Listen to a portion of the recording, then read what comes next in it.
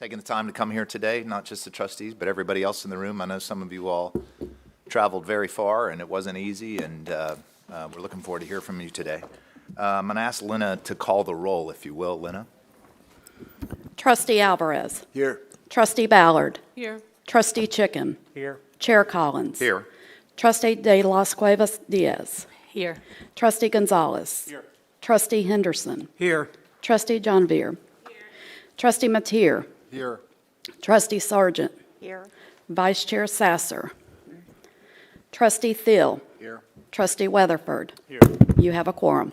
Great, thanks. The next item is approval of the minutes from the August 27th meeting. They went out in everybody's packet.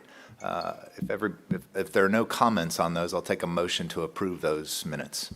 So move. Second. Trustee Henderson, we'll give Trustee Thiel the second on that. Anybody opposed? Seeing none, the minutes are approved. Next is the public comment section. Lena, we don't have any public comments? No public comments. Okay, great. I'm required by General Counsel Egan to read the following to everybody. I begin our meeting with a reminder to board members about our ethics policy and obligations imposed by that policy and Florida law. Trustees are public officers of the state of Florida who are invested with the public trust and appointed as fiduciaries of the university. The Board of Trustees ethics policy that governs our conduct requires us to disclose any conflicts of interest present for any trustee, trustee's family member, or trustee's business associate, as those terms are defined by the policy. Having reviewed the agenda for today's meeting and having had the opportunity to consult with the General Counsel and the ethics officer about any potential actual or perceived conflict, does any trustee wish to disclose any matter that may impact his or her ability to discuss or vote on any agenda item? Okay. All right, next we're going to turn it over to President McCullough. Oh. That's quick. Yeah, that was quick. Well, thank you. Thank you, Chairman Collins. Good morning, everyone. It's good to see you all. And welcome to the Board of Trustees meeting. It's been a busy semester so far, but we've had a lot of good news that's been happening even over the last several months. As you know, our U.S. News World Report rankings were released on September 13th, and FSU was named one of the top 20 public institutions for the third consecutive year. We're ranked at 19 among public universities, and actually we were tied with 4 other universities, I believe, and three of them, or three universities, and all 3 of those dropped down to 20. And we stand alone at 19. So that's almost a small rise in rankings in some way. We rose in the rankings 3 spots among all universities, public and private. That is a very significant rise. So while we didn't move up among the publics, we moved up among all universities. So in a way, that's actually more important because that's the U.S. News and World Report rankings that students and parents often look at as trying to decide where they might want to apply. The rankings, of course, are not just numbers, but a testament to our outstanding students and faculty and staff. And it's been in large part to our focus on student success. We have one of the best graduation and retention rates in the nation. Our freshman retention rate is still at 94%. Is that correct? Yes. And our graduation rate is, Joe? 74. 74 and rising. So we're still working on making sure that students come here, they stay here. We also learned from the Times Higher Education, Wall Street Journal U.S. College rankings. We went up 14 places in that ranking, and there's a number of other rankings, including international rankings, which we have particular metrics that we will pay attention to, and Sally's office and Joe and Rick Burnett and James are all working diligently on reporting back to myself and Sally on where we need to be paying attention in terms of rising in those rankings. The rankings are particularly important for many, many reasons. Although they're just a number and not want to just focus on rankings, again, they really breed success. As the rankings go up, again, students look at these and making decisions where to come. We tend to get better and better students as our rankings have gone up. The better and better students we get begets more and more students of higher quality. So it's really creates momentum in a way that's really incredibly important. The things we'll be focusing on in my first year and beyond is to really focus on our academic reputation, which is really about making investments in the faculty and faculty resources and resources into the student population. These sort of investments that you make get counted in the rankings as the resources that are afforded the faculty, and then the quality of the faculty going forward. So we're really focusing on recruiting and retaining the best faculty, but also growing the faculty. As our population and students has gone up dramatically, we have not kept up in terms of our faculty hiring, and that's putting big stress on the university, but it's one that we're really focusing on going forward. So we've had a lot of great news, much of it out of our famous Mag Lab. I'm very excited to announce that Laura Green, the chief scientist at the National High Magnetic Field Laboratory, has been appointed by President Biden to serve on the President's Council of Advisors on Science and Technology. This is the highest advisory group in the country, and only the very best scientists and engineers and often presidents will be elected to serve on this advisory board. It's one of the highest honors that you can attain. And to have someone from Florida State being among that incredibly prestigious group is really good for our university. Dr. Green's a widely respected researcher on quantum materials and the mechanisms of unconventional superconductivity, which I'm happy to tell you all you would want to know about that, since that's my own field, but I won't do that today. And so we're so proud of her in that regard. We also received a very large grant from the National Science Foundation, $15 million at the Mag Lab,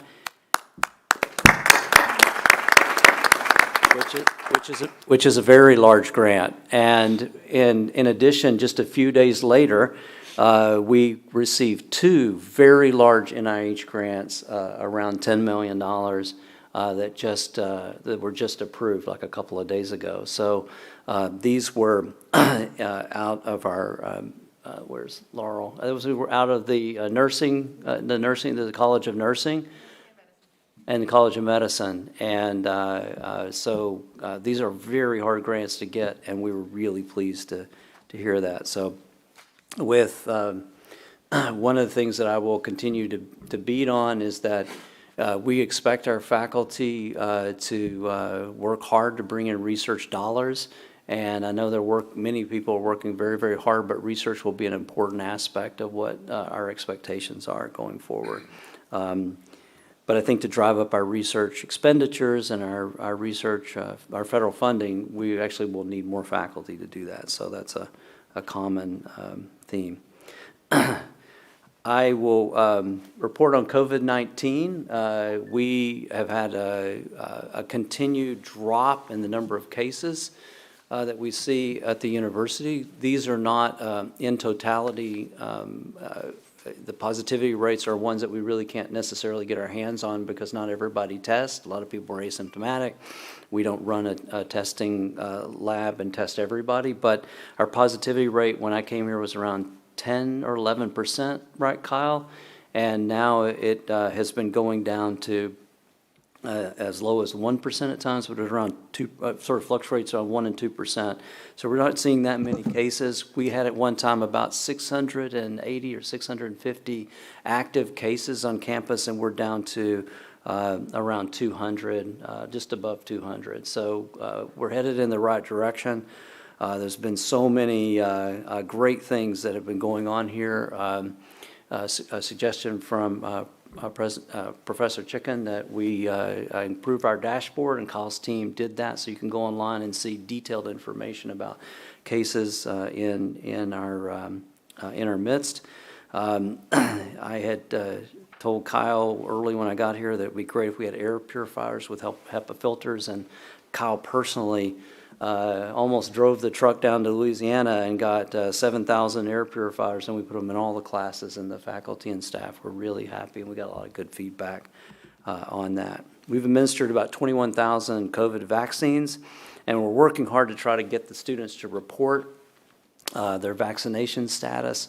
If I had to guess, it's probably somewhere between 75 and 90% among the students. As I've asked them, not compelled them to tell me with their eyes closed if they're vaccinated in classes, and it seems to be around 90%. So Vice President Clark will give you more detail on that. We had a good week with our bargaining agreements, and Kyle will share you updates, give you some updates about that. But we've reached a tentative agreement with the faculty union.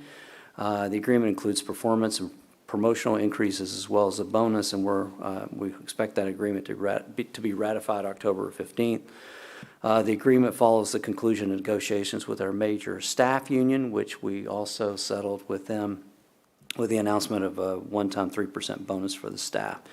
I want to thank everybody on the team, Renisha and team, and for leading that and working through that. And I really appreciate the positivity at which this has all been approached, and I feel like we're in good shape.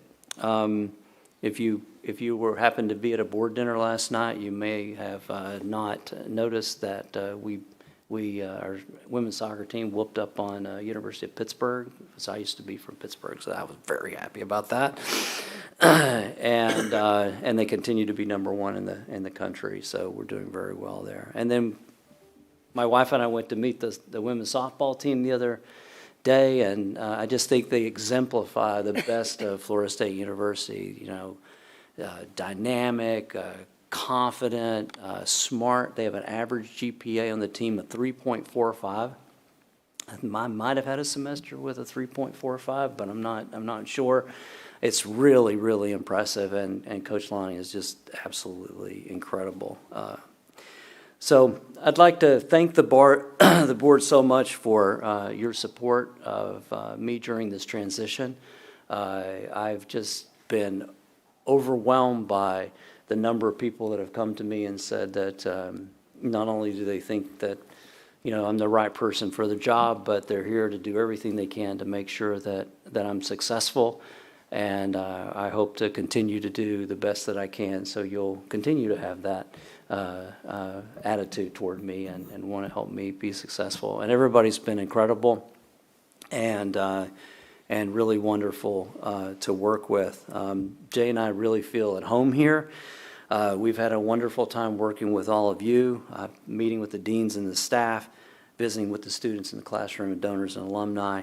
And we're just having a good time, and I can't imagine having a better job. This is really a tremendous place, and we feel really fortunate to be here. And I've especially want to thank Chairman Collins. We've had a great working relationship, and we practically agree on everything, and it's just been wonderful to work with you, and your energy and enthusiasm and your ability to take in so much information and process it so quickly and really be supportive. We really appreciate that. Keep going. And he's one of the nicest people that I know. And, All right. okay, no, I guess All right. I crossed the line. So, but anyway, thank you so much. I really appreciate it. Any questions or comments for President McCullough from the board? On behalf of everybody, thank you for opening your house last night to us. It was a great night. And you and Jay were unbelievable hosts. I hope everybody had a good time. It's important that we have those gatherings, and it's important that we bring outside people in that wouldn't normally be there. And I really felt good about who we had there last night and the conversations that were going on, and I just appreciate that. Two other things I would say is President McCullough thanked Kyle for the HEPA filters and everything else that Kyle and his staff are doing. But President McCullough made it a mission for over the last couple of weeks to visit classrooms. And I don't know how many classrooms you went to, but I know it was a lot. We couldn't mandate masks, but he implored people as much as he could to be responsible and do what they could. And the numbers are coming down. And a lot of that's a direct reflection of the actions you took and that public service announcement tour you went on. So really appreciate that. Okay. Any other questions or comments? Anybody? Okay. The next item is the consent agenda items. Everybody got that very large packet of the consent agenda items. Are there any questions on the consent agenda items? Anybody have any issue with any of the consent?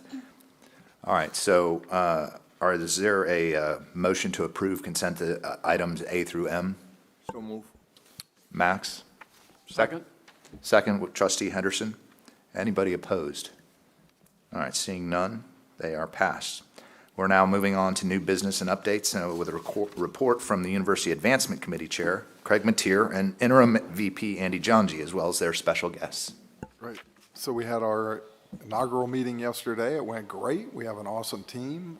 We learned a lot, and we're just trying to take our time to learn all the pieces to put the puzzle together to advance FSU.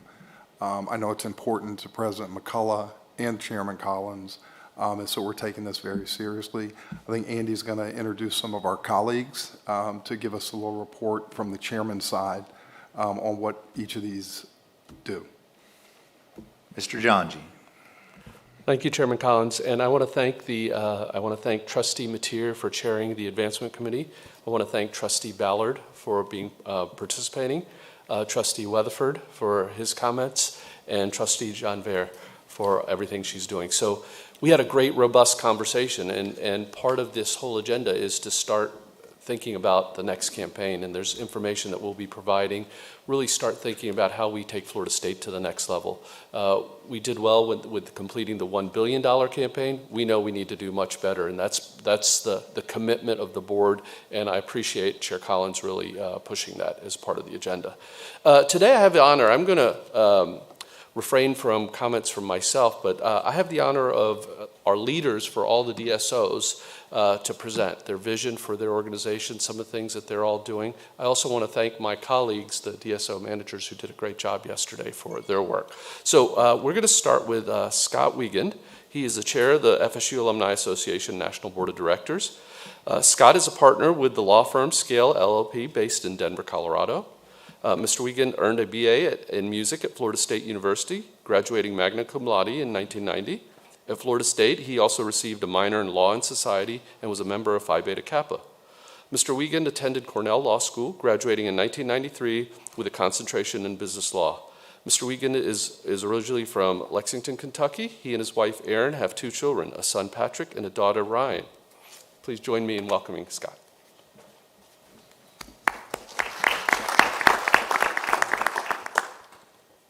Thank you very much, Chair Collins, for the invitation. Members of the board, welcome, President McCullough. We're thrilled to have you here. The Alumni Association's role is to engage our 379,000 alumni. This slide shows some data around our alumni base and what we consider our target market. Not surprisingly, we have alumni concentrated in Florida. The majority of our alumni are women. And the average age of our alumni is 45. That's a number that is getting younger given the more recent growth of our university, and that has implications for how we seek to engage with our alumni. You can see that we have room for improvement with our retention rates and our market penetration rates. So this is the baseline, and this is what we'd like to target. We have seen some recent improvements after a little bit of a drop a few years ago. We're excited about that. But we definitely have some room for growth in those areas. Our Alumni Association is organized with a national board of directors and then a series of seminal clubs around the country and affinity networks around particular interests of our alumni. And we then have a staff of 23. And I'll explain a bit. Our board is comprised of individuals who range in ages from our young alumni to members of our Emeritus Alumni Society. They are a very demographically diverse group. We have a variety of professional backgrounds, and we come from a broad array of colleges and schools within the university. And this is intentional. Our goal is that our board be reflective of our alumni base generally. Our seminal clubs and our affinity networks offer opportunities for engagement around the country and around different interests that our alumni members pursue. And it, in addition to engagement opportunities, provides leadership opportunities, and you can see 513 leadership level volunteers within the organization. We think this is a great way for succession and for increasing engagement as people's careers evolve and their ability to engage with the university evolves. Our staff is small, and I would point it's smaller, and I'll talk in a minute, smaller than our peer institutions. Julie Decker joined us in 2018, and Julie has engaged in an active professionalization of our staff. We want to bring in expertise around engagement skills for increasing the impact of our organization. Our strategic priorities will be in flux. I'm not sure. Oh, there we go. Our strategic priorities will be in flux. We want what we do to reflect the strategic priorities of the university. So as the university's strategic plan is developed, we intend to collaborate with our fellow advancement organizations to develop a plan that supports that strategic initiative. Our board of directors is engaged in a number of ways with our students, with our university, and this is also part of the active participation that we encourage among our board to ensure that we are well-schooled and well-grounded in what the university's needs are. And then finally, the way that we approach our board, our interaction of our board and the Alumni Association staff is one of aspiration and operation.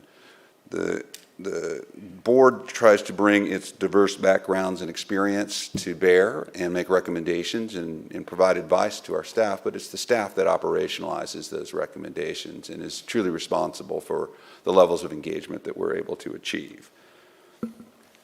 So discussing a bit of areas of pride for us. In recent years, we had a membership drop a few years ago, and that created some revenue pressure on us. And it resulted in us needing to manage our expenses in an appropriate way and to seek to turn around our revenue trajectory and make it positive. We've been successful doing that, and the result has been that we have solidified an endowment, which is included within the foundation endowment numbers, at $3.5 million.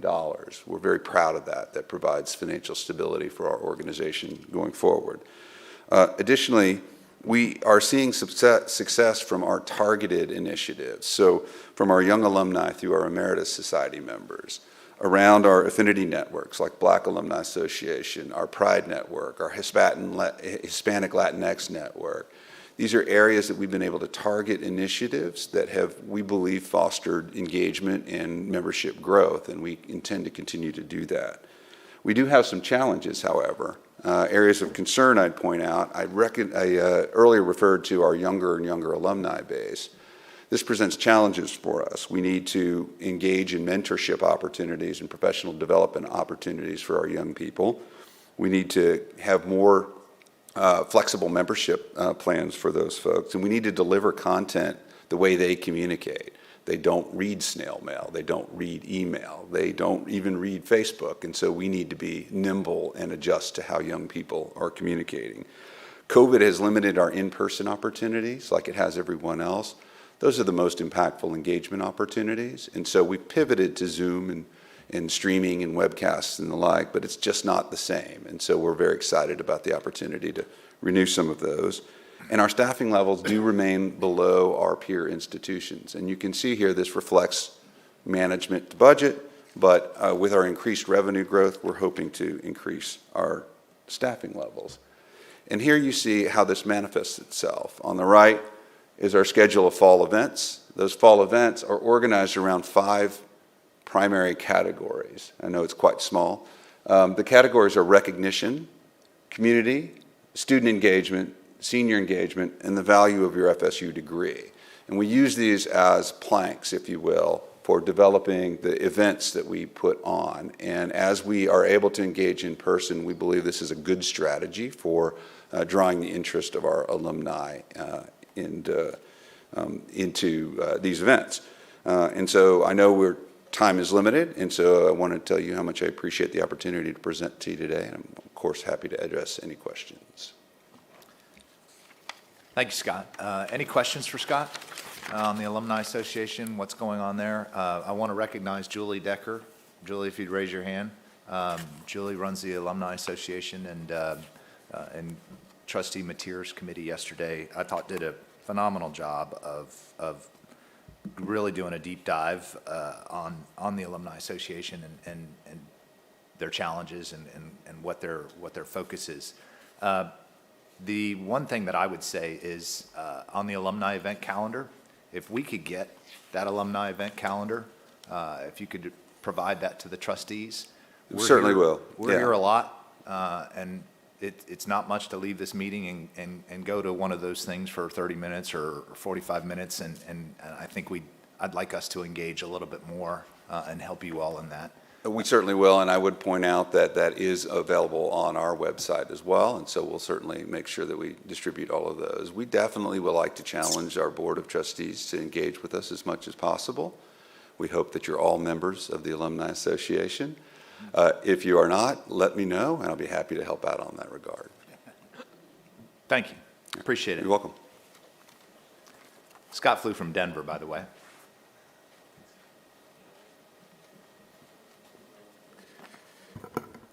Our next speaker is going to be Mr. Jimmy Greganella, Chair of the Seminole Booster Board of Directors. Mr. Greganella graduated from Florida State with a bachelor's degree in criminology and was fortunate to play football under Coach Bobby Bowden from 1981 to 1984. He's the president, CEO, and founding shareholder of James Holding Company. He has 18 years of experience in a Fortune 500 company and now possesses over 37 years of experience in directing all levels of insurance industry.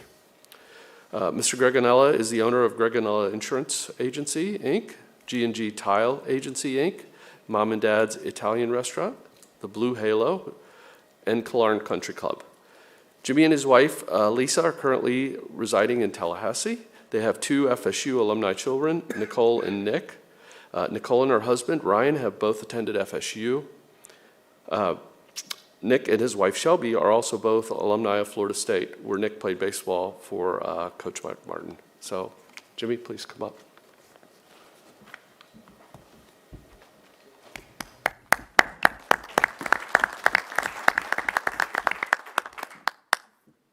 Chairman, thank you. Mr. President, thank you. And Board, I appreciate the opportunity to talk. I think that we made the right pick in the president, and I think we also made the right pick in the new chairman. I'm very pleased with both their energy and their commitment to the school, and I've had time to spend some personal time with both of them, and I really do appreciate it. The other person I think we made the right choice with is Michael Alford, that is the president of Boosters. Michael, Andy did a fantastic job, but Michael has brought some fresh ideas and fresh energy to the table. And so those 3 new leaders are very good additions to the Florida State family. The Boosters have had obviously a trying time over the last few years, and we've added a new mission statement to provide an opportunity for students to develop their strengths, skills, character through supporting financial needs of Florida State University athletics by cultivating relationships within the community. And I don't know if the presentation's going to go. That's Mr. Alford. Is it or is it not? Am I pressing the button? You got to tell me that. There you go. Where's Carrie? That's her fault, Yeah. right? We had an annual fund, and the annual fund, we added additional 2,000 members into our annual fund, which increased our membership and their money that they raised by $1 million. Our annual fund goal was to raise $15 million, and we exceeded our goal and raised $16 million. So we're super excited about that. We also upgraded some boosters, 850 upgraded, it added additional $1 million. For instance, if you were a Tomahawk and you raised to a Golden Chief, that was the spread. We have just tapped the surface in those people. We actually hit the chairman up, to be honest with you. So those things happen. So we're trying to raise money to do good things. We had our Unconquered campaign, and our Unconquered campaign goal was a 5-year goal to raise $100 million. We completed the goal in 3 years, and we finished it up at $111 million. So we're super pleased with that amount of money and how quick we did it. The Coaches Club, and I don't know if everybody on this board, especially the new trustees, coaches have their own little fundraising club. And that money is earmarked for that particular sport. They raised $2.7 million last year. And just to go over a couple of numbers, Coach Ham raised over $1 million of that $2.7 million himself. That and baseball were the two biggest numbers. Men's golf did excellent at $470,000. And if anybody wants to see what each coach's club, I can get that to you. Our annual fund, there's only 40% of the people in our annual fund that have not bought any season tickets. So you wonder, why are they giving to the annual fund and not buying tickets? A lot of these people are out of town, like from Denver, and they give to the university and don't buy tickets. Some buy single game tickets, some buy just maybe a volleyball ticket. Our goal is to try to increase that level of some kind of number, and that's very important to us. The other thing that we want to attack is Leon County.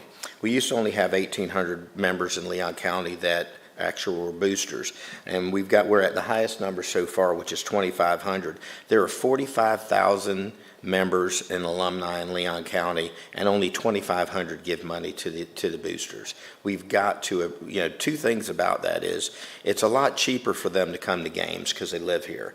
Different people travel an average of 3 hours to come to our game, which is the farthest distance that any other university in our country that the average ticket holder has to travel. We need to attack local Leon County to try to increase our tickets for all our sports. So that's something that is a high priority to us. We've raised over $10 million. We've raised over $10 million for our actual facilities, and this is money we've collected. And everybody knows pledges and collecting are two different numbers, right? So it's very important that we've collected over $10 million, and we beat our previous goal in the booster raise by $1 million. So we've overall collected over $36.7 million for the boosters. So we're really pleased with that number. It can get better. And so we're doing those things to increase what we're going through. As everybody's read in the paper, the biggest challenge that we're going to face as athletics is the name, image, and likeness. We have got to, as a board, try to figure out a way to address this properly without violating any type of ordinance or laws or rules. It's very important, but other universities are figuring out ways that they're paying players, and today's not the day and time, but I just wanted to bring it up to make it, to let everybody in this room know and the Board of Trustees that it's a very big concern of the athletic department, and it's a very big concern of the boosters. Is there any questions for me? May I have any questions for Mr. Greganella? Well, for the facilities, was there a goal? I mean, you guys did a great job, but was there a goal? Do we need more, obviously, but what? Yes, we're raising money now to build a new football facility. And in the ACC, this is really ironic. There's only 2 schools that don't have a football facility of this quality. Florida State's one of them, and the University of Miami is the other. So, to compete within our own conference, we have got to improve our facility. So our goal is, and we are currently raising money for that goal. Where are we on that? Michael, would you know exactly where we are? We're at 53.1 million raised, so my gut is we're about 50% because the cost of construction is up. So we're about 50% of what we need to raise. So that's a good start. You get close enough, you can get bonding, you know how that works. How many, I think, and you might have said this and I might have missed it, we got down to a low of what, 9,000 booster members? Is that right, 9,000? Yes. And now we're back at 12, 12.5? Closer to 13. Yeah, closer to 13. And we talked about this in the committee yesterday, and Mike did a great job, Mike Alford did a great job of talking about how we have to approach fundraising differently. Right? It's tied to the love of the university or a facility or something else in athletics, a coaches club or something like that. The coaches clubs aren't that old, right? I think probably about 5 years old. Yeah. And it's amazing what people are doing. And if you give somebody an opportunity to give to something rather than just to the boosters, I think that's beneficial. And our focus is, and I don't want to take up a lot of time, I was told I had 3 minutes. And I could talk for hours, by the way. For you people that know me know that. Our focus is to create an experience, not just come to a sporting event. We want to create an experience that's enjoyable for you, your family, your spouse, and that's a big focus of the boosters and what Michael's brought in. There's a lot of things we need to do. The stadium needs upgrades. I'm throwing out a little punch. There's a vote in the county commission, or the city commission this Monday. We're meeting with them to try to help get a grant to help improve our stadium, and so that's an important thing for us. There's money set aside, and we're hoping we can get them to engage and give us some grants of that money to help us improve our stadium, because I think it needs improving dramatically, and I think we need to shrink the amount of seats and have back chair seats in the stadium so it's more comfortable. I mean, we're one of the only big schools that people sit on benches in the stadium. So there's things we have to do there. Any other questions? I'll just say one thing. Michael mentioned this, and you guys have actually done it. I'm from Miami, and the experience and these ideas that you're doing the flight for the day and bringing people up, I mean, that's something I have been saying to the boosters for years, and the fact that it's being done, I applaud you, because you have to think outside the box. Like you said, 3 hours is one thing, 8 hours is another. And I think as you engage people, hopefully not just for football, but for other things like that, you're going to see more boosters wanting to join. Well, and with social media, we did a really poor job in the past of somebody graduating, and I'll use Taylor Walls. He's playing for the big league, Tampa Bay Rays. I talked to Taylor this week. He has had zero contact with FSU since he's left here, other than his friends. And now he's in the big leagues. We have got to engage on social media, and we've increased our social media presence by 400%. We've got to engage on social media with these young kids when they graduate, because you never know who's going to be the next super successful person, whether it's in athletics, whether it's in business, whether it's in home health care, a doctor. We've got to keep in touch with these people while they're young so they feel connected to the university. You can't wait till they make money and then call them up and say, hey, we'd like you to give a donation. It's just not the proper way to do it. I want to thank everybody for their time. Thank you very much. And Michael has done a fantastic job with increasing those type of things. Thank you, Jimmy. Guys. You're welcome. Appreciate it.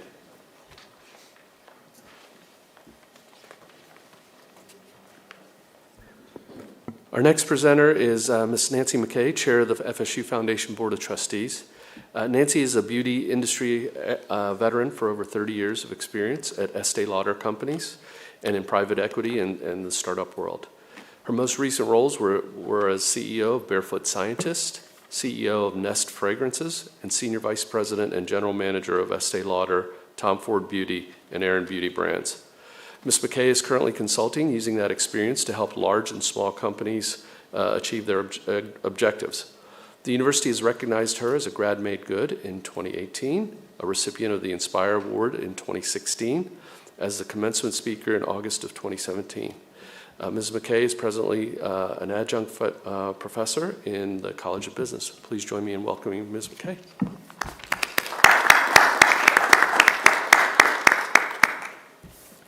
Good morning, everyone. I first want to thank the Board of Trustees and Chair Collins for the opportunity to be representing FSU to this, the Foundation Board, to this very important group at a critical moment in its history. We have just maintained our top 20 position, as President McCullough outlined, for the 4th year in a row, and we have just selected him as a very ambitious leader to continue our ascent to be a great university. There are going to be many keys to our success, but the one I'm here to talk to you about today is money, because money is what will drive our ability to offer the best programs for our staff, our faculty, and our students. And I think I share that with the other people that have spoken so far.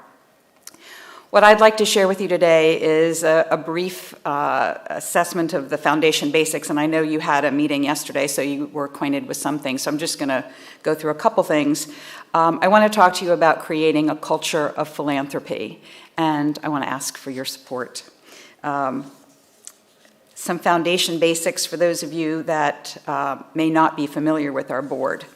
Our objective and our mission is to enhance the academic vision and priorities of FSU through organized fundraising. And our focus, tied to what the President had just outlined this morning, as well as the Provost, is on student success.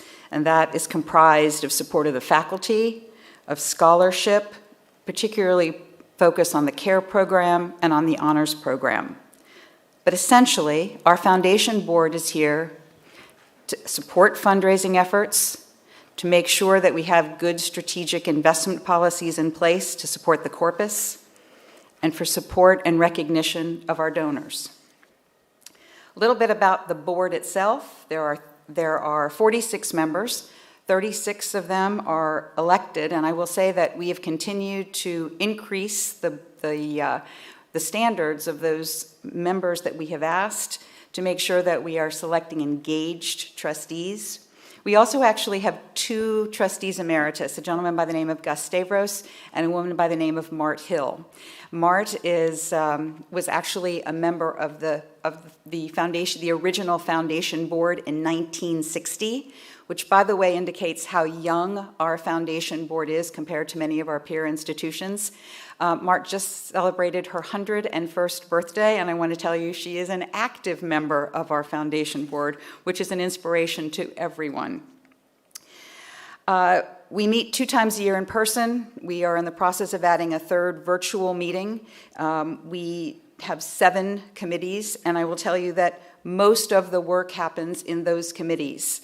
All of them are critical. One I would like to give a special acknowledgement to is the Investment Committee, who, led by Ash Williams, who we're very fortunate to have as our chair, does an exceptional job of managing our portfolio. Both Peter, as a former chair of the Investment Committee, and John, as a former chair of the foundation itself, have been of great service to the committee, and John continues to be on our Investment Committee. The most measurable index of our indicator of our finances is our endowment. And here you can see 4 contributors to the university endowment: the foundation itself, which is the gold segment, the Research Foundation, which is in garnet, the boosters, and the Ringling Museum. Our FSU endowment, as of June 30th of this past year, is $897 million. Could we have just gotten to 900? However, $897 million is the highest total we have ever had, and I would like to recognize again that investment committee, because a 36% return on the foundation portion of that endowment last year. And I will highlight that that was the best return of all the universities in the state of Florida. So that's where we are. And so there is good news to be at the highest point we've been. But the foundation and the university have work to do.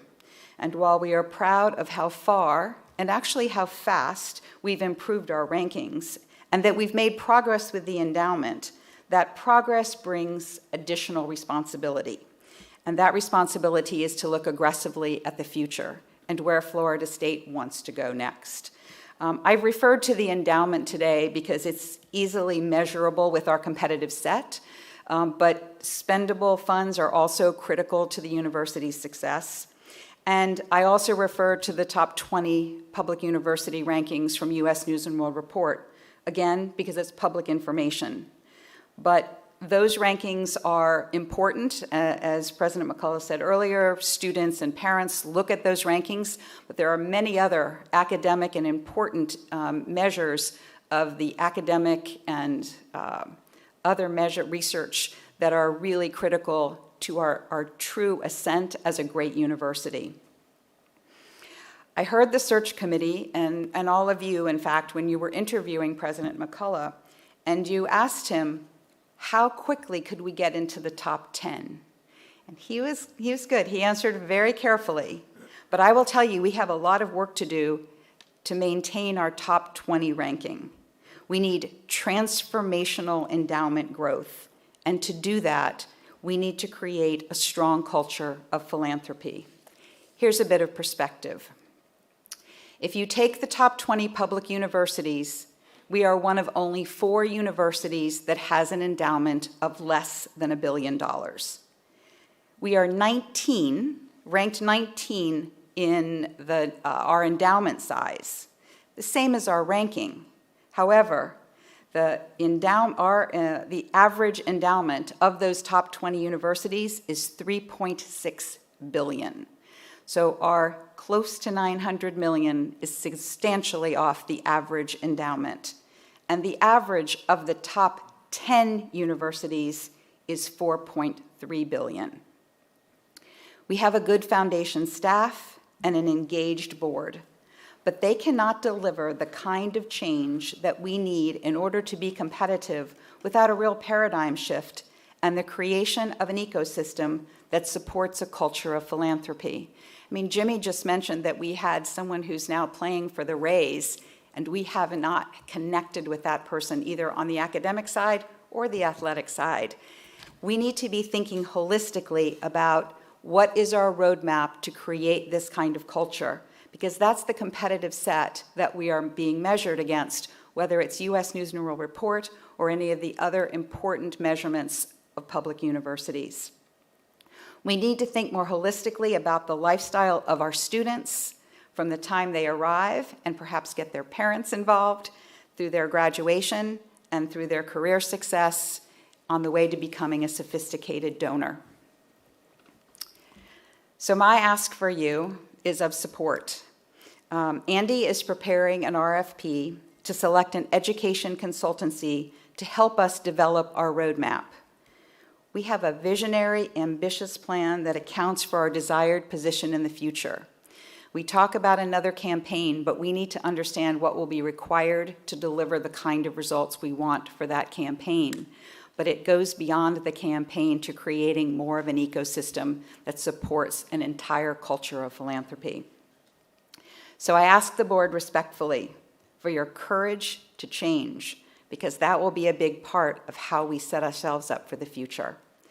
We need accountability and we need encouragement to help us chart the way that we can continue to become an even more financially healthy FSU to create even more opportunity for our faculty and our students.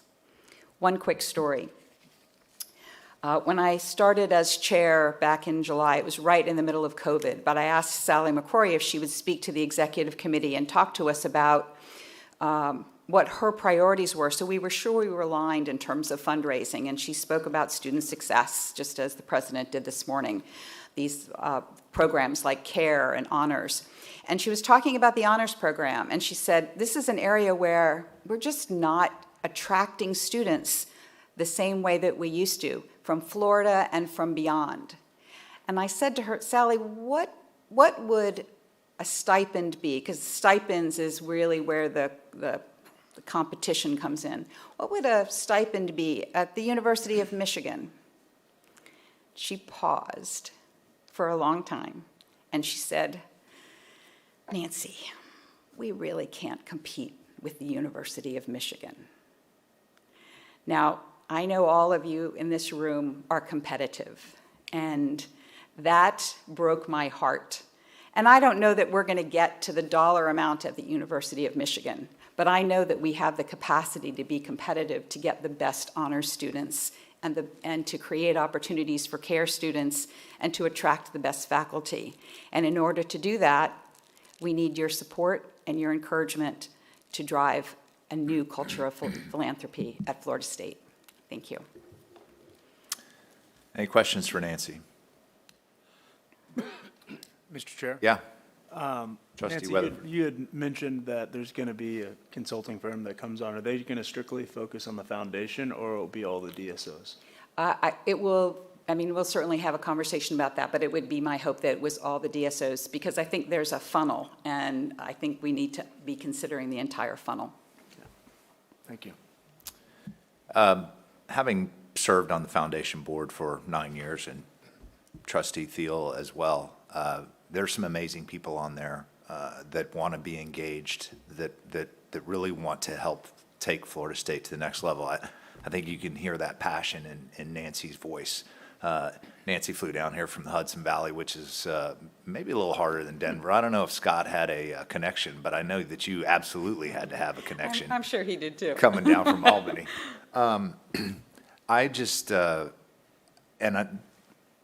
love what you said, and I'm glad you said it.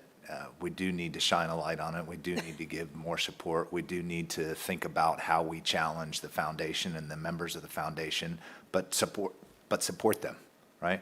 Accountability, but also support. So we will do that. I think we're making the right first step with Trustee Matier's committee. Absolutely. And it was my belief, if you don't have people working on something, it's not going to happen. So this board is going to be working on helping make that happen. I think the roadmap is going to be a very important step, and having a partner to help us lay out the vision with President McCullough and the provost. So I think it's a good. I think we need to learn from whoever's managing data at the Florida State bookstore, because we just were across the street. I've never gotten an email from the Florida State bookstore, but when we pulled away on that bus, I got an email from the Florida State bookstore. So we got to engage AI and alternative artificial intelligence in other ways. If we can't find a kid who's playing in the major leagues, but you can find me 5 seconds after I walk by the bookstore, then that obviously isn't data privileged, right? Because I'm in the database, so is he. So I think we got to also look at upping our game versus in-person meetings. We really got to use, like you say, all the technology we can, harness it. Right. We even made with much discussion, technology a part of our strategic objectives, because we feel like we need to up our game and integrate it across everything we do and how we communicate with students. Scott talked about the fact that they don't open emails, they don't look at Facebook. We need to think about how we communicate for the next generation, because that's who our future, who the future is of the people that'll be sitting in this room. So, President, were you going to say something? I was just going to address the question about the consultant. The consultants, my experience is when we bring in a consultant, they would look at the entire alumni base, and would be for the whole university, all the foundations, everything, and make an assessment based on benchmarking of other universities that are similar to us. What would be the expectations that we can get from our alums, and give some range of idea of ultimately, the staffing needs that you will need to accomplish what you want to do, what your goals ought to be on an annual basis, where we're breaking down in terms of process, and where we're not taking advantage of our situation. So we've built up, as I understand it, a very strong alumni engagement structure, and fundraising flows from the alumni base. And so it seems like we have a good foundation and a lot of good work going on, but trying to connect all that in the ways that to optimize where we are going forward. And then that same consultant firm can serve as telling us, what our campaign goals ought to look like, and what's realistic, what's aspirational, and things like that. So it's a very common thing that's used in higher ed, and I've been a part of that a couple of times, and so that's the kind of thing that we'll want to look at. And it's not that we can't do it ourselves, it's just it takes a lot of time and staff time to do that. So we'll engage somebody pretty soon to do that. Fantastic. Thank you. Encouraged to hear it's going to be comprehensive of all the DSOs. Additionally, we'll also, I think, ask them to look at what our opportunity is with foundations and corporations, because that's something we also have an opportunity in with the foundation. Right. Any other questions or comments? Nancy, thank you so much Thank for you. coming. Thank you. Appreciate it.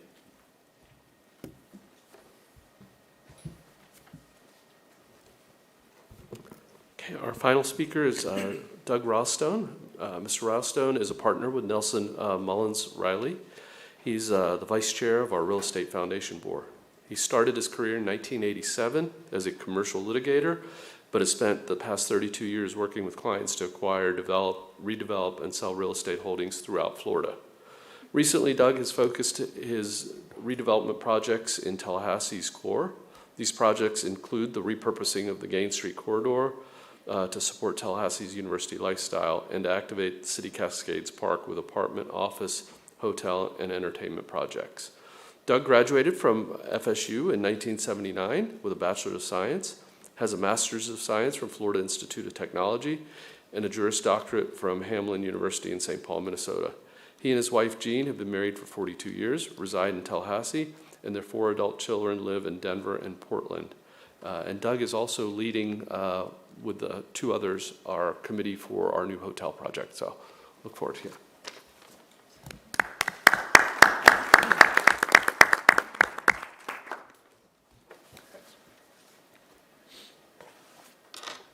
Good morning. Morning. Chairman, President, members of the board, thank you for having me here. And I'd like to extend a special appreciation to the President for dinner last night with my wife and I. Gave us an opportunity to meet some new friends and to reconnect with some old friends. So we appreciate that very much. Before I start, I just follow up on a comment that Andy had said, is that I'm on the subcommittee to look at the hotel, and we had a board meeting a couple weeks ago. Chairman was there, and it's the vibrancy of this foundation impresses me. I felt like I was in an episode of Shark Tank with the depth of knowledge that we have on this committee and working with those hotel developers. So let me begin. The Real Estate Foundation was initially created in 2011. At that time, it was governed by 6 members and had a very small, in fact, no staff at that time. The primary purpose was to accept gifted properties and then hold, manage, lease, mortgage, administer, and ultimately sell those properties and then contribute the net proceeds back to the university. But our mission included core principle of being the source of knowledge and expertise for the university where real estate was concerned. Along the way, we began planning and strategic acquisition opportunities. This led to several strategic wins over the last 8 to 10 years, some of which we'll go through today.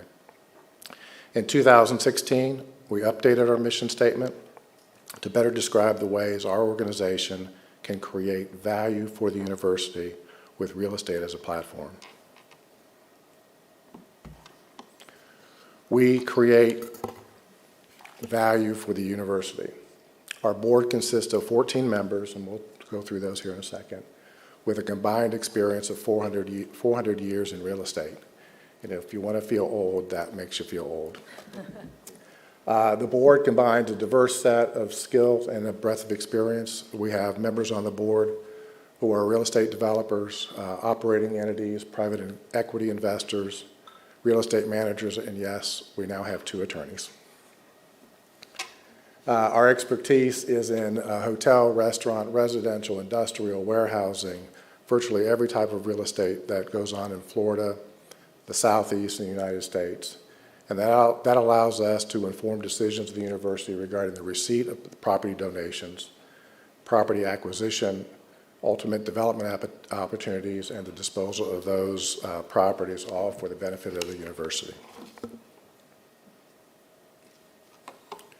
This is our board, 14 members. It's unique. We have a blend of private sector directors and university employee directors.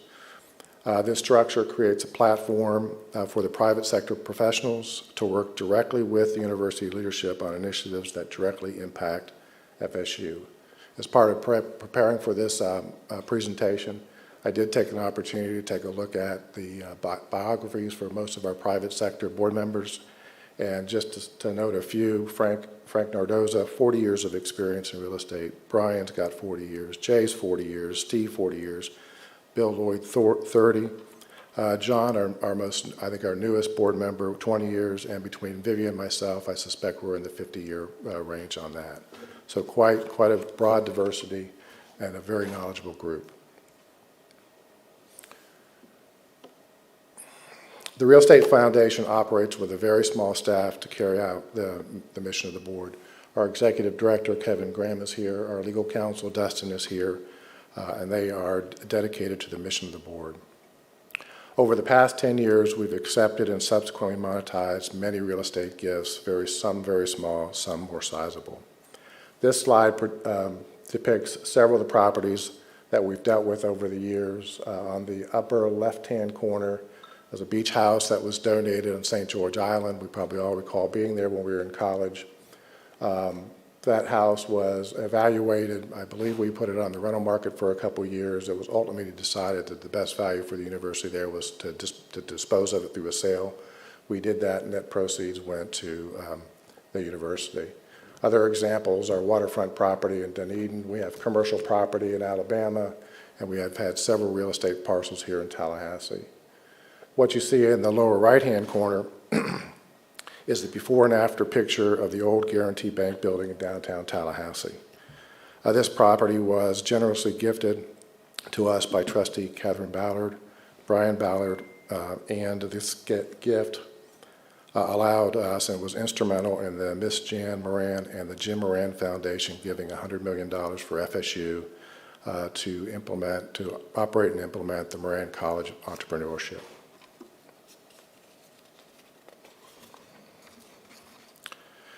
This slide shows several strategic wins. On the top left, you'll see a map of the Gateway District.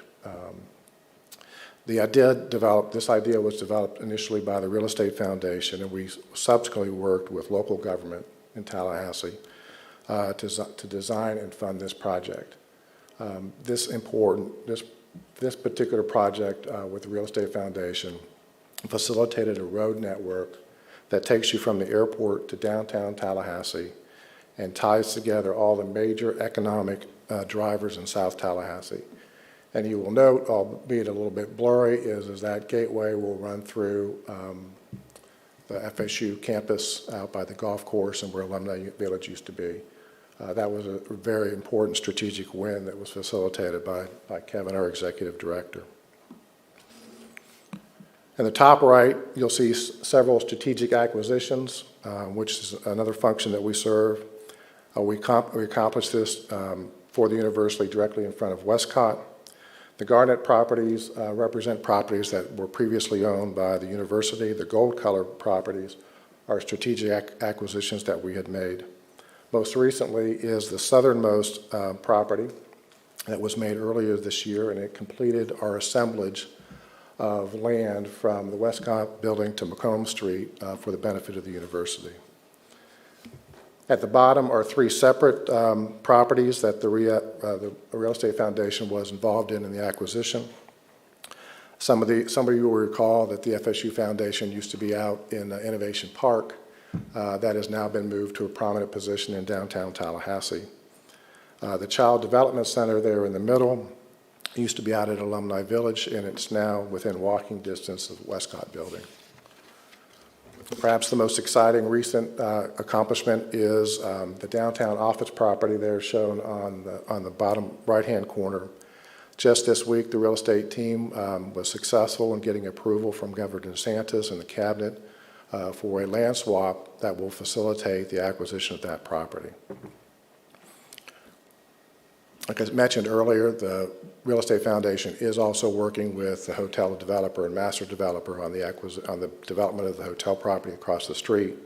We have a subcommittee that's working with that closely, and we continue to work with them along with Kevin to move that project forward. We are indeed one of the smallest DSOs, but in fact, we think our impact is substantial, both with intrinsic value and monetary value. We focus our opportunities to create value and look forward to working with the community here in the future. Thank you. Any questions? Thank you, Doug. Any questions for Doug or on the Real Estate Foundation?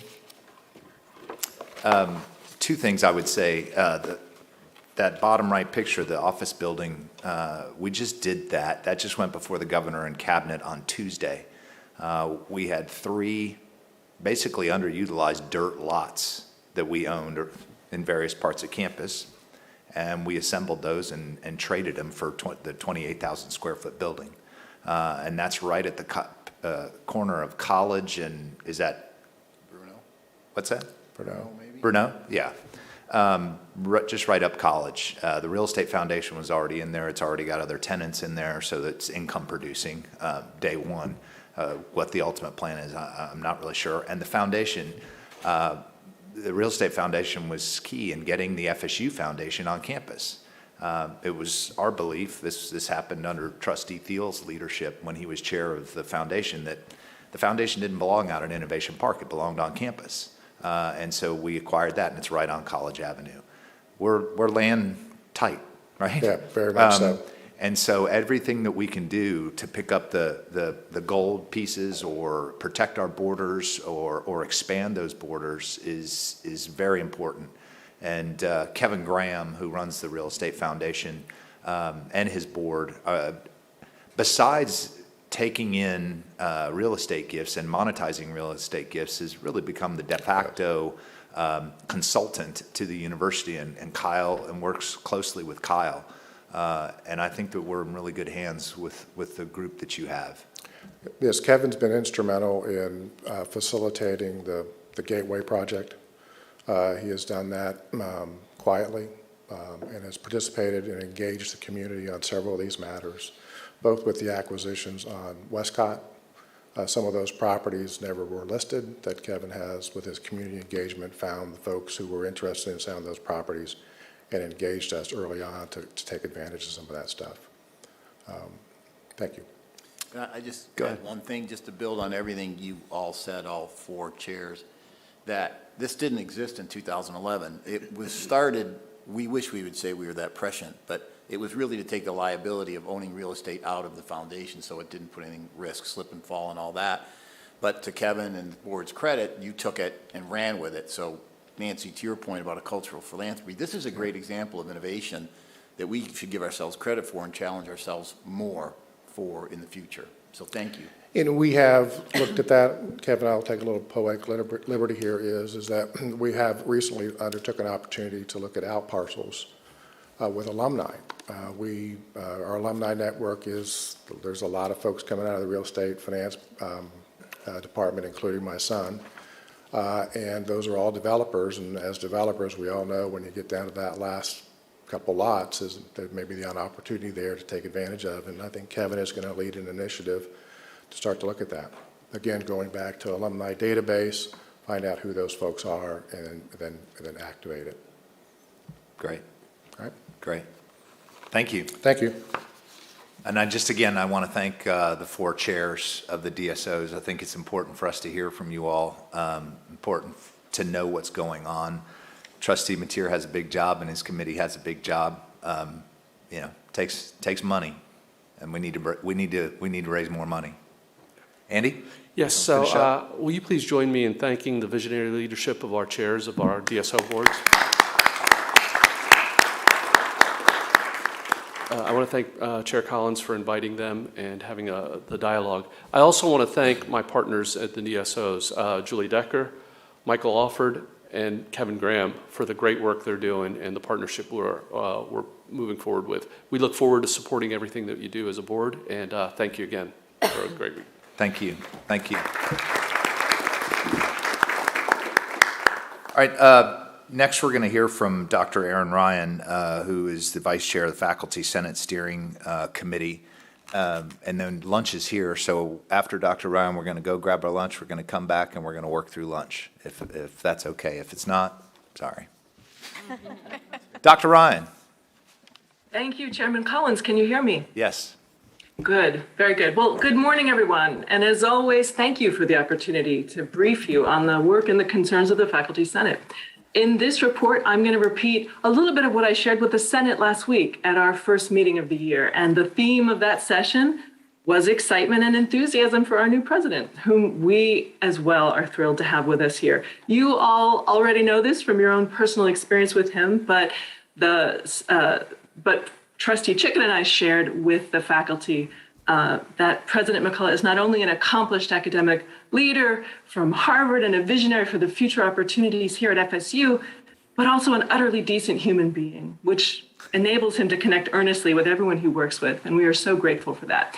He has been working closely with Trustee Chicken and the Faculty Senate Steering Committee to seek faculty input, and the Senate has been really pleased to discover his respect for and his deep understanding of faculty concerns. It's been great to see him in real time learning all the various sectors of the community and preparing to pull us together under his new administration. As everyone else has expressed, we also stand ready to support him however we can. It's also an exciting time because we want to welcome you, our new chairman of the board, Chairman Collins. We want to let everyone know how much we look forward to working with you too, and our other new board members and our returning board members. We deeply valued our former leaders in these roles, President Thrasher and Chairman Burr, who moved on from their posts with deep appreciation and admiration from the faculty. But even as we salute their service, it's an exciting time to think about our new relationships and what we can do for FSU working together from here. We start the fall already a bit winded as the steering committee continued to meet weekly for most of the summer, tying up loose administrative ends, reviewing Senate bylaws, and staffing our Senate committees with well over 150 faculty volunteers who do the unsung but critical service that makes a university run. We also spent a lot of time discussing plans for our full return to in-person learning with Provost McRory and Vice President Janet Kistner. As you doubtlessly know, this has been another summer in which we've had to pivot in unexpected directions because we started out thinking that we were heading down one path and discovered, to our disappointment, that we would have to adjust again, especially regarding COVID. In full disclosure, the board should know that this hasn't been easy on the faculty or the administration, and probably none of us in this room. I do want to reassure you that we're still making it happen because we are resilient here at FSU. We find a way. But we're already a little tired and frustrated and demoralized by events beyond our control. So we've been trying to work with our partners throughout the state university system to help make things better. This summer, Senate leadership continued to participate actively on the State University System Advisory Council of Faculty Senates, which advises the Board of Governors and the state legislature with faculty perspectives on matters of import and interest to faculty and higher education in general. Most of our business this summer involved representing faculty concerns over the ongoing pandemic and how our institutions should respond. And obviously, we don't all share the same views about that.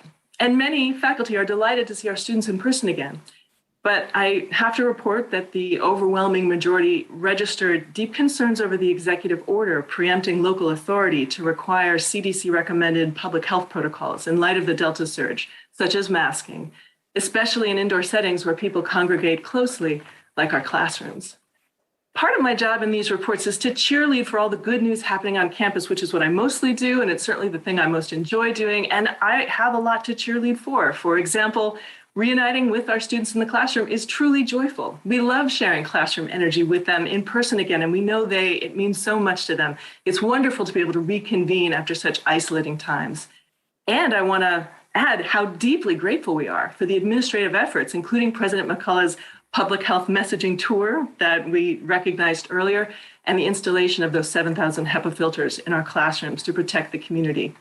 And again, we are all getting the job done. Despite the hurdles that are being thrown in our way, we've all continued to draw on reserves of grit and grace and creativity that we didn't know we had, so that we can continue to deliver the high quality educational experience that our students deserve in all the forms that we do. This is what I mean when I say that we're making it happen at FSU. So that's the fun part of my job in these reports. But another part of my job is to tell you difficult truths so that you can operate from a fully informed position. And so today, That includes reporting on the wrenching difficulties that many faculty and graduate teaching instructors are still facing, notwithstanding all the valiant efforts that President McCullough has reported. You should know that tensions are still running high on these issues. Last month, the Advisory Council of Faculty Senates, representing the faculty leaders of all 12 state university systems institutions, enacted a unanimous resolution calling for the repeal of that executive order preempting institutional choices and for the repeal of recent legislation authorizing that kind of preemption. It has not thus far succeeded, although we did appreciate responsive messaging from the state university system about institutional expectations that we will all follow CDC recommended public health protocols. Last month, the Senate circulated suggested syllabus language to help faculty and their TAs communicate with students about that, because as I mentioned, graduate TAs are also distraught. We're all working hard to move forward in the space of uncomfortably charged public conflict, but that's hard. So you should know that faculty here at FSU and throughout the state university system are deeply unsettled. I know it's not the intention of anyone in this room, but the message that they're getting, especially at the state level, is that they're invisible in decision-making, that in some cases threatens their personal health and safety or that of their loved ones, especially unvaccinated children, the aged, and those with underlying conditions. But maybe even worse than a message that faculty are invisible is the message some are hearing that they are disposable. So the last 6 months have rewarded the very faculty who last year pulled off a seemingly impossible 2021 academic year with something like a 1-2 punch to the gut, with the first punch being the implied message of the classroom recording bill that they're somehow the enemy, and the second punch being the COVID policy implications that they are at best invisible and at worst disposable. It pains me to share this. I want to be part of the cheerleading team that has been this meeting to this point.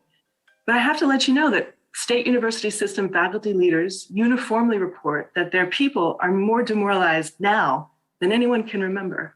And we all worry about the ramifications of this for institutional loyalty and recruitment and retention, and the resulting impacts on student learning experiences, academic success, and university rankings. We want our universities to be the best they can be, but we worry how to do that if faculty feeling invisible or even disposable are enticed elsewhere, as the best at FSU routinely are. In-person programming has also been impacted as speakers cancel over discomfort with COVID policies, and that just leads our students to suffer.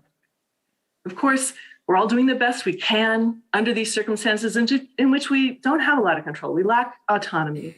Again, we've enormously appreciated the heroic efforts by President McCullough and his team, especially to find ways to accommodate the most vulnerable among us. We know you're concerned as well. We fully understand the dilemmas at hand, and so we continue to do what we must to teach our students and perform our research and to be heard. And we would certainly welcome your own help and expertise on the latter.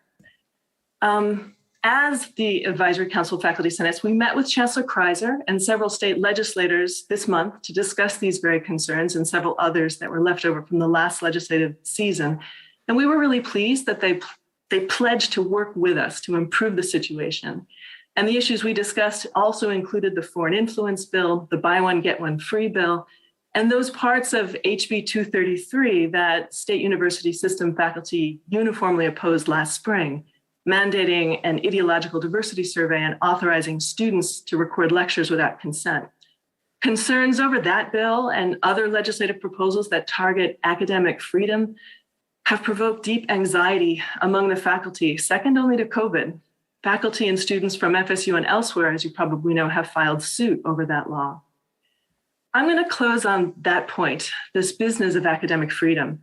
At our Senate session last week, we mostly performed routine tasks like sorting through election procedures, amending bylaws, adjusting policies to reflect practices separating undergraduate from graduate credits, facilitating in-flight master's degrees for students on a PhD track. But even in that routine session, we returned repeatedly to issues of academic freedom as they were raised by senators. Trustee Chicken and I both assured our colleagues that protecting academic freedom, fostering open dialogue, respecting multiple perspectives, and creating university spaces for ideas to flow without fear are bedrock values at Florida State University and all institutions of higher learning. We should all remain committed to maintaining a learning environment in which all points of view are welcome and in which everyone can pursue academic inquiry without fear of political repercussions or even violence, as was threatened here last year.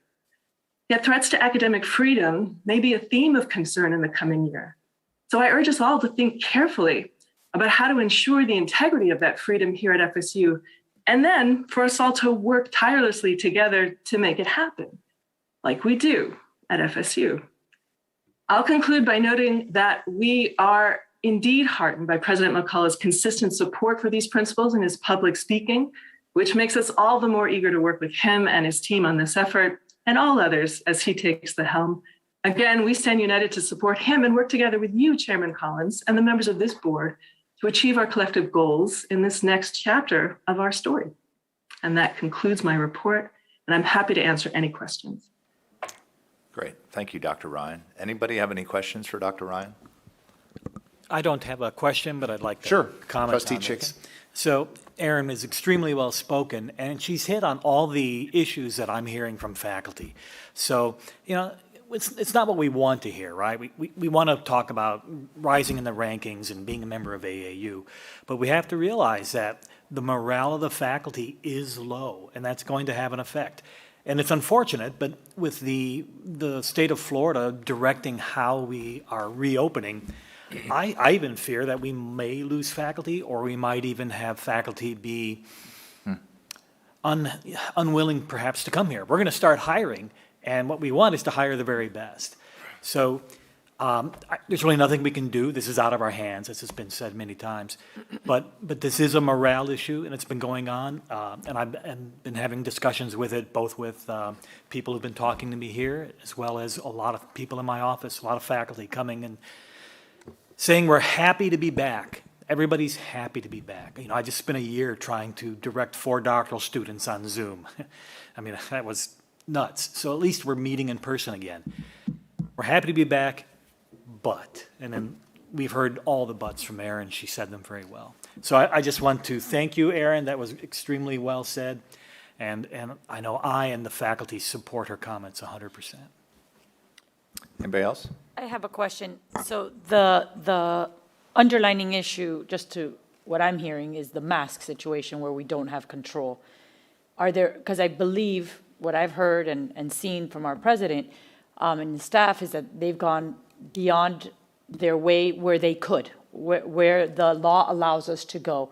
So I guess my question is that the underlining issue? Are there others clearly that we could be aware of? Because we can't do anything different than our state schools under that scenario. We can't compete with other states. It is what it is. I got that when we go to recruiting. But are there other specifics that is driving the low morale so that we can address where we can legally?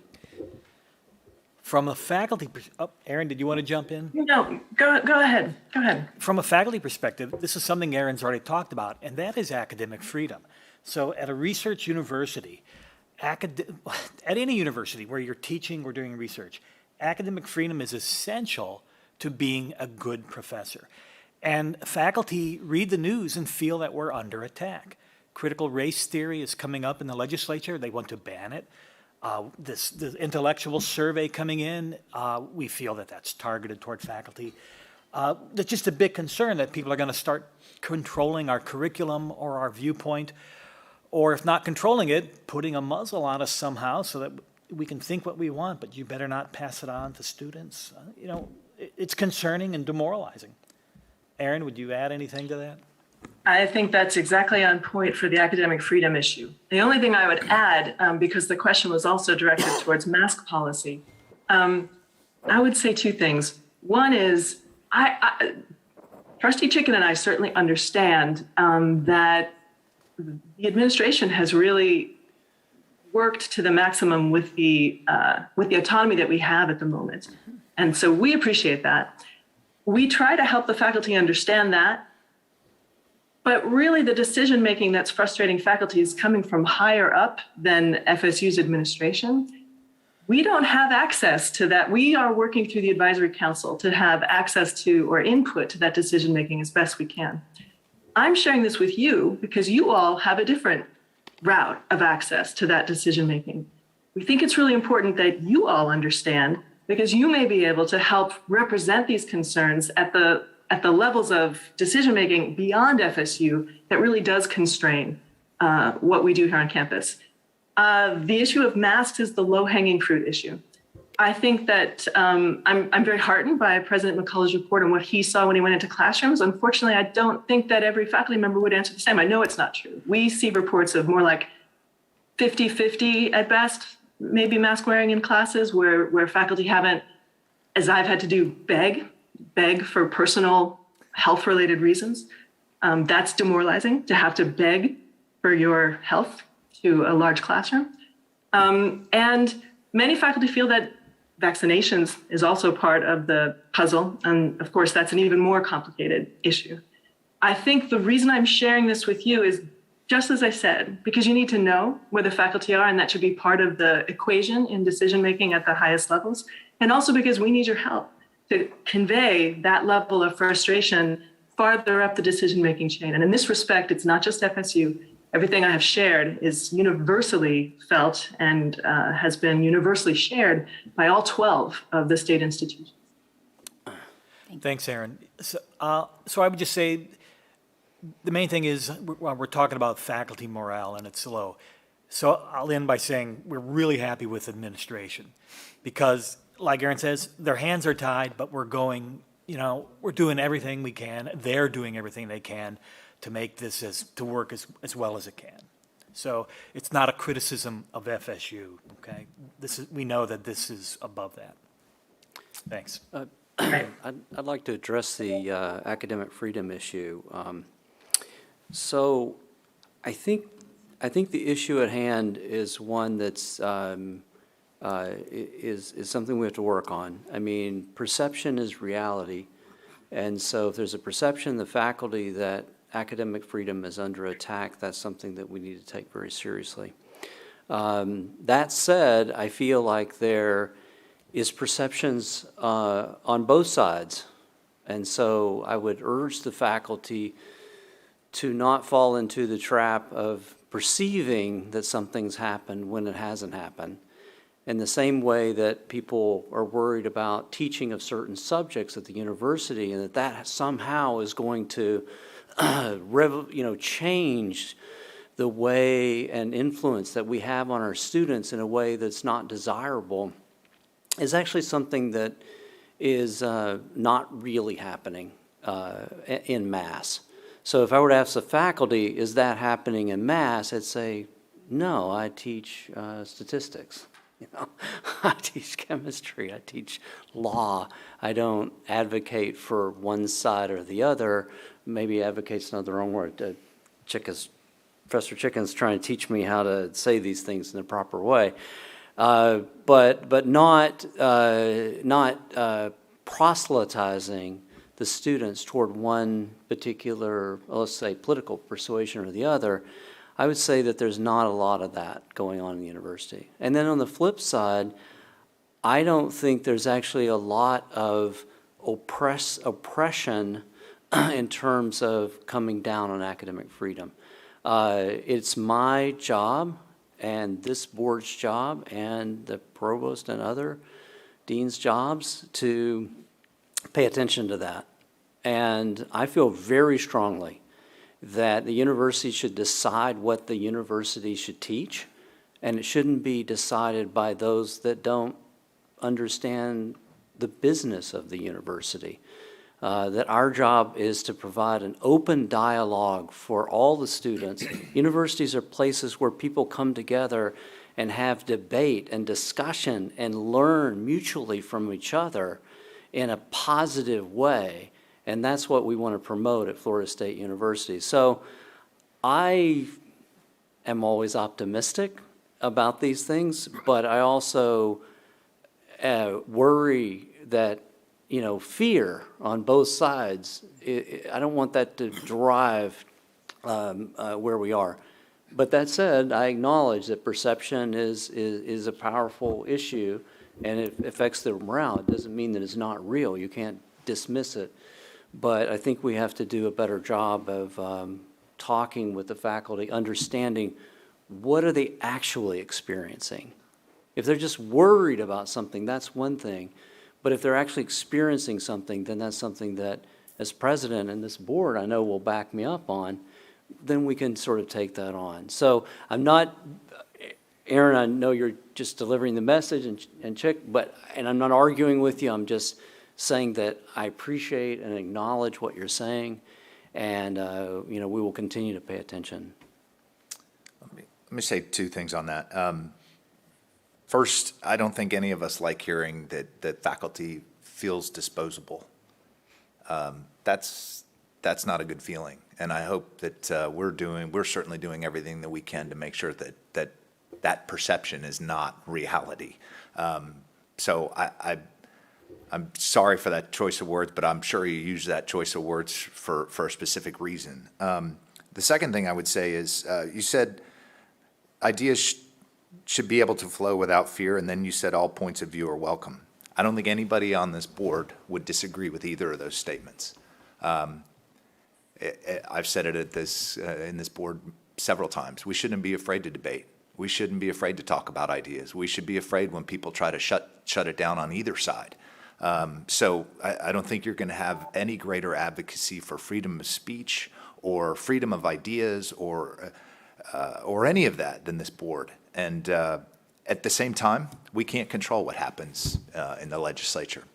I appreciate your gentle nudge to us to maybe call some of those people. And believe me, we do individually have some of those conversations. But please don't feel disposable. Please know that we're doing everything that we can, and the president's doing everything that we can to make sure that that's not the case. And we're all about freedom of speech. Thank you. Thank you. Yeah, thank you, Chairman and President. That's important. The faculty will want to hear that. Okay. Thank you, Dr. Ryan. Have a great weekend. We're going to break. We're going to go grab lunch, and we're going to come back, and we're going to work through lunch. Is that okay with you, Max? So far, so good, amen. That was tough for her to do. Well, she Took some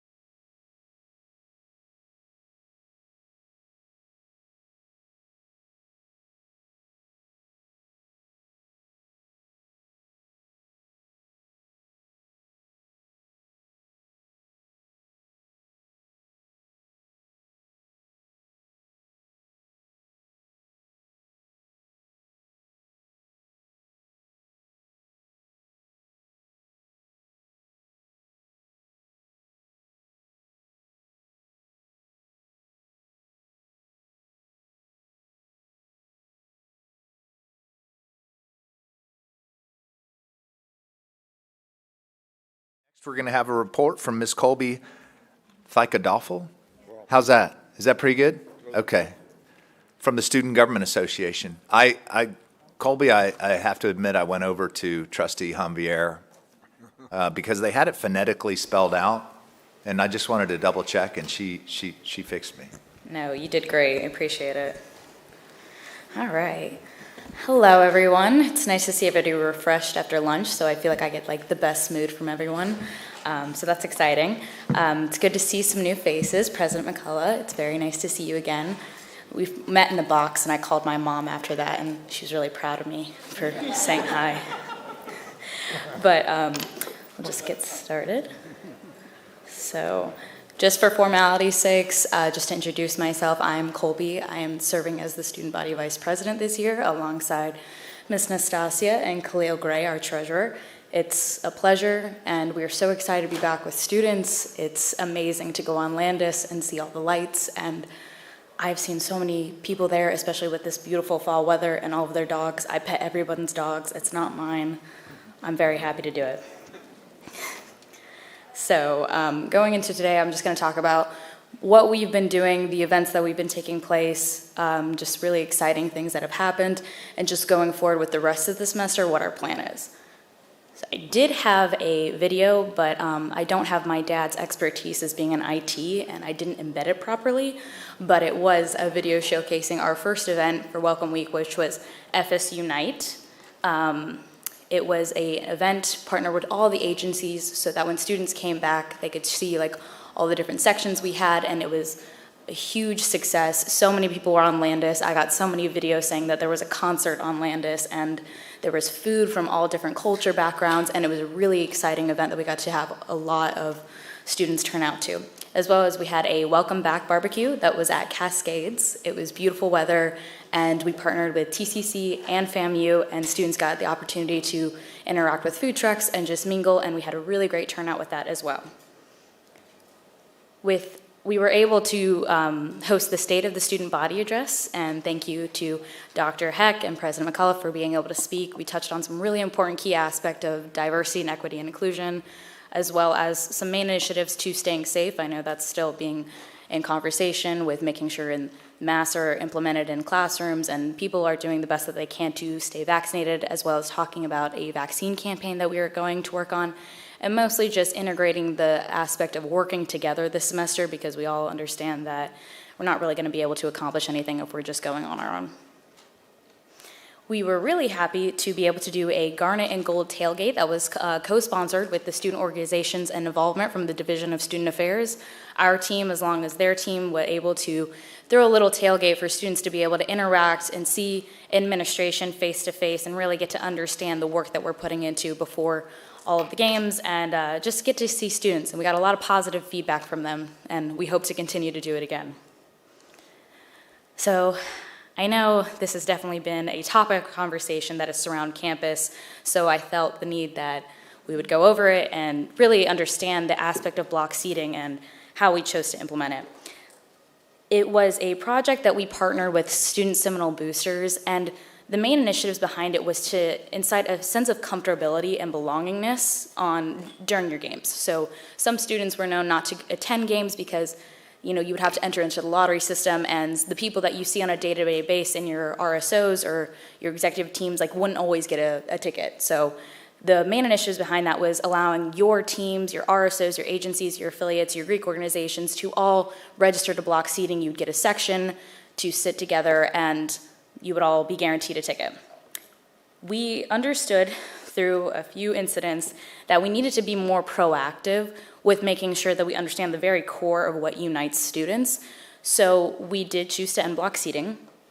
And the main concept behind that is that we do understand that it was meant to unify them, but it was honestly used in a way that separated and divisionized different sectors. So I don't believe in posing a problem without having a solution. So I'm really happy to say that I've been having constant conversations with Dr. Hecht on how to implement more of a unified way that students feel like they belong, rather than it's just sectored by where you see yourself on campus.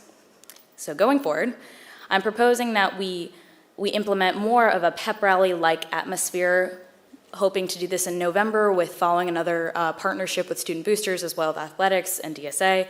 And we will make sure that that entire week we dedicate a sense of pride to FSU, because I think, if we do come from different demographics on campus, and wherever you identify yourself as being, you all can say that you're FSU students. So we're going to try and dedicate an entire week before everyone gets to go home. You shouldn't just have one time a year where it's homecoming and you have a sense of pride. It should be another time where we get to say, go on Landis, and you get to see different ways that students can come together and just be a part of the same thing. As well as Khalil and I have been talking to Billy Francis, and we are trying to implement third Thursdays. So every third Thursday of every month, every student will be wearing garnet. So there will be different incentivizations, things like you'll get a free thing from Chick-fil-A, you'll get a free thing from Starbucks, but we're really just trying to focus our core initiatives to making sure that students are proud of where they come from, especially after the 2 years of COVID. Nobody really knows what's going on, and so we want to make sure that students feel welcome. And that's all I got. Any questions for Colby, Student Government Association? Let's say one thing about the block seating. I've had a lot of conversations with the president, with the head of the boosters, with Vice President Hecht. Personally, I don't think there's anything inherently wrong with block seating. If you're a member of an RSO, you chose to join that RSO, and maybe you do want to be together. Not at the exclusion of others, right? But just because you want to be together. We had block seating for decades at Florida State and then did away with it. I think for a couple different reasons, we had some incidents, right? Right. And if we can fix those 2 or 3 factors that helped contribute to that, I don't think we should end block seating. I don't think block seating is a racial thing. I don't think it's an exclusionary thing. I think if that's the case, then we got to get rid of all the RSOs because they're exclusionary by definition, right? Which I don't think is the case. So I'd like to continue to see us work on bringing that back. We've got a couple things to fix for sure, and we're working on that. But I support it, and I don't think there's anything inherently bad about it. Right, and if I can add anything, it's just the fact that the incidents did occur is very unfortunate, and I do believe at its core it was meant to give people a place to feel a belongingness during the game, sit with the people that you're most comfortable with on a day-to-day basis. But this does put into perspective that we do need to be more proactive about the way that we put out information, and that we all are unified in that message, because I do believe coming after from summer, still 2 classes of basically freshmen, not knowing how the day-to-day of a game works. I mean, my first game going back, I didn't even know where to go. I didn't know where the gates were, and I got lost 3 times. But I think if we as a university do come out with a unified message of what block seating was, and making sure that students that were not a part of RSOs, not a part of their affiliates or agencies, if they knew about it, maybe that message could have been interpreted better. But that also does bring about the whole understanding that we need to focus on education, and we do need to focus on how we combat inherent bias, and that's a much bigger issue that I think that as an administration we can tackle. But inherently, I do believe the message of block seating was meant to do good. We just need to go back to the drawing board and figure out how we go about making it more unified to where everybody does understand the message and does feel included. And I don't want to go down a rabbit hole here, but just because you want to sit with 4 or 5 of your friends doesn't mean that you have some sort of inherent bias. Right. Right? It just means that you want to sit with 4 or 5 of your friends. Right. So when we start thinking like that, that's what concerns me, right? Yeah. This was a bad idea because everybody was inherently biased. No, that had nothing to do with it. Mm-hmm. There might have been a couple of isolated incidents where some bias was shown, but you should deal with those. It doesn't mean you throw the baby out with the bathwater. No, I agree. We do need to see these incidents as making sure that students are heard, and that means us going back and figuring out how do we do this a better way. I completely agree. Colby, thank you so much for your remarks. Just block seating, a couple comments. I mean, I think one, making the point about, communicating, what is going on in a more straightforward way. And it's very hard, obviously, at a university to communicate to everyone. That's always a super challenge for all of us to make sure that people know what's going on. I agree that that's an important aspect. And in terms of going forward, I think, having the right security and help for people to sort of know what's going on is really the key issue. Really two key issues for me is, one is how are the students feeling? The tempers were pretty high there for a while, and we've talked to lots of students, and I think Amy and I are feeling that the temperature is coming down, and people are, feeling a little better about trying to get across the message that we're all Florida State University, we're all Knowles, so that's one that seems to be going very well from my perspective. I'd love to hear your comments on that. We've seen a few things here and there, but I think overall it seems like we're moving in the right direction. And then two, more importantly, is we just need to have the staff or security to make sure that we're, if there's any misunderstanding, that people are sort of right there to sort of guide people to where, what's going on. That way there's no misunderstanding, which I think would be important. But what do you think? I definitely think, I was very excited about implementing block seating, and I just think it was the way that it was executed was the problem inherently. And I do think that we're moving forward in a better direction because tensions have calmed down.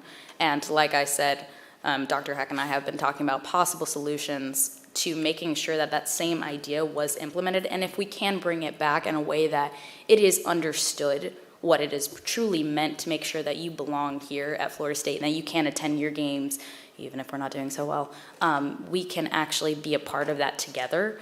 But I just think it's a problem of execution of not sending a unified message because some people didn't understand what it was. So if you reach a confrontation while you're in the heat of the midst of the game, nobody's going to react well. We all know that. So I think it's just more about making sure that we make sure that students are heard. That's the first step, because we don't want to diminish their voices at all when they're not feeling that sense of belongingness. And then just making sure that the next steps to be proactive are just inclusion. But I do think we're heading in the right direction. It's just a few bumps in the road. We made sure that we are dealing with all of the people that were affected. And then if we go back to the drawing board and we see that we can do that efficiently, we will.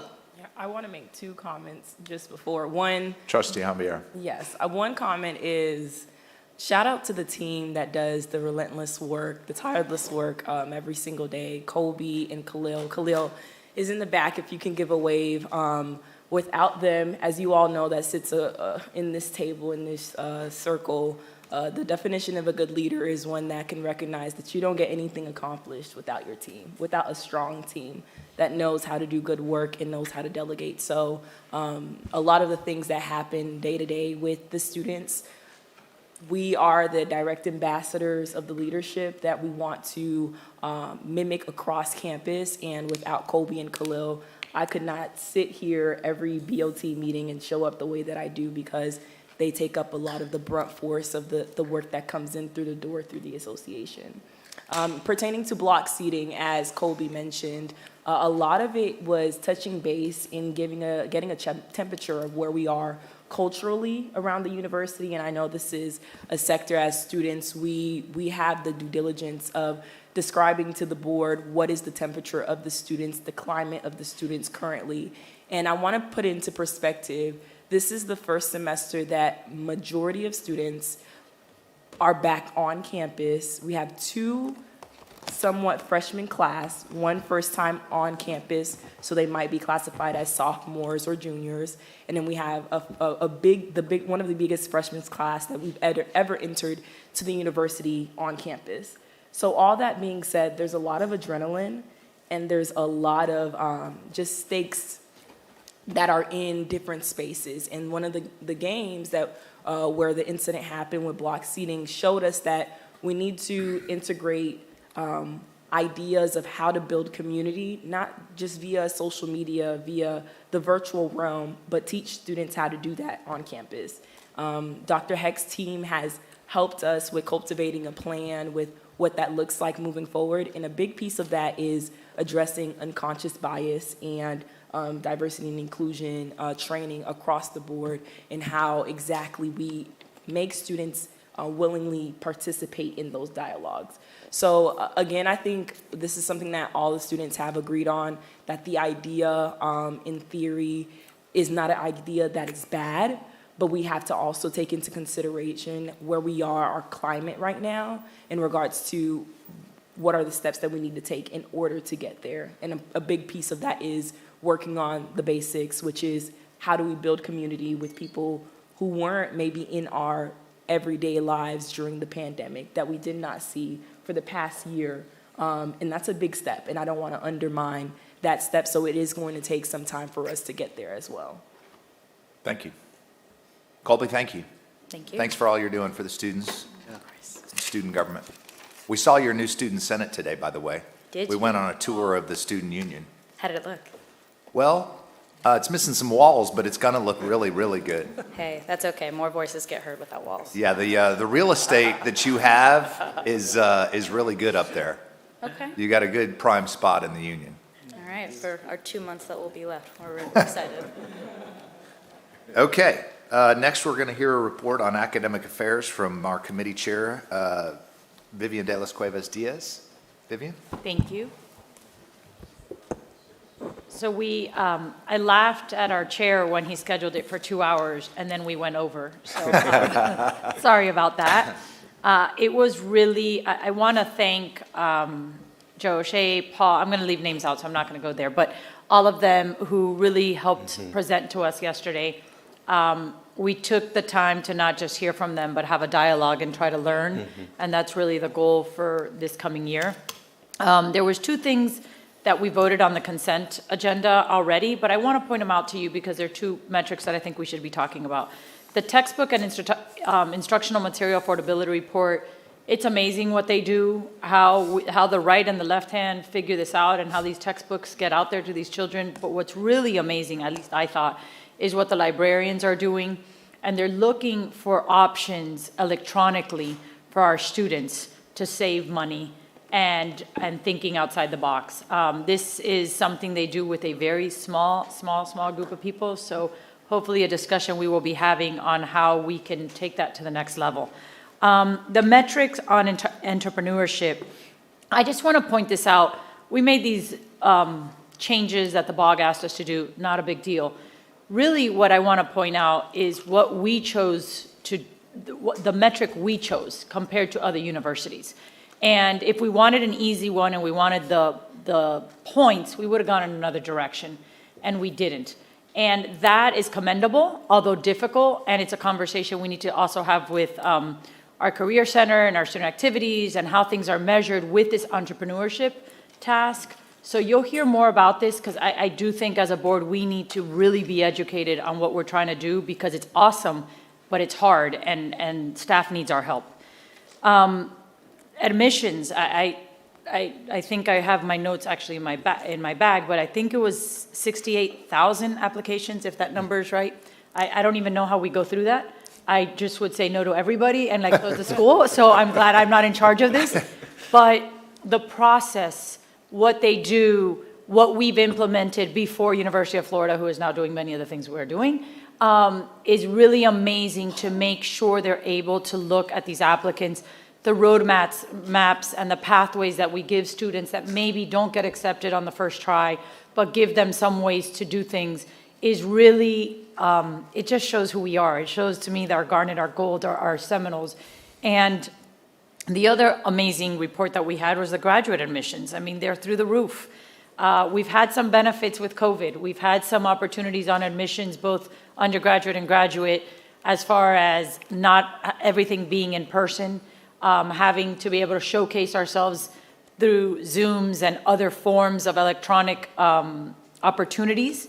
You know, we have some questions on what stays and what doesn't. Nobody really knows, but we are going to try to use that because it has helped in conjunction with our ranking. And believe it or not, because of COVID and the electronic world, has given us the opportunity to have a spotlight that maybe we wouldn't have had even if we deserved it. You know, when I met with the president during my orientation, the one thing I keep on saying, and I'll say until maybe we fix it, is there's so many amazing things in this university, and we just don't do a good enough job saying it. So these opportunities are the ones we have to take advantage. Obviously, people want to be here. We're not concerned on if they're applying. Our concern is, you know, can we say enough yeses? But the graduate program is really going to take us to another level. And then Joe O'Shea really worked on the student and what we're doing outside. We talked about the CARE program, and not that it's not important, but we talk about that a lot. I think something that was really amazing, and unfortunately, you know, it happened to my nephew. There are students that get all the way to their junior or senior year and they drop out.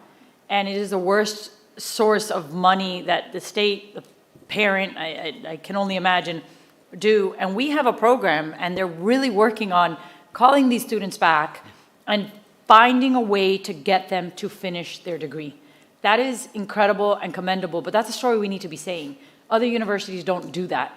So, you know, we are also talking about mentorship. You know, as this university becomes larger, you know, we had a conversation in student activities. I have a perception of Miami Cubans in particular that come here and stay within their group of people. That's not the best use of the university. They're not taking advantage of that. So as we create mentorship programs and get people a little uncomfortable till they get comfortable, then we're really showcasing and giving them the opportunities. You know, there's a lot to talk about, a lot of good we're doing, a lot more work to be done, and maybe we'll have 3 hours next time and we'll continue to work on it. But thank you very much, and we're really excited to continue to work with everybody to grow many of the programs already in place. Great. Well, thank you, and it was a pleasure for us, too, to meet our new committee members and be so energized by your new enthusiasm and thoughtfulness. Thank you. Thank you. Okay. Well, Dean O'Shea? Thank you. Oh, you see on the slide, it says Sally McCrory, our provost. Obviously, I'm not Sally. She is still recovering from a procedure and sends her regrets that she's not able to join today, but is very excited about joining at their next meeting in November. Joe, can I jump in? I'm Oh, sorry. sure. I should have said that first. With Sally, you know, we're prepping for this meeting, and she's just like, well, I'm going to try to join you guys. And, you know, I just want to reiterate, again, I'm like, please take care of yourself. Thank God the university will continue to function, but it just shows her passion, and obviously we will all continue to pray for her to recover as quickly as possible, but hopefully to take the time she needs. Yes. She, I think I had a half dozen emails since she got out of her procedure in the last couple of days, so no stopping her. She's really determined and resilient. So obviously Sally can't be here, so you have the B team today. I'm Joe O'Shea, the Dean of Undergraduate Studies and Assistant Provost, and really grateful to be here. We have no other action items in academic affairs for you today. So it's just information, just updates for you, and I'll be brief, and then we're going to have a great presentation by Dean James Frazier, our Dean of our College of Fine Arts, after. Okay. So you all know this, and the President shared in his report, as many others have. Very proud of our top 20 public ranking and continued there. We did move up 3 spots among all universities, private and public, number 55 now. And as you may have heard, it was again our strength in student success, all of those measures that really helped to anchor our position among the top in the country. Just as an example, one of the measures that U.S. News has in its methodology is they project a graduation rate for every university. They make an estimate based on how much money you have in your student profile. If you beat it, you get points, and if you don't, you get dinged. We beat it by so much every year. In fact, we're 13th in the entire country for how much we exceed their expectations. So for the students that we have and the money that we have, we do so well in helping them graduate. It's really a testament to our institution. The president mentioned this in his report, but you can see here, this is the latest ranking. Here's the top 20 publics in university. A lot of ties this year coming out. And you can see that we broke out of a big tie in the top 20. So now we moved ahead of University of Maryland, Pittsburgh, and University of Washington. I guess we beat also Pittsburgh in soccer, as the president mentioned, so there we go. And with a lot of ties, there could be a lot of movement. So we're watching this very carefully, and we'll continue to work very hard on this. You may have also seen that U.S. News has some program rankings. So our College of Business, I know we have many alums here, you should be very proud that all of our College of Business rankings are in the top 25 now for the programs, including the #1 ranking overall, public and private, in our risk management and insurance program. It's incredible to have such a high ranking. There isn't a really good ranking for film, but we know we have a great film school. The best, as a gold standard for film, is the Hollywood Reporter ranking. We're number 15 in the country in that, number 4 among publics. And that's after UCLA, UT Austin, and UNC School of the Arts, and then FSU as among public institutions there. Okay, you heard the president mention this, and under his leadership, we're increasing our attention on our international rankings, which is really important, especially as you have a global reputation and you attract students and faculty from across the world as collaborators and as students here. So here, the big three, the QS World University Rankings, the Times Higher Education, Wall Street Journal World University Rankings, and the Shanghai Academic Ranking University. We haven't talked much about this at the Board of Trustees, but I imagine with the President's leadership, we may start to do that, and we're just in the beginning stages of looking about how we concentrate some of our energy there. Unlike US News, there's some extra emphasis on research activity, on your international reputation, on how international you are as an institution. So they're a bit different, and we'll have to focus in new ways on those metrics, but we're excited to do that work. Okay, you've heard a lot about admissions and enrollment over the last couple of meetings. We have a lot of students. We have over 45,000 students, undergrad and grad, at the institution right now. We are larger than we have ever been in history. We are a very large institution.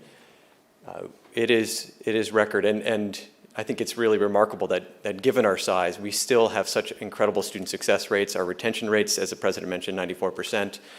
Graduation rate, 4 years at 74. At 6 years, it's 84, and climbs a little bit after that. Those rates easily, with the pandemic, could have gone the other way, right? Students could have stayed home, checked out, dropped out, and I think it's a testament to our faculty, their creativity, their resilience, the staff, the students, the commitment of the university community to really stick to education and support each other and take care of one another, that we retained some of these rates, which are among the top 10 or top 20 in the country. Applications are open for next year. It's hard to believe we're already recruiting for next fall. We just started a new class, but we're already exceeding our record trends from last year. So we had 66,000 applications last year. Point in time, we're ahead of where we were. So we continue to be among the most popular institutions in the country. We receive far more applications than any other school in Florida, any other institution. So we're getting up there. More students apply to Florida State University than virtually any other public university. So we are a very, very popular institution, and it is a Herculean task for our admissions team to go through those. The graduate applications, as we heard, are up as well. Look like they may break another record there. So lots of excitement about FSU. We have over 7,600 new first-year students at FSU. That is a very large freshman class. One thing, we're doing a lot to help support them. I just wanted to touch on one thing that we discussed in our committee today, yesterday, and that's the importance of mentorship. We're really investing and thinking about how we expand mentorship for students. We want every student to be mentored, to have mentorship by the time they graduate, ideally from many different points, many different kinds of people. And that should start right when they begin it at FSU, through peers, through our learning communities, but also through our faculty, through our staff, through alumni. I think one really exciting effort that you heard from our advancement committee and also from Alumni Affairs, and you'll hear from Career Center too, that we're really thinking about how we empower our alumni as partners in our educational mission. Right? They are really, maybe this is inappropriate, I see them as colleagues really, all of our alumni as colleagues, that they all want to help our students succeed, and I want to call on them and as partners to help in that mission. And so we've started doing that in this large freshman class. We have hundreds of alumni who are speaking to freshman classes, who are mentoring students, and we're excited to build on that. We're really grateful we have such committed alumni, many of whom have not been asked to do that kind of work before, so we're excited to extend our reach and cultivate our alumni as partners in our educational mission.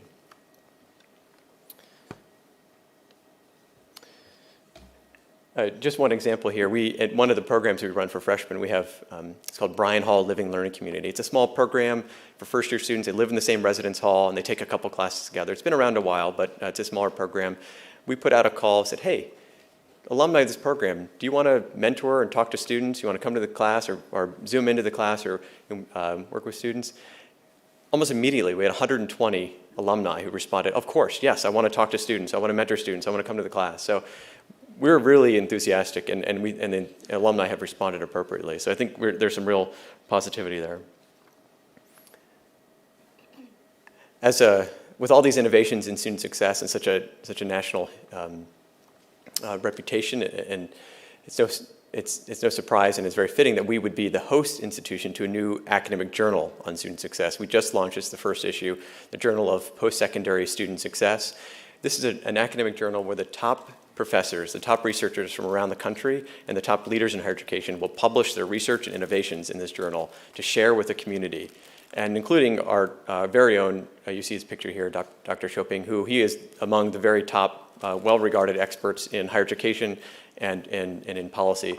Believe it or not, there are a lot of people out there, a lot of professors who study how do you design an institution, a university, and run it so that all students can succeed, right? How do you do it so that students really thrive?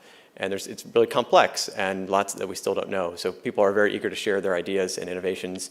And we're excited also to help cement FSU's national reputation as a leader in student success and through this journal.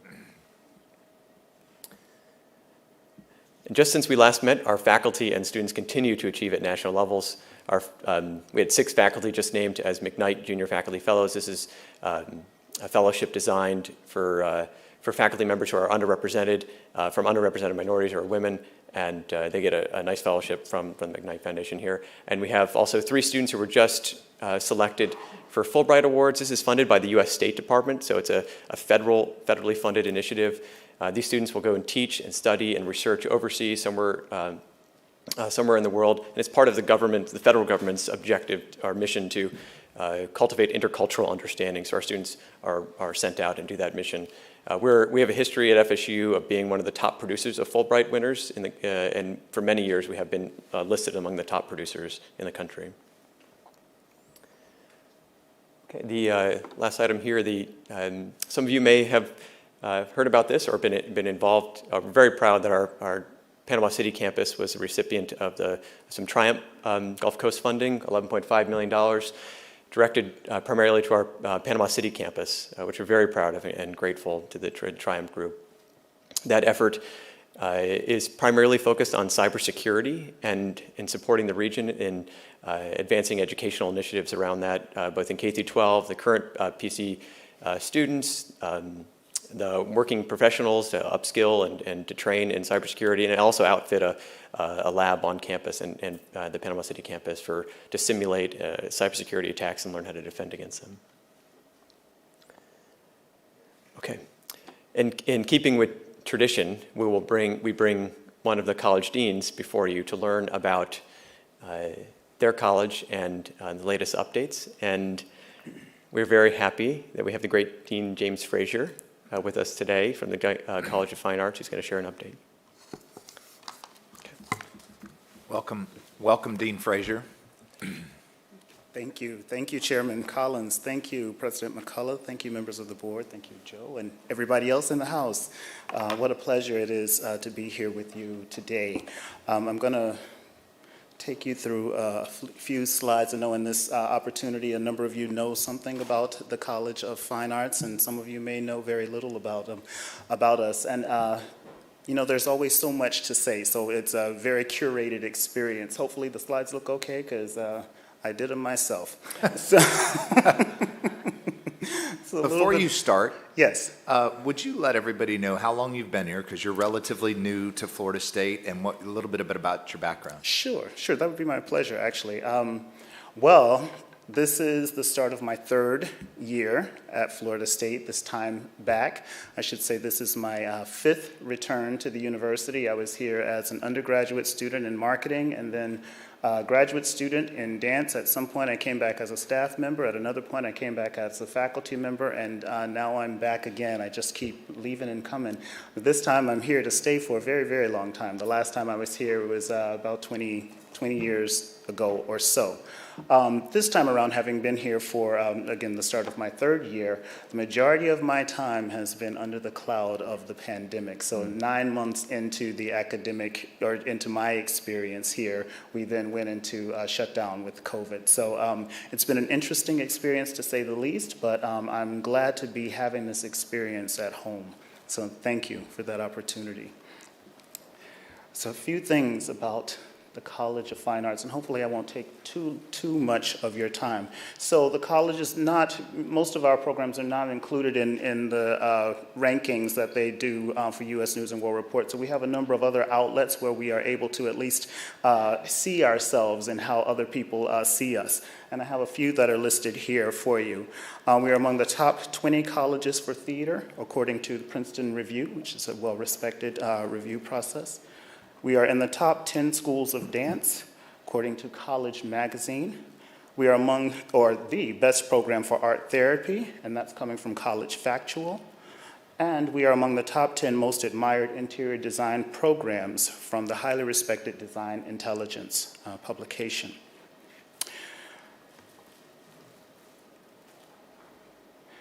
Today, when I think about an introduction of sorts of the college to you all, I thought, well, who are we?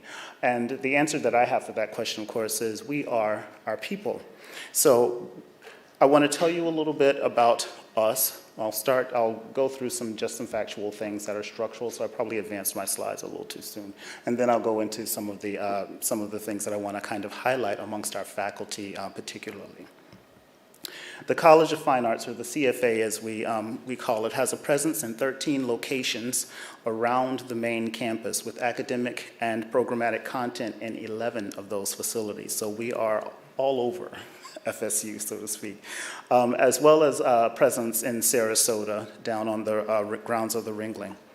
The college consists of 6 academic units and 3 auxiliaries. That includes 2 schools, the School of Dance and the School of Theater. Included in theater, again, is the FSU Oslo Repertory Theater Conservatory for Actor Training that is located in Sarasota. Our 4 academic departments include studio art, art history, interior architecture and design, and art education. Art education is a collection of disparate programs and professions, really distinct. They include art education, art therapy, arts administration, and visitor-centered curation, which is a focus on kind of museum studies. And in addition, we have 3 auxiliary units, and they are the Museum of Fine Arts, or MOFA. Some of you know that space pretty well. The Maggie Allison National Choreographic Center, it is the only such facility in the world located at a university where the focus is on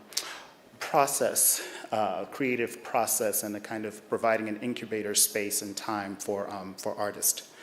And finally, our facility for arts research. I started this by saying that we are our people. For our students, we are just under 1,200 students in total, just under 300 at the graduate level, and just under 900 at the undergraduate level. Our faculty and staff, we have 107 full-time faculty members. This semester we're at 50 adjunct faculty, and our staff, because they often get left out, we often don't mention our important staff, but we have 53 full-time staff, and then a significant number of others who are hourly staff who absolutely help us to make this thing run. I know my experience in this time that I've been here, where I've at different times had significant staff challenges in terms of movement and that sort of thing, that the people who are there and who remain really anchor the place, and they are adept at catching items and keeping the balls in the air. So I have to give them a shout out. So I've chosen today to focus on a few faculty activities because I think these things, this is a highly curated list of things. They reflect really, really recent activities for some of our faculty, but they give you some sense of the depth and breadth of our programming. More than making nice things and doing things that make us feel particularly good, we do quite a bit. And that sometimes gets lost when we just say, fine arts. We are a lot in that. So Dave Gussack, I want to start with the faculty member, Dave Gussack. The FSU Art Therapy Program and the Florida Department of Corrections are in partnership through a project which was initiated by art therapy professor Dr. Dave Gussack and program manager Jerry Brown of the Florida Department of Corrections Educational System. Dr. Gussack is pictured here with Casey Barlow and Evie Soap, both FSU graduates, hired by the FSU Department of Art Education to provide services in 4 different prisons. This year, the program was expanded. There are now 4 art therapists serving 9 Florida correctional facilities. To date, this program is the only known partnership of its kind between a university and a state Department of Corrections. Dr. Gussack's latest book, Art and Art Therapy with the Imprisoned, Recreating Identity, was published in 2020.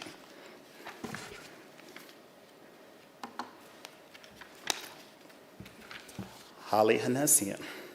Some of you may have seen this segment as it was aired. Pictured on the right is art professor Holly Hanessian, who was featured this summer on the Weather Channel discussing her Hurricane Emergency Preparedness Kit, which incorporates a compact water filtration device and a beautifully handmade porcelain objects for self-soothing. In addition to the sponsorship and support of the corporate partner Sawyer International, FSU's Office of Research provided significant support to this interdisciplinary research endeavor. Holly unveiled the project this summer in the Museum of Fine Arts with a representative from her corporate partner or corporate sponsor in attendance. These things I've chosen to show you also that the kind of places where we can be seen, the visibility of our faculty and activity of them. Next. So you're not intended to be able to read all of that. This is taken from Women in Academia, and this is highlighting Dr. Jill Pobble. Jill Pobble is a professor and chair of the Department of Interior Architecture and Design. This summer, she received the American Society of Interior Designers National Luminary Award. The Design Luminary Award recognizes an individual or organization for achieving the interior or for advancing the interior design profession through outstanding education, advocacy, research, or promotion. Also this year, Dr. Pobble's book, co-authored with faculty members Dr. Yelena McLean and Lauren Trujillo, was published on Routledge Press. The book is entitled Homelessness and the Built Environment, Designing for Unhoused Persons. Next, Carolyn Henney. Professor Carolyn Henney collaborated with Niles Lindquist, a marine ecologist from the University of North Carolina in marine sciences, and David Cessna, a commercial fisherman from North Carolina, to create a 10,000 square foot sculpture entitled Sea Stars, made of biodegradable materials that will become a vibrant living oyster reef, given shelter and foraging habitats for fish, crabs, and shorebirds, and providing a sustainable source of food for people. This image and story here is from Garden and Gun, a national publication focused on lifestyle and culture in the southern United States. This next faculty member and artist, these are from 2 different publications, one a local one, and obviously the other is a headline from the New York Times. I actually have 2 slides on this individual because she did so much over this past year and a half, or has had so much attention focused on her over this time. Jawole Willa Jo Zoller, who holds the distinctions of being the Nancy Smith Victor Professor of Dance and a Robert O. Lawton Distinguished Professor, had an amazing year. The New York-based performance ensemble, the Urban Bushwomen, which Zoller founded, led as artistic director, and now serves as visioning partner, was among a select number of organizations identified as American Cultural Treasures, which came with the major gift, 9 figures, by the Ford Foundation. Also, Urban Bushwomen was a chosen recipient of a 9-figure gift by noted philanthropist Mackenzie Scott, So these are news items in relationship to both of those points of recognition. And in addition, Zoller was honored with the designation of Distinguished Teacher of the Year by the popular national publication Dance Teacher, which featured her here on the cover, obviously, and in interview and in photographs. And I can't say just yet, but in a few days, there was going to be some other big news coming out, and that I may have already said too much, but I couldn't hold it. And finally, in relationship to the faculty slides, Lillian Garcia-Roig, some of you know Lillian, she's been around campus for quite some time. Lillian is the professor and chair of the Department of Art. This year, she was one of 184 Guggenheim Fellows selected from a group of about 3,000 artists, writers, scholars, and scientists from the US and Canada who participated in the John Simon Guggenheim Memorial Foundation's 97th competition. This is among the highest honors to be bestowed upon an artist. And from the website, I will read, Guggenheim Fellowships are intended for individuals who have already demonstrated exceptional capacity for productive scholarship or exceptional creative ability in the arts. I will note that Jawole Zoller, before this, is also a previous Guggenheim recipient. So with that, I am exceedingly proud of the faculty, and I wanted to share this because in coming back, we talked earlier about my time here. I don't think it's inappropriate to say that when I first got here, that first academic year, 2019, we were kind of under the cloud of budget uncertainty, so money was tight. So I entered in with a year with tight funds and other kinds of constraints that were just in place, and then moved into a COVID year.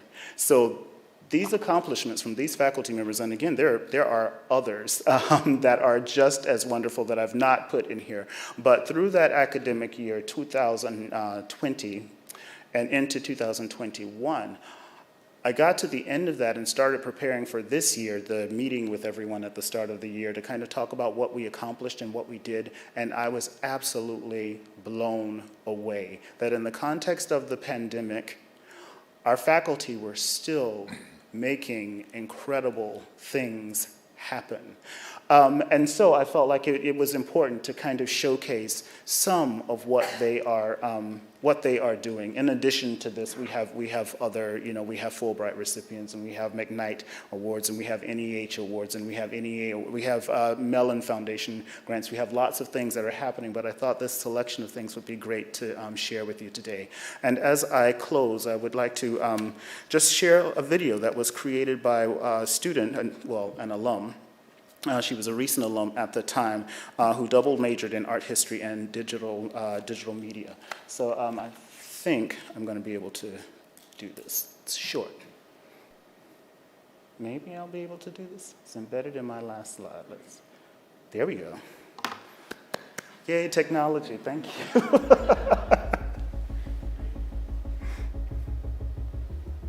Tallahassee's a small place that's great for experimentation. The nice thing about FSU, or at least that I've found, is that it's really flexible. You can really figure out what you want to do and then who can help you do that.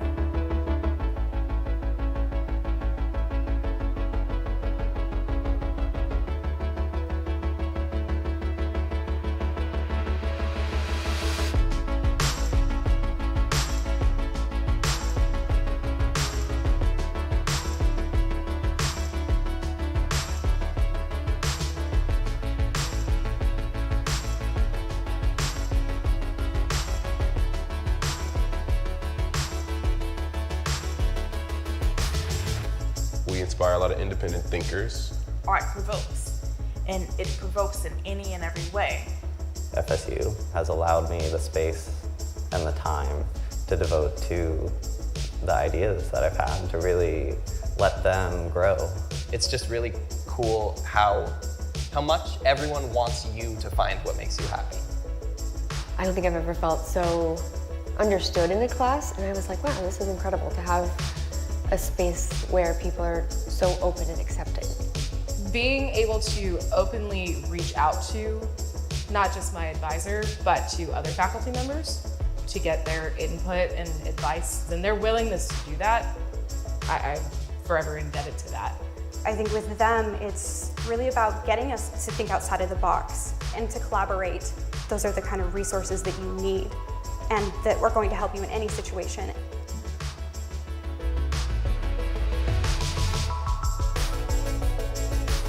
The idea that maybe someone might use knowledge that I've contributed to the profession was very intriguing and really inspiring. I feel like I've become more of a leader and that I have learned how to use my voice for others who feel that they can't, who feel that they aren't as empowered to. We want people to have a voice. I think the challenging thing is finding out your voice. We encourage you to be interdisciplinary, and we encourage you to explore and push the limits of the medium in yourself.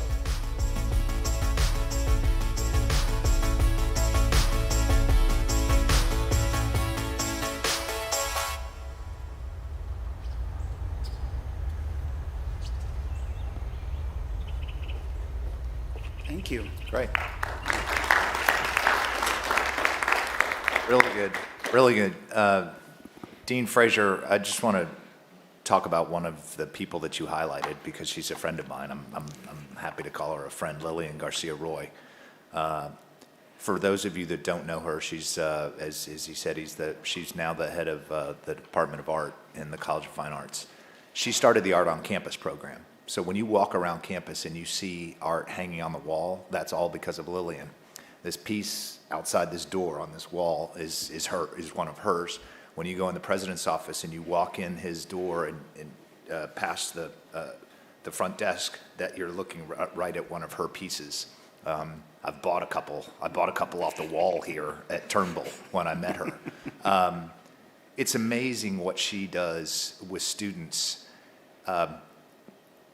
Art has to have an end, right? There's a lot of people that don't know how to create something and then sell it, or create something and do something with it. And Lillian, outside of fostering somebody's ability to create art, is really trying to foster their ability to make a living as an artist. That's the hardest part. We all talk about, people getting arts degrees and then not having jobs sometimes. And Lillian is really working hard on that. And she came from nothing. She was born in Havana.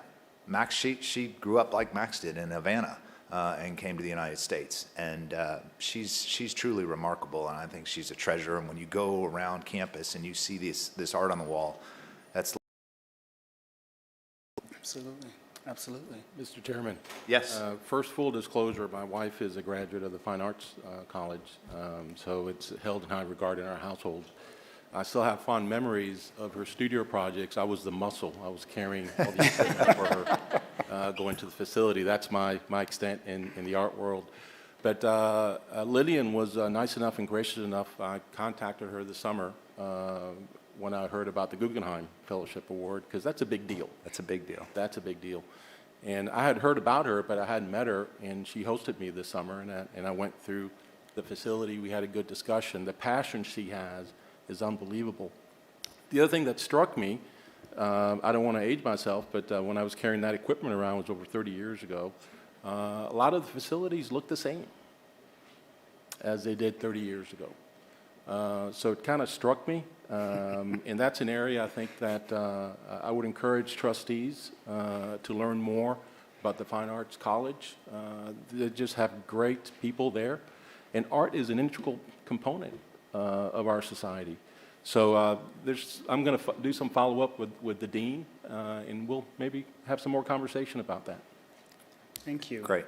I really appreciate you saying that. My endeavor was to keep it light, but absolutely some of the facilities do look the same, with perhaps a little less functionality. But we do absolutely appreciate that as an observation for the work. And again, for what we do as artists, Absolutely, we want to prioritize the doing and the making and the thinking about and writing about and teaching about the art, but it is also important for me to always be engaging with where we are as artists and how we connect to everything else that is happening. We are surrounded by art all the time, whether or not we are cognizant of it.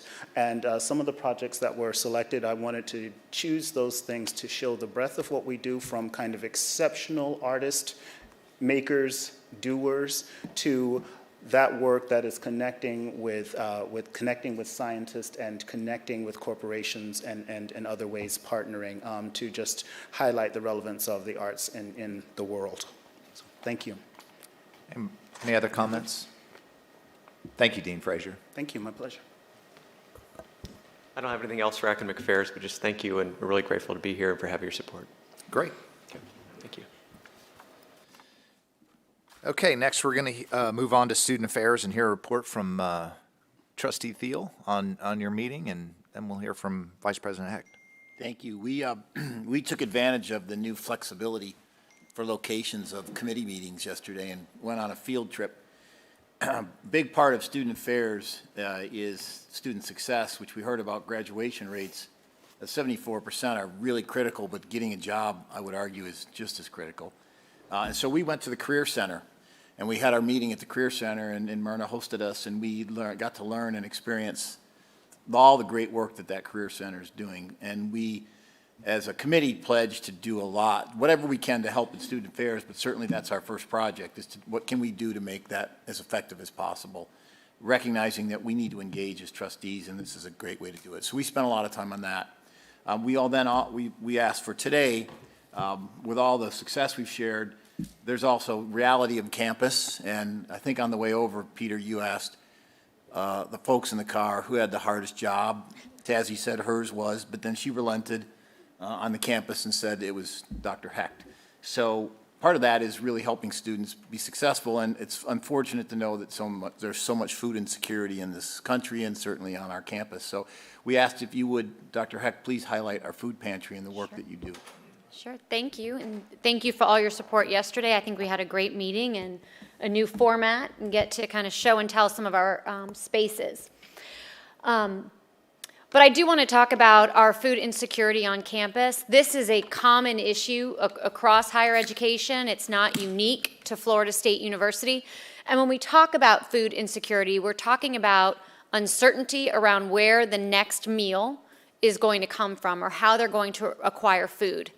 Nationally, about 29% of four-year college students have reported some level of food insecurity in 2020. And reminder, 2020 was kind of the height of the pandemic, where a lot of students' jobs were on hold or paused in restaurant and other service industry. But it matters just beyond our own desire for our students to be healthy, safe, and well. Those with food insecurity tend to have lower GPAs, lower quality sleep, higher stress, disordered eating behaviors. So a lot of challenges for this population as we think about how do we make them successful upon graduation. This data is from the 2021 New Student Survey. So good news, 77.7%. Are very food secure. That's really good. But then you see we do have about a quarter of our students experiencing some level of food insecurity, not knowing where their next meal will come from, not knowing if they can afford next meal. So Florida State, for quite a while, has had a food for thought pantry, and most recently, thanks to the foundation board, they've invested in a freezer, and we have a couple of partnerships I'll talk about in a minute. But like many of my colleagues, we too have a video to show you of our current pantry.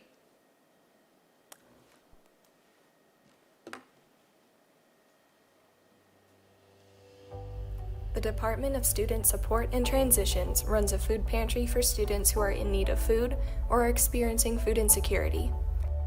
The Food for Thought Pantry is open from 8 a.m. to 5 p.m. Monday through Friday and is located on the 4th floor of the University Center, Building A.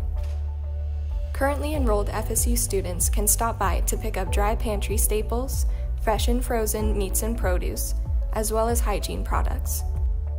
Appointments are not needed, and students can take one bag of food of their choosing per day and can visit the Food for Thought pantry as often as necessary. Donations of non-perishable food items are much appreciated, as are cash or gift card donations. For more information, contact the Department of Student Support and Transitions at 644-2428 or visit the Food for Thought Pantry website. So this program, let me go back. This program's been essential, and I do want to highlight Haley Gentili. Will you stand up, please? Haley is one of our case managers. Why don't you join me up at the podium? Haley, this is an extra responsibility, other duties as assigned, and Haley is also one of our case managers. So when a student has any type of challenge, issue, inside the classroom, outside the classroom, they go to one of our case managers. And Haley has been a tremendous leader for this, and I'm going to ask her to stay up here in case there are questions for Haley. But you can see our usage data. So you'll see in the gold is our unique users and then total visits. We do not limit students from coming. It is a bit of a confidential resource, but we do ask them to card swipe so we know some basic demographic information of our students that need this service. They do get kind of one grocery bag a day. And thanks to freezers, there were whole turkeys in there last week. And I asked, do we have students that know how to cook a turkey? Because I just learned myself, and we do. They are very good cooks. And because of Haley, we've got some incredible partnerships. The second harvest of the Big Bend has a school pantry program. We are the only university partnered with them, and they provide discounted frozen meats and dry goods. Occasionally, we get some produce and bread. So I think that is a really incredible partnership as well. And partnerships on campus. This is truly a university-wide endeavor. Everyone from our presidential scholars to our transfers to those interested in sustainability. And our Asian American Student Union have helped us with culturally salient food offerings. So there is a lot of diversity in what you can get at our food pantry. But of course, there's always opportunities for the future, and President McCullough has said I have lots of ideas and energy, and every one of my areas I've got ideas on how we can do better because you're never done pursuing excellence. You can see I'm competitive, and I think most of you are as well. That bottom left is the University of Florida's food pantry, and it looks very much like an actual grocery store, sort of like a Trader Joe's. They have a partnership with Publix. However, I will note, Haley has been there and worked with them because we do some food competition drives, and we have much more diversity of product than they do, but theirs is definitely visually appealing.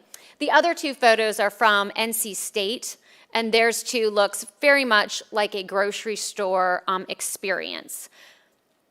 So a few opportunities when I asked Haley and her team, what should we be thinking about? What do our students need? First, it's a more centralized space on campus, and as we grow, and I know we're talking about the master plan later, there is going to be some freed up space that could be repurposed, more central for a pantry. Right now, we're in the University Center Club, 4th floor. We do need to consider expanding staff and coordinator because Haley's position is very much needed as a case manager. Right now, our capacity physically in the space and in terms of refrigeration is limited, but there's a huge opportunity for donors, for corporate sponsors to really take this program, build it, and make it better. We currently, thanks to Haley, have great partnerships with local farmers, but facilitating a consistent and sustainable relationship with these local farmers to give us more of their produce. This has been a rough year for farmers, as Haley taught me last week, because a lot of their produce went to the market. They didn't have leftovers to donate to us. So we have not had kind of some of the diversity. I would ask all of you in this room, not just our Board of Trustees, is to give a donation to our Student Emergency Food Pantry. Haley and her team do go shopping on a weekly basis to fill in the gaps in terms of nutrition, fruits and vegetables to make sure, yes, we are providing some dry goods, but more importantly, we want our students to be healthy and well and don't want finances to be a reason they can't eat healthy, nutritious food. We also have an Amazon wish list, and this is incredible because a lot of our wonderful donors have given us very large jars of peanut butter or so, but students are mostly cooking just for themselves or maybe one other person. But there are specialty needs and things that Haley know go very quickly and are hot items. So we do have a Food for Thought Amazon wish list that you can, if you're an Amazon shopper, it works the same way and it will be sent directly to our food pantry. But with that, I'd like to open the floor if you have any questions. Haley is a wealth of information, and I just want to thank her for everything she does for our students. Can I ask a question? Sure, Trustee De Las Cuevas Diaz. It's all good. Vivian's fine. Okay. I just wanted to show you I could do it. I know. So just something that came to mind in our partnerships, and I am sure you guys have thought of this, so I'm sorry, but we have a lot of vendors on campus, and we let them sell to us. When we negotiate those contracts, have we thought of asking them to give or be part of this pantry in any way? And if we haven't, we should.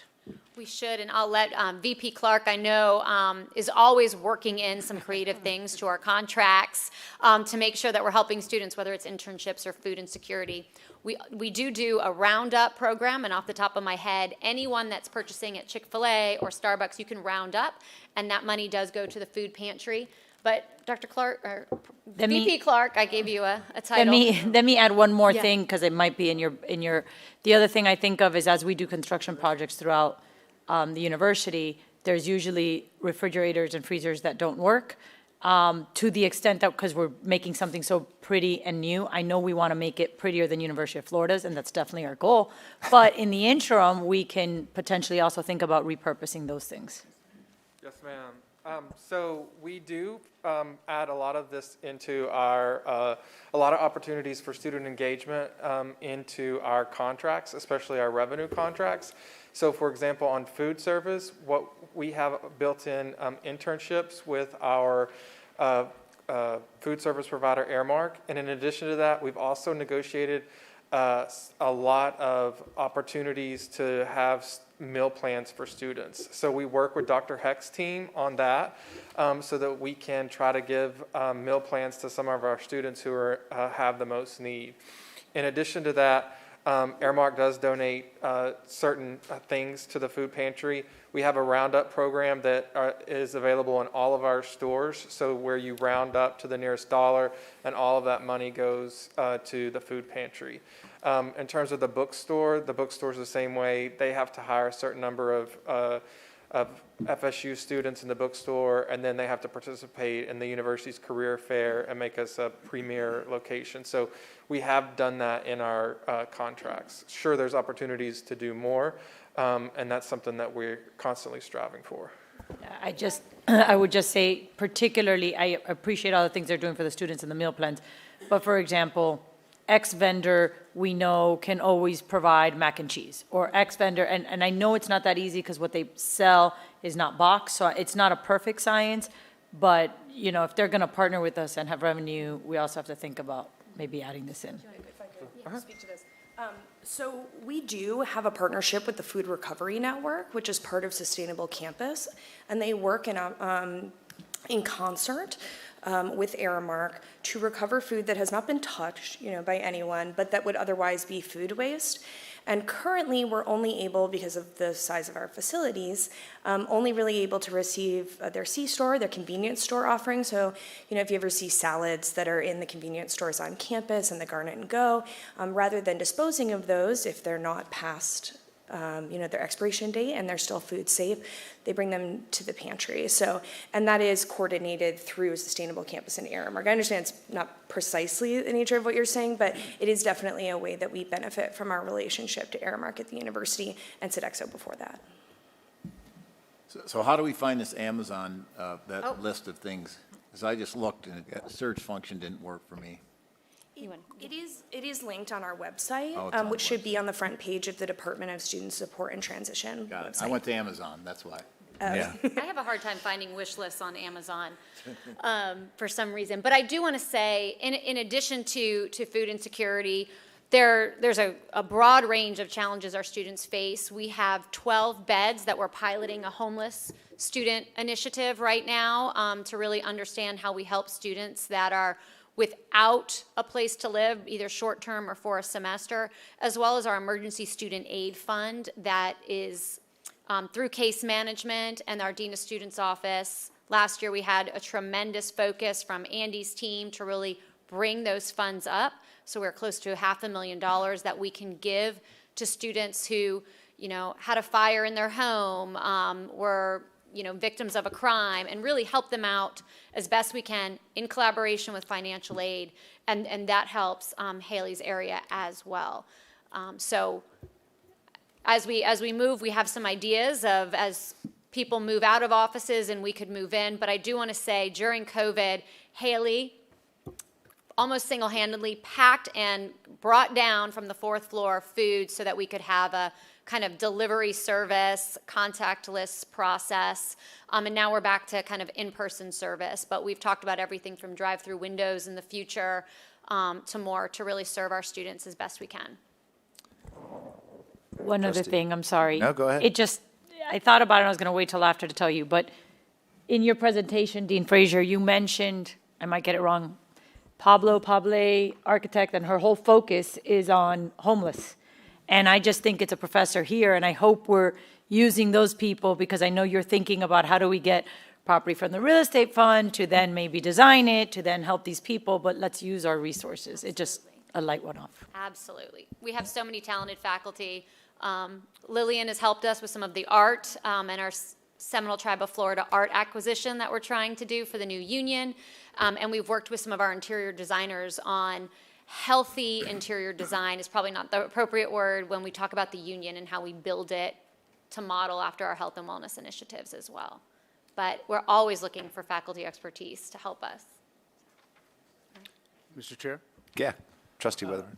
Dr. Heck, have we outlined exactly what we need from like a square footage standpoint? It sounds like where we are is temporary space, and ideally you're looking for a different location. Could you give us a little bit Sure. more So right context? now we're in the University Center Club, probably an office and a half. It would be the amount of square footage we have.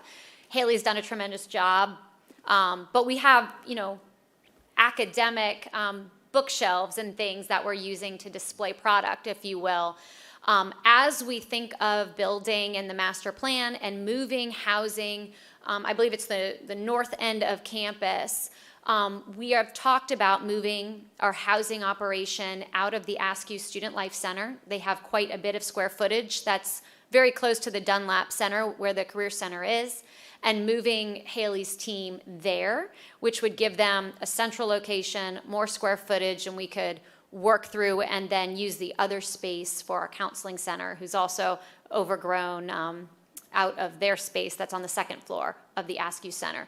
So that would be our goal, and really outfitting it so it feels and looks like a grocery store and less of charity and more of a program where students can come in and get what they need in a really exciting looking facility. Yeah, that's fantastic. I feel like it's a project that is would be really appealing to a lot of the alumni, and if packaged up the right way.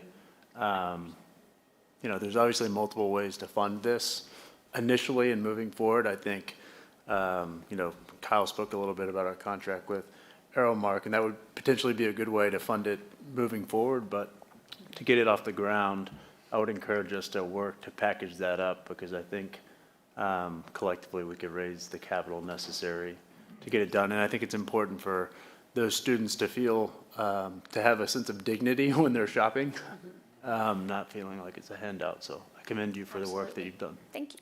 Thank you. Anybody else? I asked Trustee Thiel and Vice President Heck to do this presentation on the food pantry. I first heard it when I was on the foundation. I didn't even know we had a food pantry. It never even occurred to me that we had students running around that just couldn't find a meal. And I was encouraged, and we raised some money at the foundation, and we did the freezer, and we've done additional donations. We heard that word disposable earlier today, and it was just not a great word to hear. And I think this is one of those situations where at least this board and this university can step up and say, you know what, this isn't going to happen on our campus. People aren't going to go hungry. And I know that there's some restrictions on how you get access. Not just every student can go in and to the food pantry and get food. It truly is for those who don't have food. So I wanted the trustees that didn't know about it to know about it, but to also ask you to give to each of you to give to the food pantry in some way, monetarily, or get involved in, like Trustee Weatherford said, getting involved in coming up with a space, and let's see what we can do with that. And appreciate Vivian's ideas. This is something that we can't let go on at Florida State. So I appreciate the presentation. Thank you.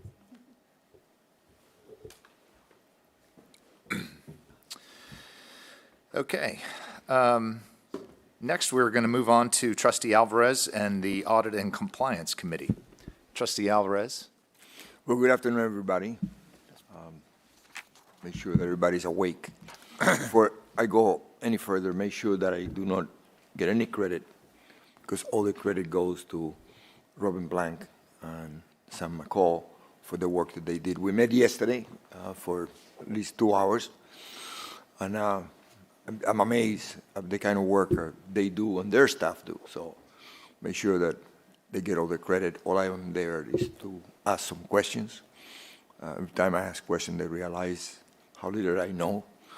But the audit department is very important because they're the ones who keep us out of trouble. So with that, I will ask Robin. I think Robin's going to go first.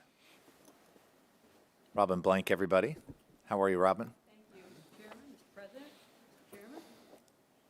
Happy to come forward just usually once a year to the full board and give you an update on the activities of the Audit and Compliance Committee and the Office of Compliance and Ethics. So we did meet yesterday. We are a small but mighty committee. We have very, very strong membership, and always excited to hear your feedback on the function of the office and hear your feedback on our plans for the coming years. I was grateful this year to be involved in a number of university-wide projects, including ensuring compliance with HIPAA regulations during the pandemic, policy and regulatory changes associated with Title IX rules, and regulation drafting associated with new BOG regulations.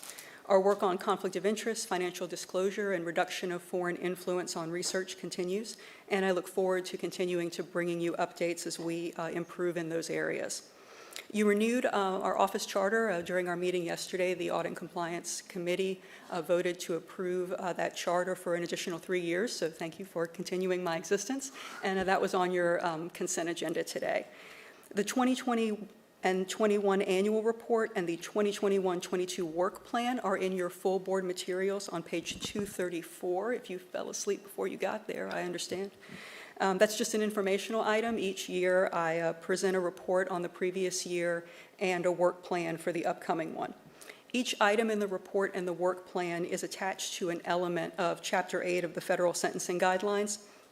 Those are the elements of a successful ethics program upon which the BOG regulation that establishes these offices in each university are based. The compliance charter is based on those elements, and the effectiveness review matrix for each university's 5-year review is also based on those elements. You'll see in the plan that we have some new items. We have some carryover items. And I presented this to the Audit and Compliance Committee yesterday, asked for their feedback. But of course, I wanted to welcome any suggestions that you have, as well as work items that you might want to see in future years. Regarding element 6, discipline and incentives for good ethical conduct, I am excited to announce the creation as an incentive program based on a limited set of challenge coins, which I commissioned. You have one at your place. You are receiving the first 13 of these coins in recognition of the office's appreciation for your support in the creation of the office and its continued existence.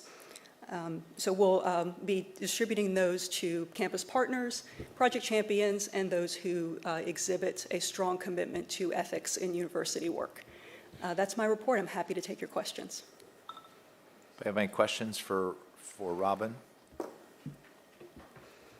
Thank you so much. Really good. Thanks. Thank you, Robert. Next, we're going to hear from Sam McCall, our university auditor. Before Sam goes, for those of you that don't know, Sam is going to be retiring. Sam gave the president notice not too long ago, maybe a month ago, that he was going to be retiring. Sam's had a distinguished service to the university, and as Max said, keeping us out of trouble was putting it lightly, I guess. So I just, on behalf of the Board of Trustees, on behalf of all the alums of Florida State and the university, we just want to thank you for your service and for being excellent at what you do. It's been my honor to be at FSU this last 8 years. So I appreciate the opportunity to come back and hopefully contribute. And I just may add, we don't have to pay this gentleman by the hour because he answers his phone 24 hours a day, so I'm glad we have him on salary. Hear, hear. Go ahead, Sam. Thank you, Chair Collins, Board of Trustee members, President McCullough. I'm going to talk to you today about a Board of Governors new regulation that requires us to establish a Board of Trustees regulation ourselves on the topic of fraud. To give you a little background, we currently have a policy that Kyle Clark has issued. It's called the Policy on Fraudulent, Unethical, and Other Dishonest Acts. Kyle issued that regulation. That regulation contains 17 instances where it uses the term fraud. We have a BOG regulation, 4.001, that addresses complaints of waste, fraud, and financial mismanagement. Not the sexiest terms in the world, but that particular BOG policy has 7 references to fraud and 14 references to the boards of trustees. The second regulation the BOG has is BOG Regulation 4.002, and it addresses the chief audit executives. And in that regulation, there are 8 references to fraud and 22 references to boards of trustees. So by that, I think you get an idea and a flavor here that fraud is on the minds of the Board of Governors in terms of the state university system.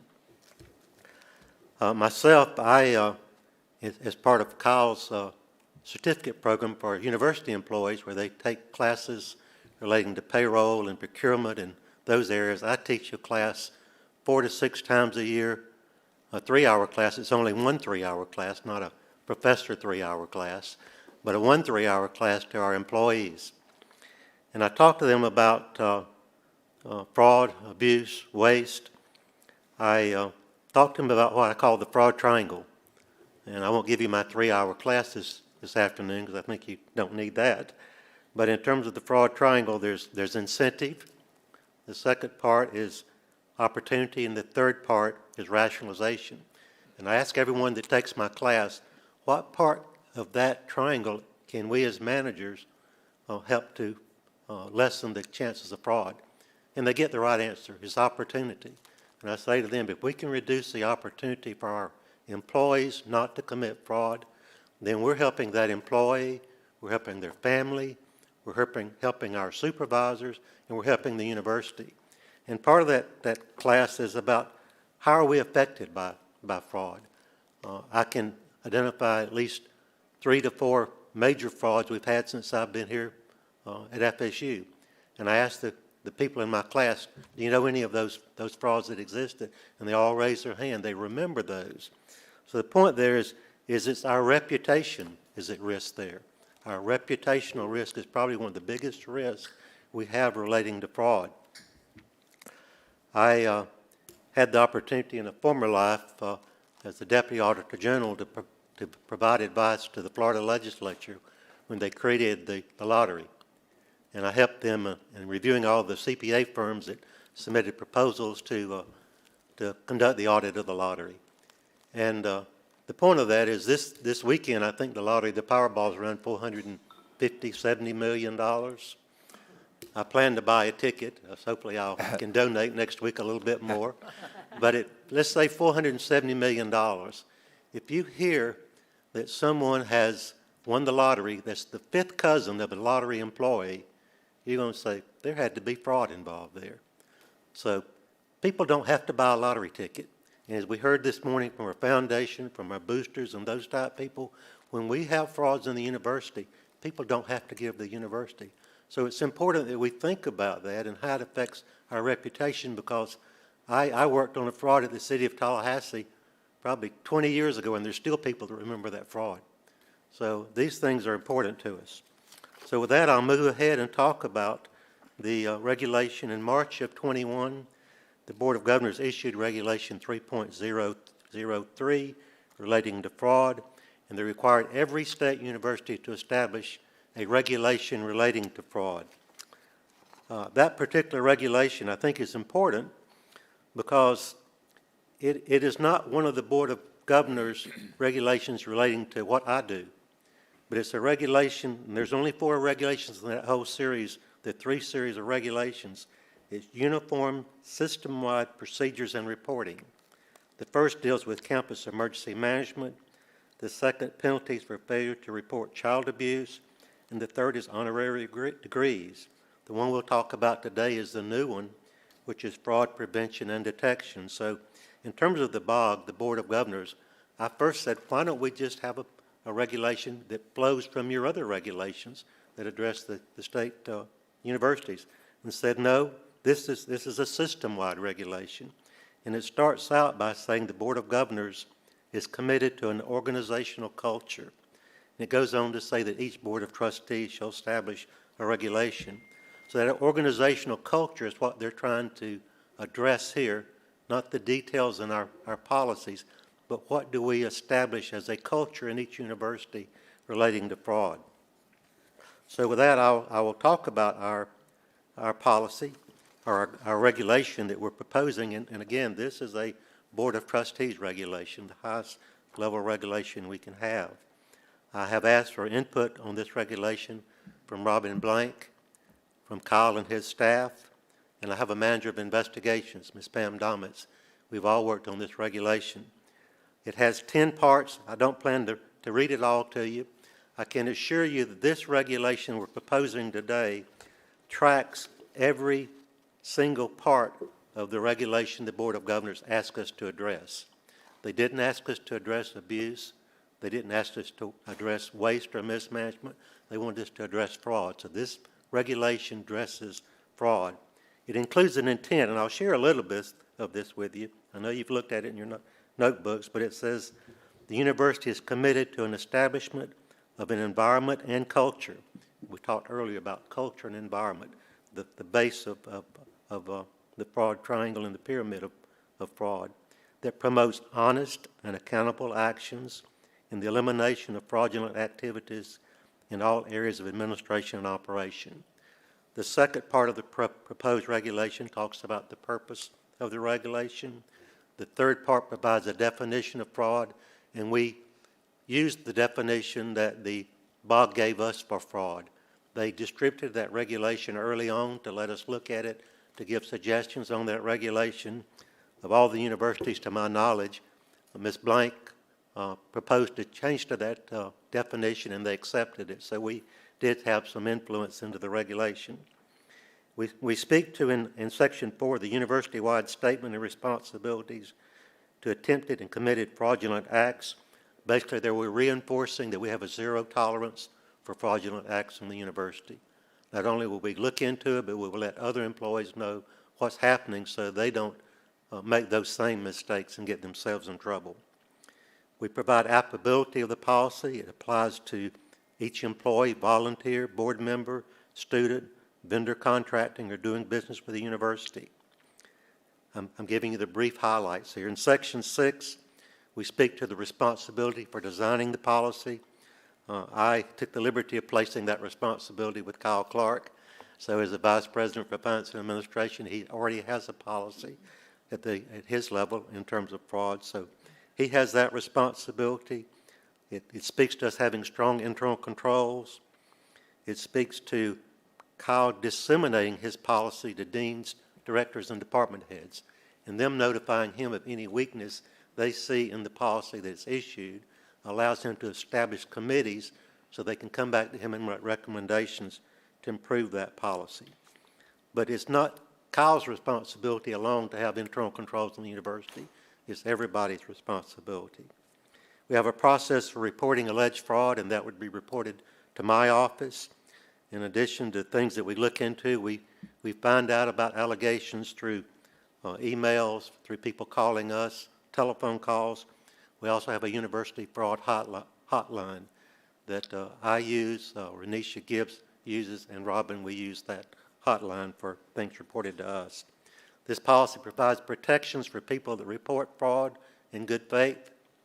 It has a section to address what we do when something comes to our attention. If it's an administrative area, we're going to look into it. If we see that the fraud is immediately, we say this is a crime, we're going to contact the FSU Police Department and work in concert with every law enforcement and prosecuting agency that's dealing with that. The last part there is that in that particular section, which I think is very important, if, for example, the state attorney or a U.S. attorney says, we understand what you're talking about, but we don't think we can get a conviction on what you're bringing to us. It allows my office to continue our investigation to look at the administrative controls that were not followed that allowed the issue to occur, and then allows the university to still take action with that employee or whoever's involved. So I know you all have spent a lot of time on this, and I appreciate everybody from Robin and your staff, Sam, and Kyle's office. I'm sure Carolyn's looked at it as well. You all have, everybody got to look through that policy. No doubt it's comprehensive and certainly responsive to what the BOG wants. So we have to approve the regulation to implement the Florida BOG Regulation 3.003. Are there any questions about this policy? Anybody have any questions for Sam? Anybody want to make a motion to approve the Notice FSU Regulation 2.027 to implement Florida BOG Regulation 3.003 fraud prevention? Chairman, sir. Hold one second. You've made a motion. Anybody second? I'll second. Second. Go ahead, Sam. Discussion. Yep. What we're asking you to do to make sure it's clear is we're asking you to allow us to proceed to make public notice of the proposed regulation so the public can comment on it, and then we'll come back to you in November to approve and present it to you for approval. Okay. So we need a motion on that. We need a motion to publicize the regulation. Yes. Friendly amendment. Just Trustee Thiel, you going to make that motion? I will move that as well. Trustee, thank you. Anybody opposed? No. All right, approved. Sam, thank you for your work on this. And again, thank you for your service to Florida State. And I'm not sure, you'll be here at our next meeting, I believe. I plan to be here. Yeah, you'll be at our next meeting. If the president allows me to, you do. So we'll see you then, but again, appreciate all your work on this. And I'd like to close by thanking Trustee Gonzalez. He's been the chair of the audit committee the last several years, and he has provided us not only the audit perspective, but also a businessman's perspective on everything we do. So I can't thank him enough for saving me several times. Yeah. Thank you, Sam. All right, next we are going to hear from Vice President and Director of Athletics, David Coburn, and he has a special guest with him today, I think. Yes, sir, I do. Okay. How are you, A.D. Coburn? I'm just fine. How are you, Mr. Chairman? I'm good. Good. Yes, I'd like to introduce Elena Alameda, who is our softball coach. She's been here since 2009. She's won 604 games as our head coach, roughly 80% of her games, which is nothing short of remarkable. Won a national championship in 2018, finished runner-up in this past spring, and very, very happy to have one of our great coaches here to talk to you.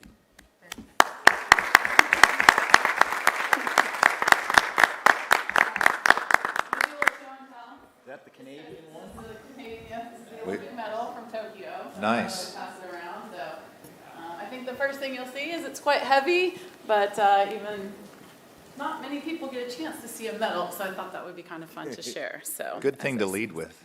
Yes. Good thing to lead with. Welcome, Coach. Welcome. Yes, thank you so much for having me and for David for asking me to speak. And I had some things to talk about, but I just want to say, first of all, so many things that I'm able to hear. It's so exciting, right? The culture of sport and what we get to do with team members, and then to see it on the biggest stage. So some of the stuff that we just, speaking of living above the line, something we talk about as a team. We have the spear and we put the team 39 above the line, and we want to live above the line and holding the standards and doing the things that we need to do. And I'm just so thankful for you all.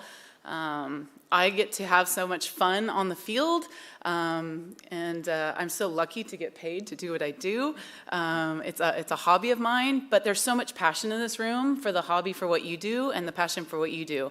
And it all trickles down to the touch points of the student athletes, the students and the student athletes that I get to be a part of. So thank you for allowing me to be a part of that.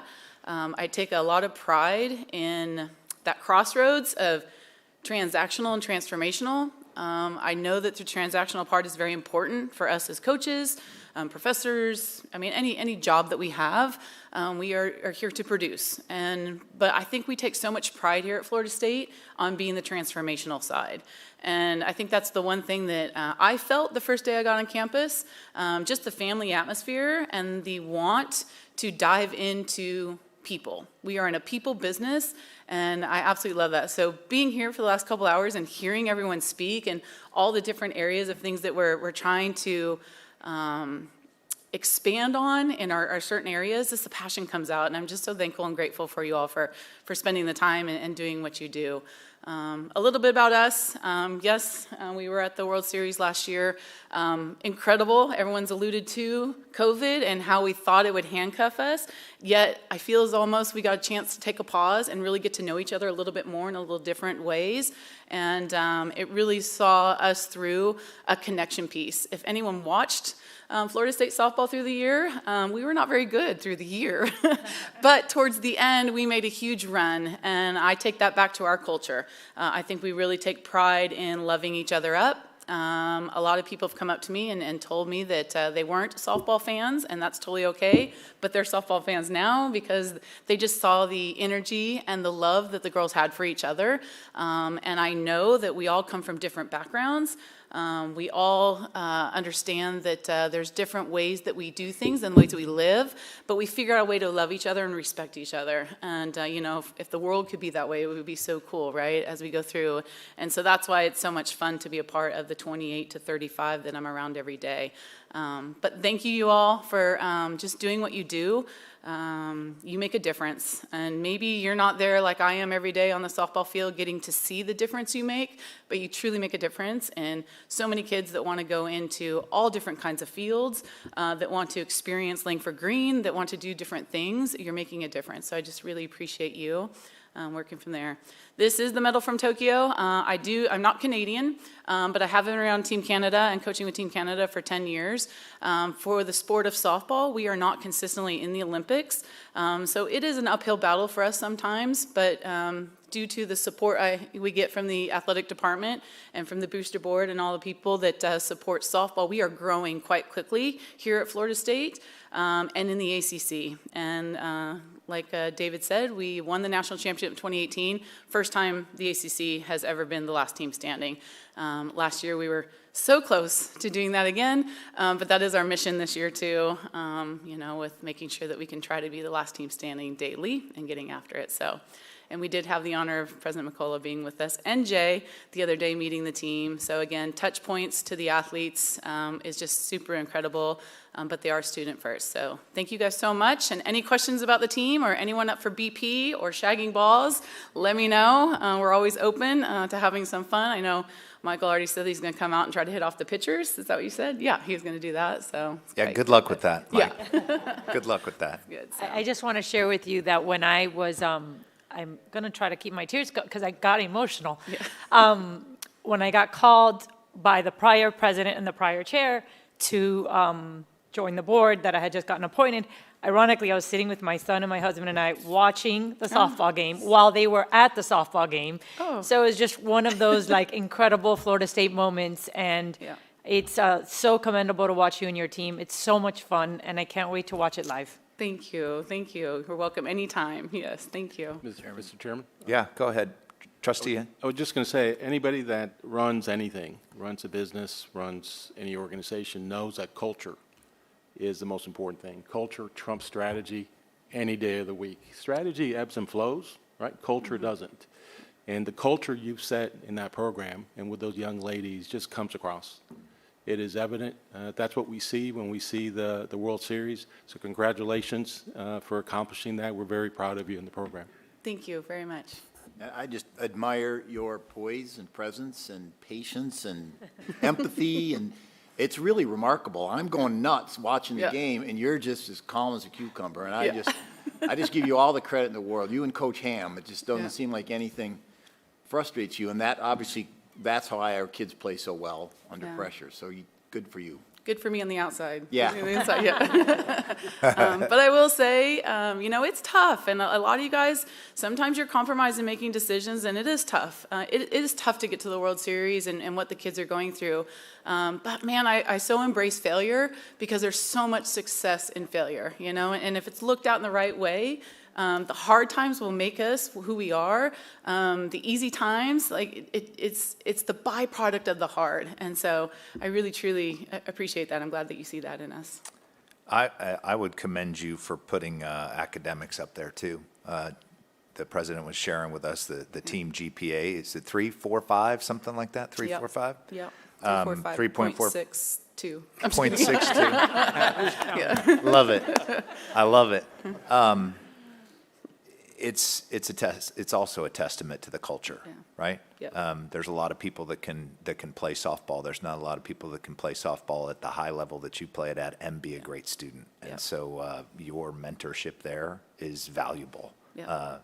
And the other thing I would say, just about any other athletic sport that we have at Florida State, it's one of those things that binds us all together as Seminoles, right? Whether it's we're watching the game, the World Series game, or watching a baseball game or football game or whatever it is, you're part of helping bind the university together by the product that you put on the field, and we appreciate that. Thank you. Thank you very much. I appreciate y'all. Have a good afternoon. Thank you. Back over to David. I can have the honor of presenting. You do? There you go.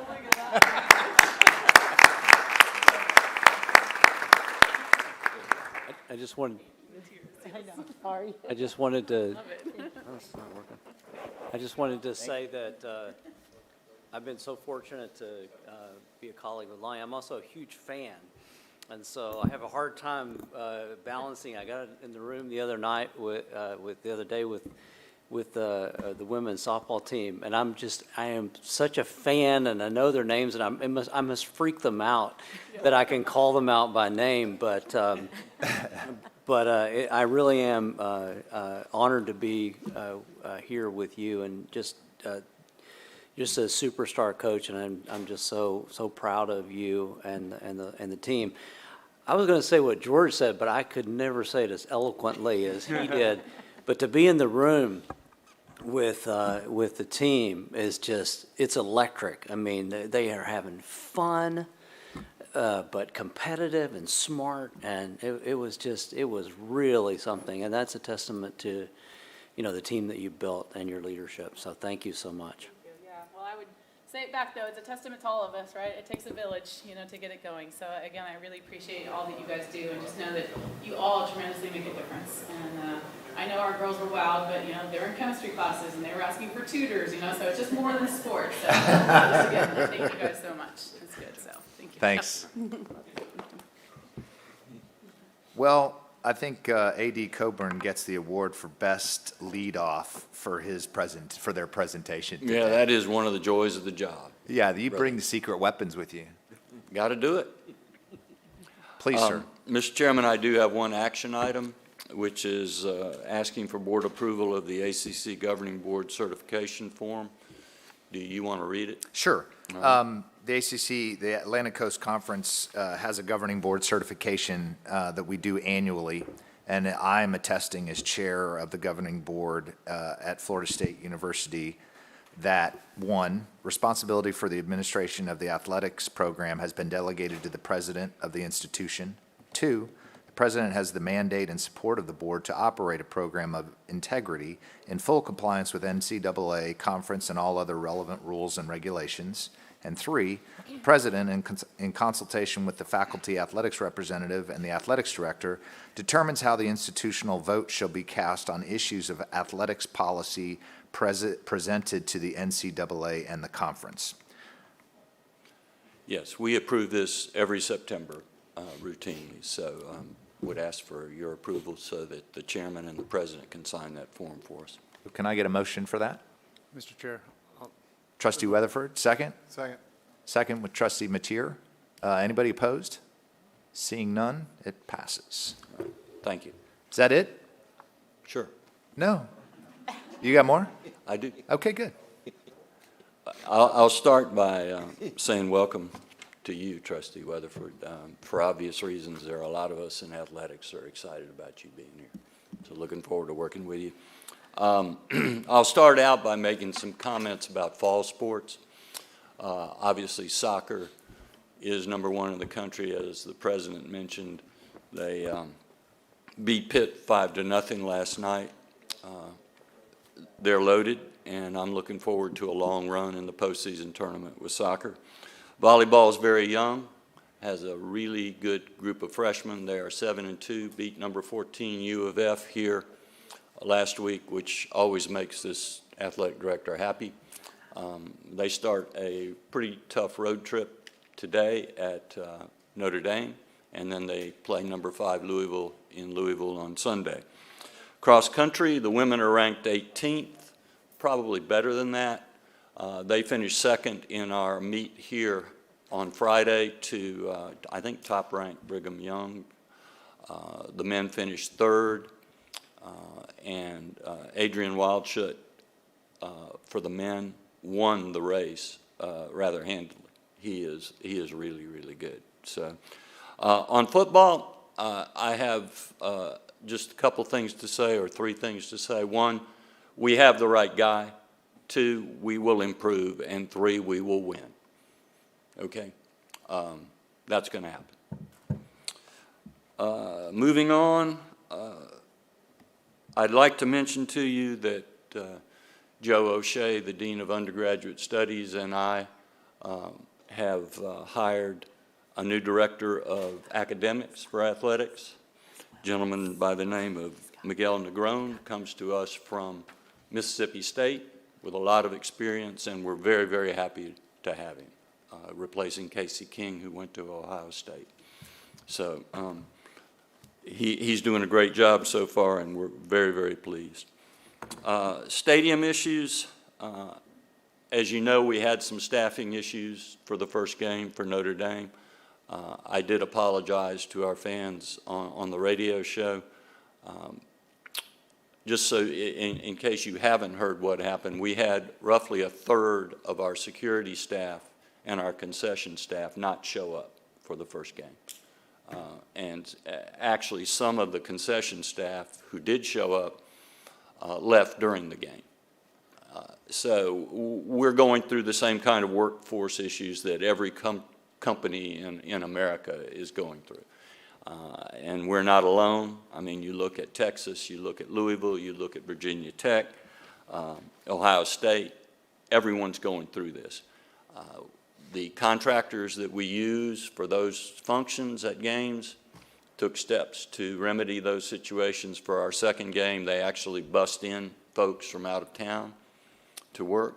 We still weren't quite there, but I anticipate things will be pretty well worked out for this game. I certainly hope so. The golf course. Kyle, you were probably going to talk about this, but I'll steal this item from you. So the university's made the decision to change management companies at the golf course. The new management team is Troon. We are very excited about that in athletics, and I hope that those of you who play golf will notice the difference out there, because I anticipate it will be better. Block seating, we continue to work with Dr. Heck on block seating. I think that our goal is to try and get that going again, if we can, by homecoming, Mr. Chairman. And We are working also with Chief Malloy on that, and he's always a pleasure to work with. We've got 3 issues we're going to address. One is getting adequate information to the students about the block and who's sitting in the block and who's not. The second is having adequate security presence in and around the block seating. And Chief Malloy is going to address that, and I'm very confident that he will address that appropriately. And the third is we need a clearer delineation of the tickets for the block seating vis-a-vis the other seating, and we're going to work on that.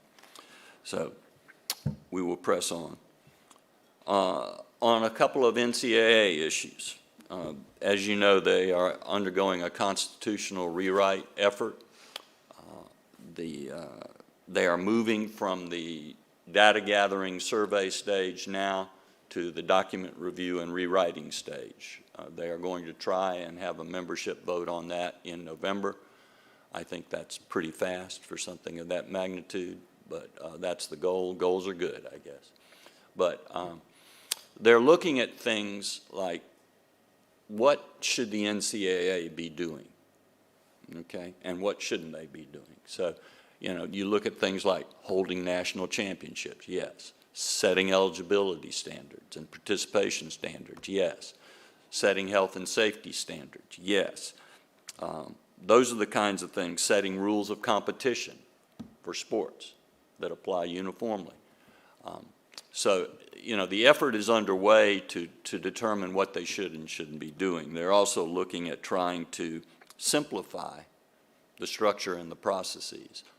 They're talking about things like putting one committee in charge of one sport. So, you know, have a committee in charge of football, so that if you want to make a change in football, it doesn't have to go through 4 or 5 different committees on its way to the Board of Governors. Okay, so those are the kinds of things they're looking at. Obviously, they have to deal with the impacts of the Alston antitrust case. Clearly, certain functions that they are performing are going to have to devolve to the conferences or to the individual institutions due to antitrust concerns. Commissioner Phillips of the ACC is our representative on that group, and he's doing a good job of keeping us up to speed on what's going on.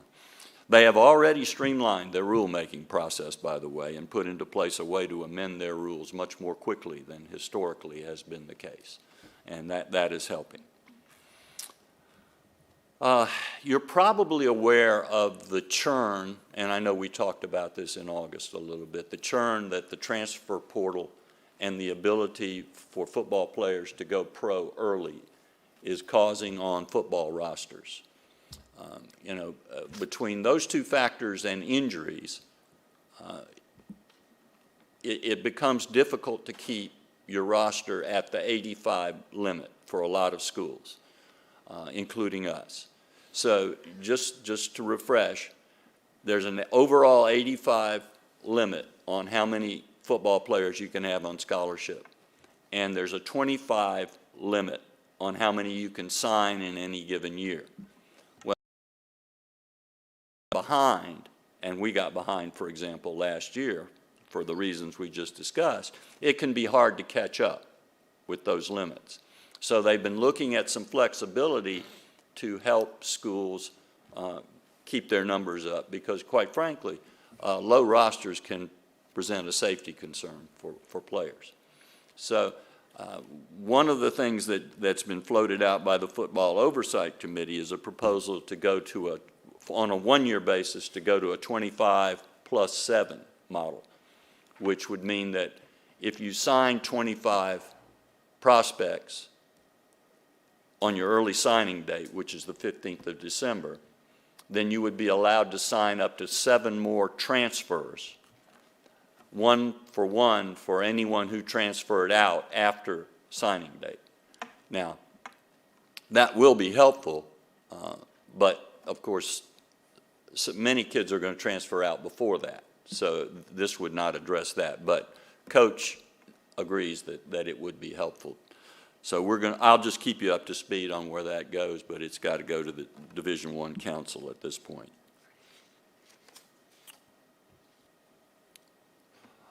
Academic awards, we talked about this as well. This is growing out of the Alston case where the federal judge said that we could award up almost $6,000 per student athlete for academic awards. The SEC announced yesterday that they are going to delegate to the individual institutions in the SEC the decisions on what awards and how much up to that cap they can award.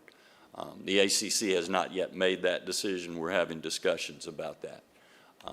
There's no question in my mind that we will be doing academic awards. Again, you're looking at potentially $3 million that we're not spending now to do that. But again, it will be a question of remaining competitive in recruiting. So we're going to figure out how to do that. You should also know that there is a group of plaintiffs suing the NCAA for 4 years of retroactive damages on behalf of the student athletes who were not able to market their name, image, and likeness rights in previous years. So that's, again, another potential hit to the NCAA, which, of course, will filter down to all of us. But again, I will keep you posted on those as we move forward. Another issue that's cooking out there is the football playoffs. So you're aware that in August, a subcommittee of the Playoff Management Committee brought forth a proposal for a 12-team playoff. We now have a 14 playoff, as most of you know. So the management committee itself, the full committee, met on Wednesday to talk about that, and they took no vote. They did not decide. I think there is some resistance to that proposal at this point. And so they're supposed to meet again next week. I'm not sure what will happen at that point, but my suspicion is that they will again not decide. So that's another issue that we're going to have to continue to watch. As I told you, ESPN holds the rights for the next 5 years for the playoffs. And, to me, it's pretty clear that the biggest value by far is in the 2 semifinal games and the final game, which we have at this point. Again, I will try to keep you up to speed as we move along on that. With regards to the ACC network, ESPN and Disney continue to work with Comcast regarding them picking up the ACC network. They are, at this point, the lone holdout. I'm comfortable that Disney and ESPN are working very hard. They are putting the network, I think, into their whole package with Comcast. So it'll be interesting, but I think they are continuing to work hard on our behalf on that. The last thing I would tell you is we have another meeting of the Blueprint here in Tallahassee tomorrow, Monday afternoon. That is the combined city-county entity, and our request for some money from them for stadium infrastructure repairs is in front of them for a final vote, and I will let you know how that goes. I'm hopeful that it will go very well. Any questions, please? Any questions of Mr. Coburn? No? That's how thorough you were.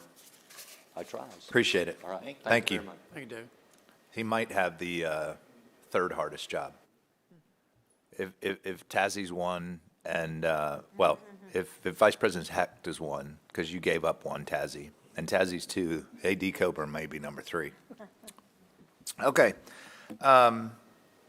Next, we're going to move on to governmental affairs and hear a report from our chief legislative person, Clay Ingram.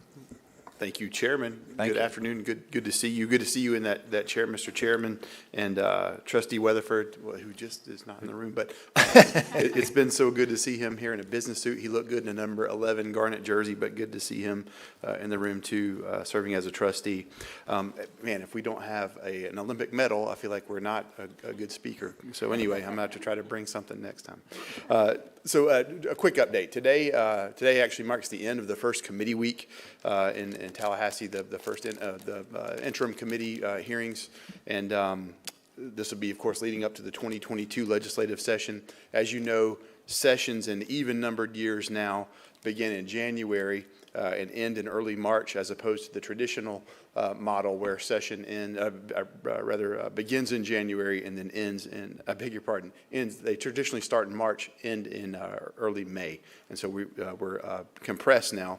So this compressed time frame leads to a lot of early preparation, and then we're still in the mode, obviously, as a university of implementing the bills that were brought forward last session and were signed into law recently. A lot of them went into effect on July 1st, so that's just happened, and now we're preparing and looking at the next legislative session.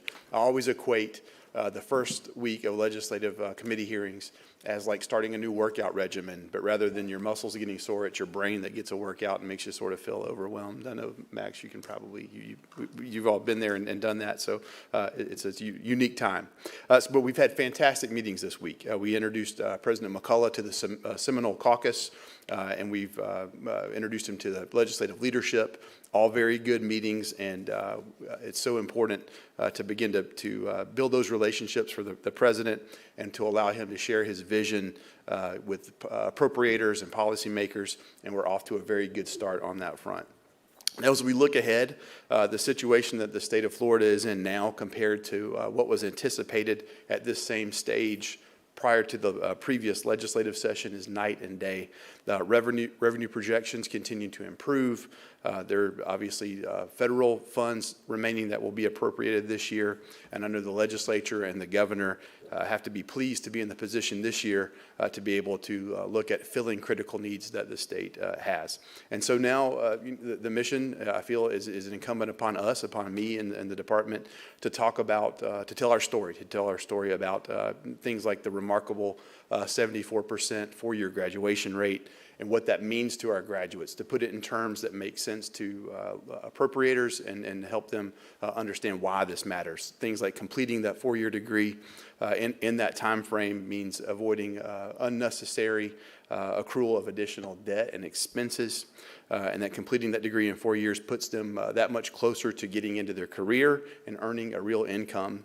And to talk about things like our meteoric rise in the national rankings, climbing the additional 3 spots that we've talked about in the overall rankings, and further distinguishing ourselves, among public universities. And talk about things like being rated, and this is a huge brag point, I think, for us, to be rated as the best value among state universities in the state of Florida. And then to talk about things like the remarkable research being done on campus at FSU, like the research being conducted at the National High Magnetic Field Laboratory that can lead to improving diagnostic tools for the field of medicine. We saw the presentation by Dr. Bobinger. That's just remarkable stuff that's going to make a real impact on the world. And talk about the research being conducted at the College of Engineering and the Center for Advanced Power Systems that's helping the United States Navy better power their ships and systems on board our United States fleet. Just remarkable stuff. And then things like the research being done at the Center for Reading Research, which is improving the ability of both children and adults to learn and achieve so much more in life. And then talk about things like our top-ranked programs, like the College of Business, programs in the College of Business that are producing graduates to fill the needs of Florida's top companies. So telling the story makes the case that we're strong, that we're efficient, we're making a difference, we're a key economic driver in the state of Florida, and that we're worthy of further investment from the legislature. And we'll be working to communicate this message over the coming months. We'll have members, we've had members of the legislature on campus. We'll continue to host them. We'll go see them in their district offices and obviously see them at the Capitol. And many of you have offered to help in that effort to advocate. I'll 100% take you up on that. And I think that this group effort and our ability to advocate and be passionate about the university will truly move the needle. And we're getting to that time where we're going to have the chance to go and do that. And we'll get to do it in person this year. It looks like a real challenge last year to try to advocate when we couldn't do it in person for the most part. So we're excited about this coming legislative session. And I'm going to wrap the report up, but if you have any questions, I'm obviously going to be here, and please feel free to come see me, and we can talk about the strategy going forward. And that's my report, Mr. Chair. Any questions for Clay? I would say, Just go a ahead, comment, Max. just a comment. Yeah, go ahead. People have no idea how difficult this job is, simply because, you have to go and meet the legislator, try to make friends with them, and sometimes it's just not going to support you. So you spend the entire session working, and then at the end it's very difficult to evaluate your successes. So thank you very much for your commitment. Thank you for the support. I agree with that, Max. And the other thing I would say is, Clay, I'm going to ask you to send the members of the Board of Trustees the same list that you sent me of our current caucus in the Senate and the House. And I would encourage you all to reach out to those people that are on the FSU caucus that are in your areas. I've had a couple lunches. I'm having another breakfast this Wednesday with one of them. They want to hear about FSU. They want to hear about all those stories. They want ammunition. They need ammunition.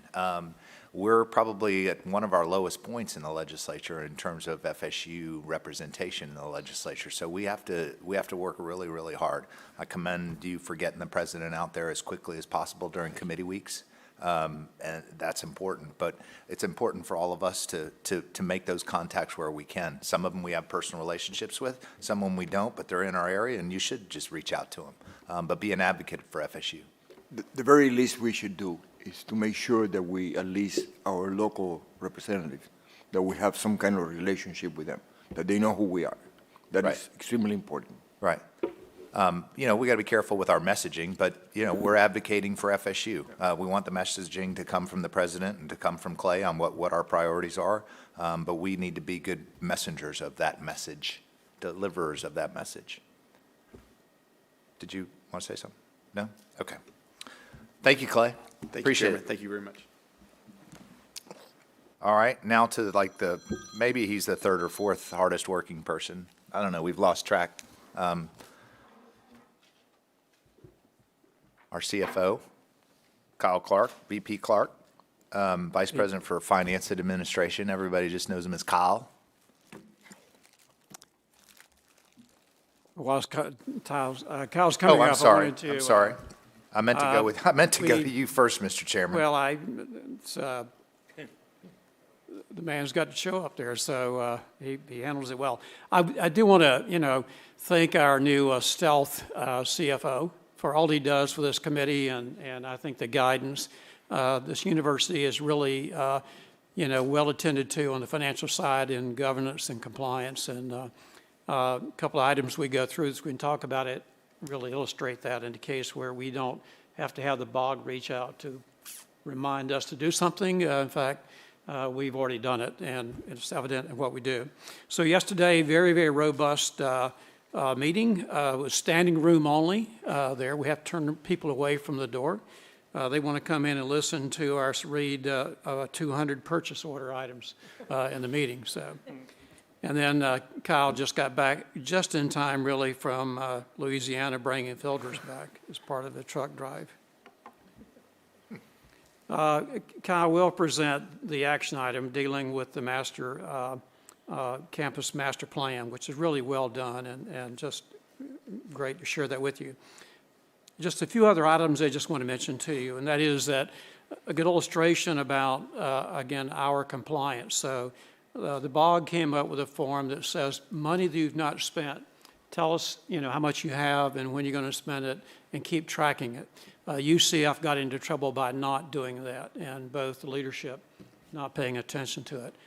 We had already done that. There's another form, and Kyle has that in tow out there.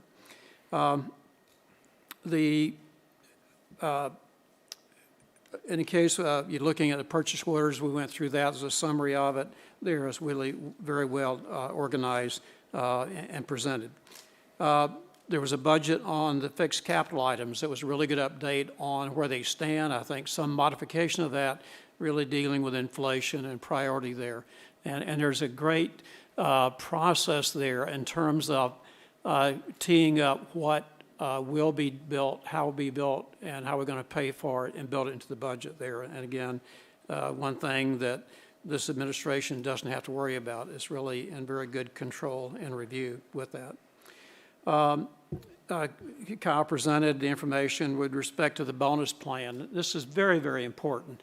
There is a war on talent out there, and the president and every one of you need the funds available to attract talent. We're not going to get the talent we want without having a very market-driven approach to paying for the talent, as we well know. And if you look at research we're talking about, that's a brand new level of looking at expertise that the president has indicated we need to look at, be able to afford them, and it's built into the plan to do that as well.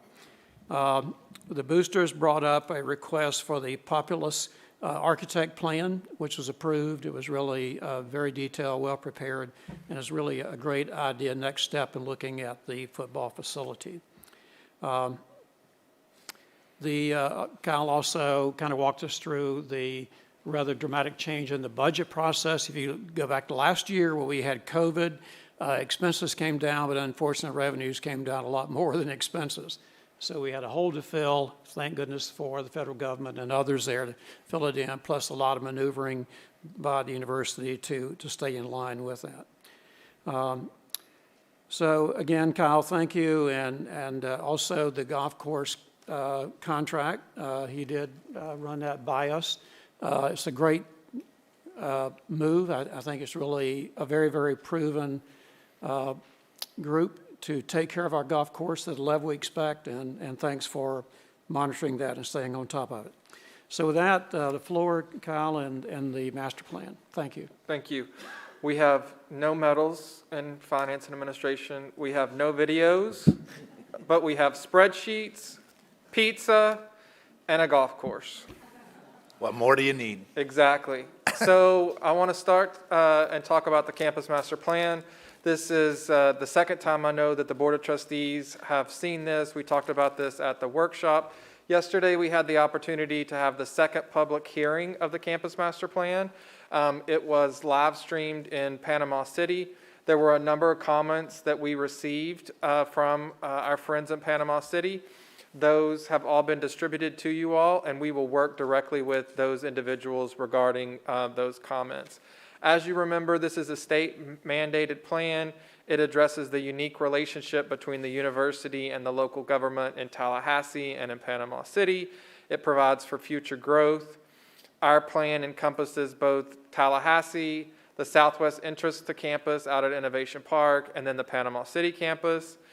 These were the guiding principles that we used as we worked on our plan. I know we discussed this the last time that we were all together. And the goals and objectives and the policy, there are 18 elements to the university's campus master plan. These are a few of the things that we took into account and we addressed in the campus master plan. The projects were divided into near term, midterm, and far term. Near term being 1 to 5 years, midterm being 6 to 10 years, and far term 11 years out. This is a new chart for you all just to kind of summarize and see all of the projects that are incorporated into our campus master plan. There are 12 near-term projects, 19 midterm projects, and 55 far-term projects. This is what the future in the far term will hopefully look like. I know this is something that excites the Finance and Business Committee and something that Chairman Henderson and I have spent a great deal of time talking about. This is for Panama City, the southwest entrance to campus, and also the Tallahassee campus. So we would request your approval for the campus master plan. There have been no changes to the campus master plan since the last time we discussed it in front of the Board of Trustees. Does anybody have any questions on the master plan? All right, with that, we'll take a motion for. Make a motion to approve. Okay, we'll let Trustee Thiel have that motion. We'll give Trustee Alvarez the second. How's that? Anybody opposed to that? Absolutely not. Okay. Seeing no opposition, it's approved. Thank you. Couple quick updates, real quick. I promise to be quick. The president talked a lot about COVID. I just want to make this one point to reiterate what the president talked about. This is the new dashboard that we developed for the campus community based on feedback from Dr. Chicken. You can see we had a spike around Labor Day. Our cases have substantially died down since then. We're continuing to monitor this very, very closely. We had a couple of days this week where we had 0 cases or we had 2 cases. We're continuing to ask people to be vigilant and to be very cautious and careful. Vaccines, the president mentioned we've done 21,000. He's asked us to be more proactive in reaching out to the student population. We've done a lot of pop-up clinics since the board last met, where we're going out directly into the rec center, into the dining hall, into the library, and meeting the students directly instead of asking them to go to the Tucker Center. We even had a vaccine clinic at the Notre Dame football game. AD Coburn and I have talked about doing that again as we have more opportunity to be able to do more shots. We have a contest called Your Shot to Win, where we've asked all of the students to get vaccinated and to supply us with their vaccine card. These are a list of the prizes that will be awarded. We'll have a lottery for those individuals who choose to participate. And for our faculty and staff as well, we also have a lottery for those who are interested in participating in it. In terms of other updates, the golf course has already been talked about. We are very excited to be working with Troon. We do have a new interim superintendent at the golf course, and we're on our way to hiring a new superintendent. There's been a lot of email traffic about that today. Bargaining, we've talked about with the UFF. We did have a tentative agreement after 13 sessions with the faculty. They are going to be allocated a 12% and 15% promotional increase from if they went up for tenure or they are advancing to full professor. We have sustained performance increases, and then we have a bonus that is 3% of their base salary with a $3,000 minimum. Of course, all of that's prorated by FTE. GAU, we're still in bargaining with them right now. We're currently negotiating a new 3-year agreement. It's a full book, and they met this morning and had a session with GAU. In terms of our staff union with AFSCME, we reached agreement on in July, and we just recently announced a 3% bonus for all of our staff as well. So that means that we like our K through 12 teachers union and our police department, our nurses we had already come to agreement with. I'm going to skip these updates and send them out to you all. I do want to highlight one thing that I think it just speaks to the team effort that we have, and that is the Florida State University School refunding that we did for some bonds. They had $7 million in debt, and we were able to refund those and save about $2 million. The interest rate was less than 1%, so pretty amazing there. We have a number of facilities improvements, and I'm going to ask Lena, in the essence of time, to email you all this packet so that you have it and that you can flip through that. But I'd be happy to answer any questions. Any questions of Kyle or Chairman Henderson? Kyle, one item, and maybe it's a repeat of the meetings there, but if you look at finding a way for the negotiations really on the contracts would organize with contract labor is to extend that over more than 1 year, to look at a way that we can all win by doing that. As to, I think right now we're doing that each year. So I guess really no action here. Just a comment there is whether or not that's something that, is there a way that kind of wins for everybody by doing it? That's certainly something that we will work with our collective bargaining teams on as we work with Dr. McCullough in the future and roll that out. But certainly a multi-year agreement is something that we will consider. Thank you. Anybody else? Thank you, Kyle. Thank you. Next, we're going to move on to research and hear a report from Interim Vice President Laurel Fulkerson. But before you go, I just want to recognize Trustee Gonzalez. We had all of our committee meetings yesterday.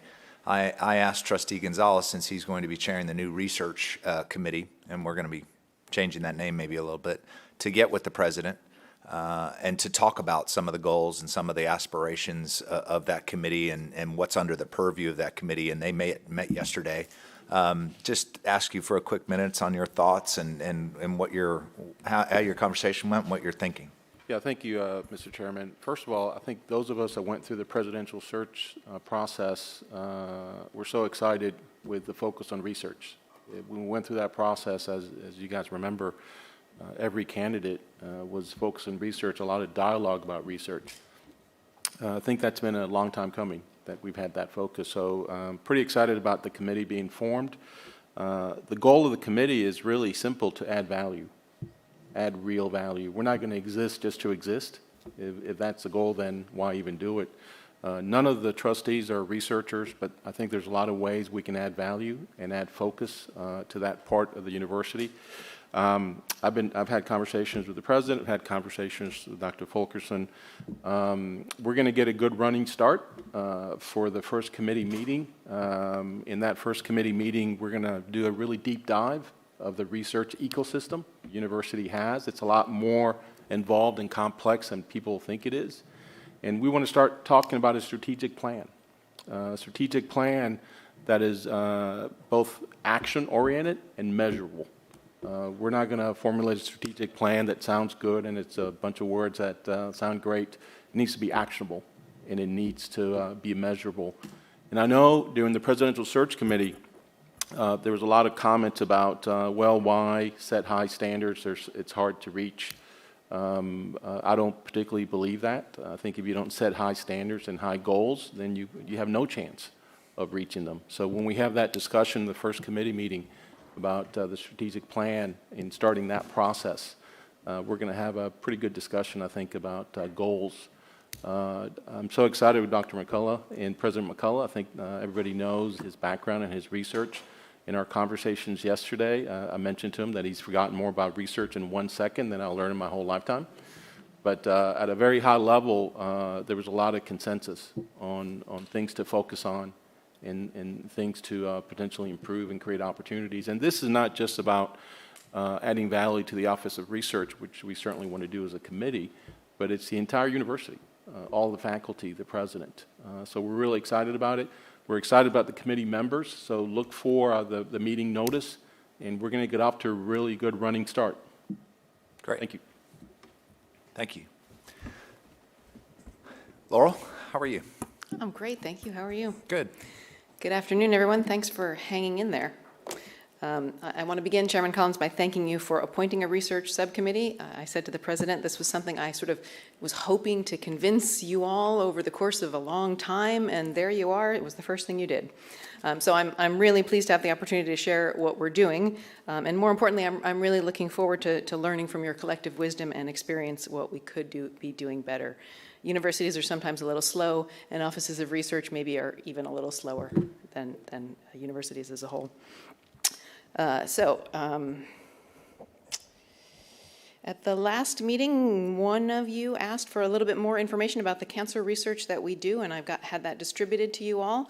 And I want to take that opportunity to draw attention to it. There's plenty more. That was what fit on 2 pages. But also to say, we want to have you informed. So if there are questions like that you have, please do get in touch with me if you want to know what's out there. I don't always know, there's so much going on, but please do reach out and we can find information for you and put it in a format that you can share with others. This slide is not for you, it's for those of you who are not on the Board of Trustees to know who the members of the very new research subcommittee are formed. I'm particularly delighted to have George Gonzalez, who is a longtime friend of the Office of Research and will be a great ally.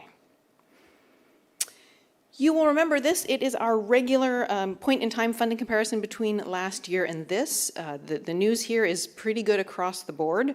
Numbers of proposals are up, numbers of awards are up, total dollars are up, including 2 large initial awards in this amount, which is through August, $6 million from the Air Force, and an SBA award for $4 million. Also, many, many other little bitty awards. And I will not steal the President's thunder. We have a couple of other things to talk about in a vague way until we can release the information. I want to talk to you a little bit about the Office of Research Development. What I'm going to start using these meetings for is to educate you all more broadly about some of the complexities of research. This is a group that works directly with PIs, principal investigators, to strengthen research competitiveness and support grant proposals. Here they are. And here is their mission. They're aiming to equip researchers by providing technical assistance, professional development resources, and by connecting them with others. Preparing researchers for success by providing seed funding opportunities, trainings, workshops, and mentoring of a variety of kinds, and assisting researchers to achieve success through proposal development and consulting. This office is, in a lot of ways, a real success story in the Office of Research. It began in 2013 with one person who offered to help people edit proposals if they wanted it, and it's continued to expand. As you see, there are 6 or 7 of them now. Demand for services continues to increase, particularly in the area of coordinating large-scale interdisciplinary proposals for grants to solve today's critical problems. I have a ton to say about them, but today I want to focus on one particular program and its recent expansion.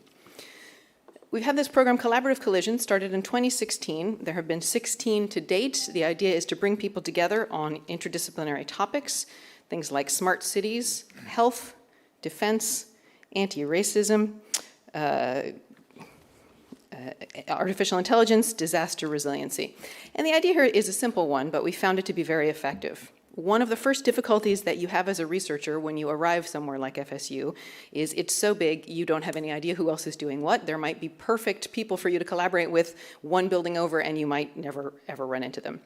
So the idea behind the Collaborative Collision is to bring people together to talk about research.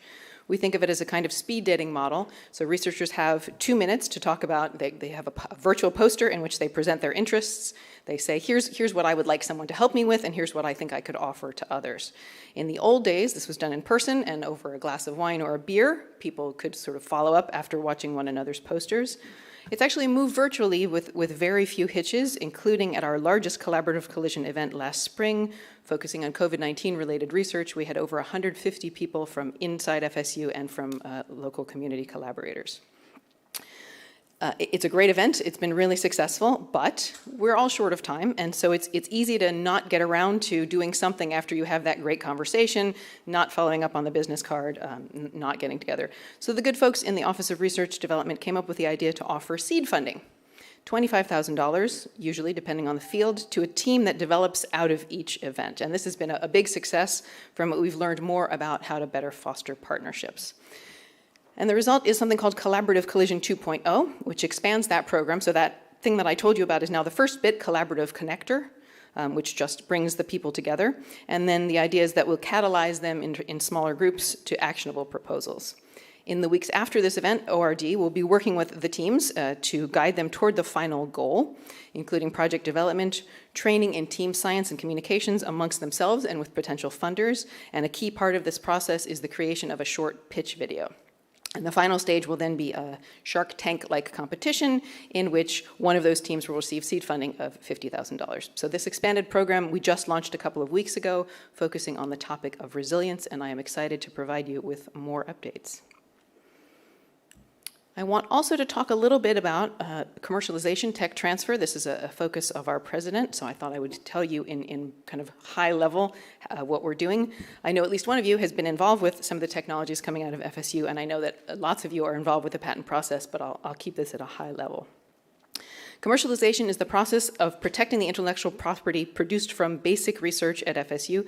Basic research is a kind of strange, it's a term of art. It doesn't mean that it's in any way less sophisticated. It means that it is not done for a purpose. It's just because you think something might be interesting to look into, and it's what universities specialize in. So basic research often becomes applied research once you realize that it would be really terrific to, there are terrific applications.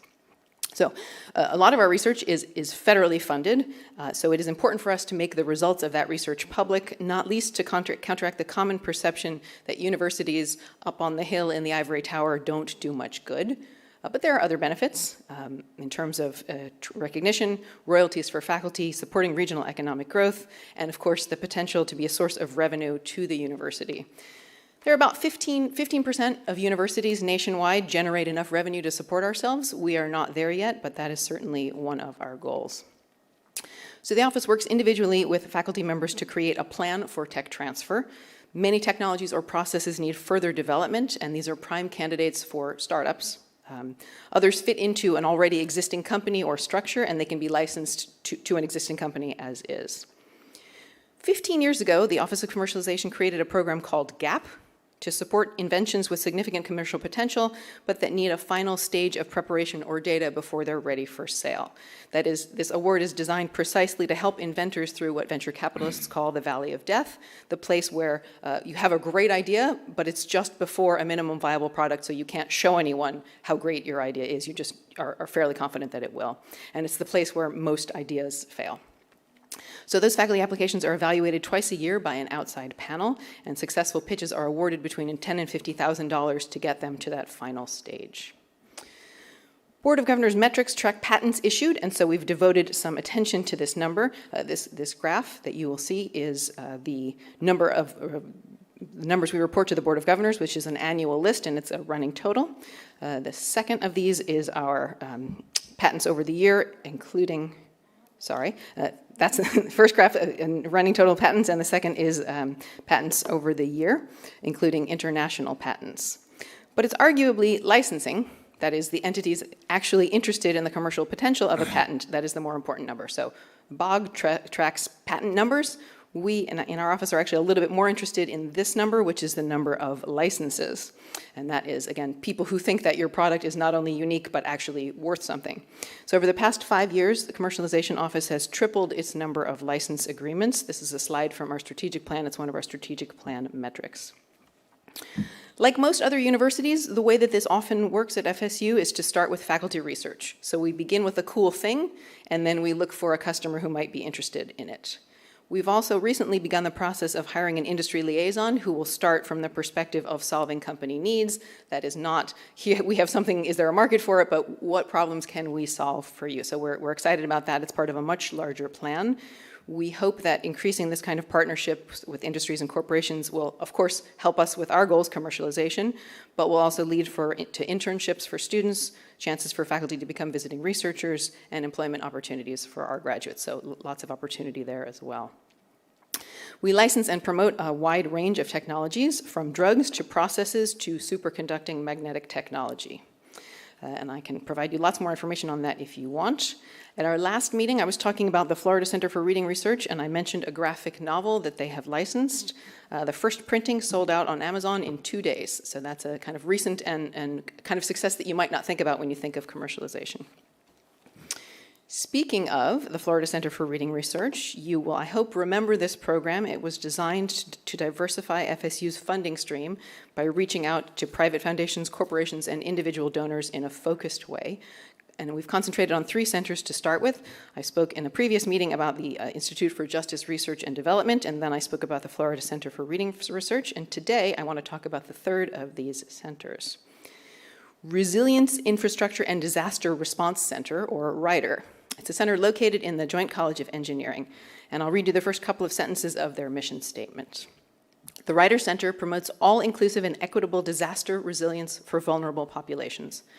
RIDER leverages technology, data, and multidisciplinary research with a deep understanding of how the unique conditions of each community's physical and social dynamics, available infrastructure, and land use affect resilience.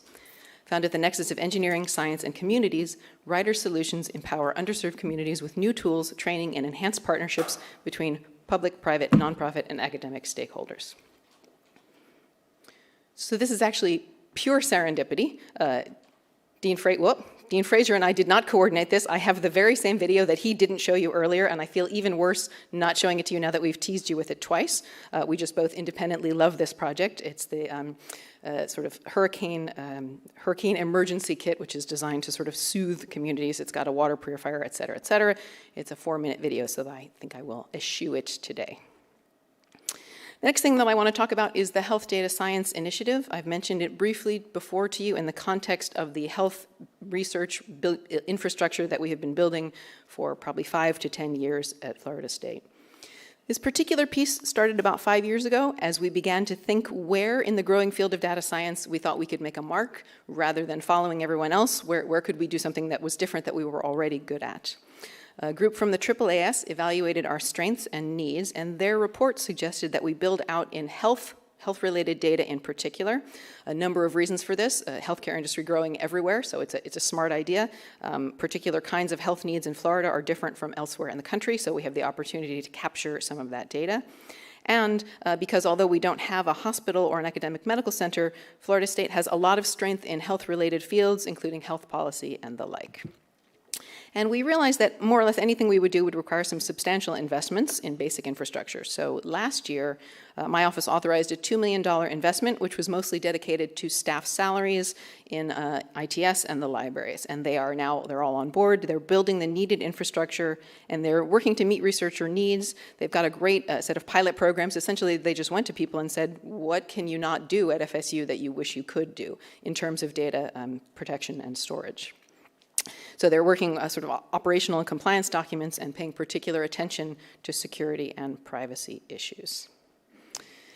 Hot off the press, and therefore I don't have a slide for it, I want to announce to you the Power Forward event, which is jointly sponsored with Florida First Commerce and my office. We will be having Chris Gardner, who is, you may not know his name, but you probably know who he is. He is the author of The Pursuit of Happiness, which was turned into a film with Will Smith a couple of years ago. He went from being homeless to being on Wall Street. It's a terrific story. That event is November 2nd. I make a particular point of mentioning it because it's before our next meeting, so I will make sure to get that information to you. Please do let me know if you want to attend. It is the sort of launching of Entrepreneurs Month. It's a kind of annual event that we sponsor with Florida First Commerce to bring kind of national leaders to really help local entrepreneurs with kind of practical advice. I'll hand the podium over in just a minute, but let me pause to ask if you have any questions for me. Any questions for Dr. Fulkerson? Where does the money come from for those competitions? Is that raised money or for the Shark Tank and the other function for moving patents forward? Yes, I know exactly what you're asking. I don't know exactly where in my budget it comes from. It probably comes from overhead. Okay, all right, so it's not a fundraising mechanism? Yes. Okay, all right. And then the patents that go, there's a professor here that puts patents in and takes them out to run them as businesses. Are you guys part of that? I know you have some licensing deals. I've looked at some of those deals. Probably that runs through our Office of Commercialization. I want to talk to you to see who you're talking about. Okay. But yeah, because we know that faculty mostly don't understand that world very well and don't necessarily want to deal with it, we do try and cover everything from sort of beginning to end for them. Yeah, this guy's out of the entrepreneur school, and he knows how to do this. You mean Jeff? No, Doug Tatum. Oh, yes, yeah. Yeah, so. Yeah, I think we could use more expertise. I mean, I think we could always use more help there. It's, as I said, it's an area that we have done before, but I think we've come at it from a very university perspective rather than an industry perspective. Yep. Lots of opportunity to improve. Greg, is your question connecting what the School of Entrepreneurship really would research? Yeah, and they've done that a little bit. I think we're about to hit the foundation and raising money and advancement and research and, the commercialization of a lot of these things is going to be a big component. And I think those are the things that, as we begin to study it, those are things that'll pop out. But one of the professors in the entrepreneur school, it deals with private equity and things, and he's very good at it, and I think he's done some things with patents, so, through the university. Yeah. But certainly the execution side of that opportunity there has got to be, fantastic. That's what we need, and he pays licensing fees, but, just watching that and maybe trying to push that forward, and I think that was part of your focus in Pittsburgh and those types of things. Extraordinary capital looking for those opportunities to there is, and again, if we're going to raise money as part of a deal, that makes it even more enticing, in my thought. Thank you. Agreed, and I won't be revealing any secrets here. Andy and I have talked a lot about how terrific it would be to sort of leverage our money gathering efforts together, right? That is, if our university fundraising priorities were also some of them our research priorities, then we could go to both sides and say, you know, there's there's a foundation that also believes in this work, but also go to a foundation and say, you know, there are individuals who are supporting this work as well. So I think there's a lot of opportunity for us to work together. That's a great pitch to a businessman. Yeah. So. Yeah. Okay. So I want to introduce you now to Jonathan Dennis. You've heard me mention him several times in past meetings. He is an associate professor of biology who holds the Pfeiffer Endowed Professorship for Cancer Research. Dr. Dennis joined Florida State University in 2009, and his research focuses on, you'll like this, the organization of chromatin in the human nucleus. Through that work, he has examined how genetic material might function in different cancers as they develop. Aside from all that, though intimately related to it, at the start of the pandemic, Dr. Dennis took on the heroic task of setting up and directing the Tallahassee Memorial Hospital FSU Rapid Response COVID-19 testing lab. And I wanted to bring him to you today because I've talked about him a lot, and I wanted to give him a chance to speak for himself. And I wanted you to see what we've done at FSU was fairly amazing. The speed with which we set up a testing lab and the quickness of the results, the accuracy of the results. And he's now got a sequencing project that I've mentioned to you also fairly briefly. That's even more amazing. And I wanted to take this opportunity, too, to express my gratitude to him and to his team. So please welcome Jonathan Dennis.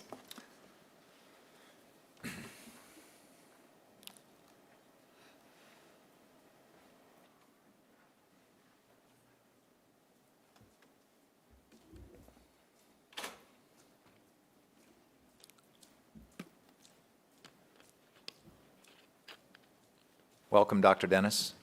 Thank you. Glad you could be with us today. Thank you very much.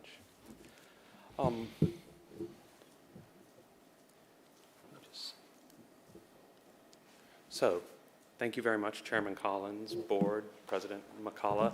Today I'm really eager to be the closer for the new business and updates section, talking to you about our successes in deploying COVID testing, gold standard, high throughput, rapid turnaround, state-of-the-art COVID testing, and SARS-CoV-2 variant identification. I'm going to start with the qPCR testing that we do right here at FSU. And we can all agree that rapid and robust testing, along with vaccination, lies at the center of any COVID-19 mitigation policy. However, these efforts, to this day, at the start of the pandemic and to this day, have been hampered by lack of prefabricated supplies. I mean viral transport media, I mean swabs, I mean these little cartridges that hospitals run on. So we can think of these prefabricated supplies for this meeting as a box of cake mix, a pre-made box of cake mix. FSU's approach, however, as a Research One university, was to say, we don't need that box mix. We understand the underlying chemistry going on in these assays. So we're not going to buy cake mix. We're going to buy milk and butter and flour. And if that milk and butter and flour is not available, well, we'll buy different milk and butter and flour, and we will not be hampered ever by the supply stream problems that have hampered many other testing efforts. So this is our milk and flour and butter and eggs and sugar. And so once we had an assay in place, the Office of Research identified a space at Innovation Park. We built a clinical qualitative PCR laboratory to clinical standards, and working with a tireless Director of Operations, Jen Gary, we established a robust and resilient and agile supply stream chain. And then working with FSU's counselor, Audrey Wilson, Audrey developed a powerful relationship with TMH that allowed us to practice our assay under Tallahassee Memorial Hospital's clinical license, under their CLIA. And under that agreement, the FSU-developed assay, the Osceola assay, was successfully sent to the FDA for EUA approval. And the lab was opened, fulfilling the the incredible vision and support of Vice President for Research Ostrander and Fulkerson, it opened on August 3rd. And since that day, we have met and exceeded every goal that we have had in that time. So, to date, we have produced more than 117,000 clinical results. We have been completely unaffected by the ebbs and flows of reagent availability. The FSU Rapid Response Lab has never been delayed by available reagents.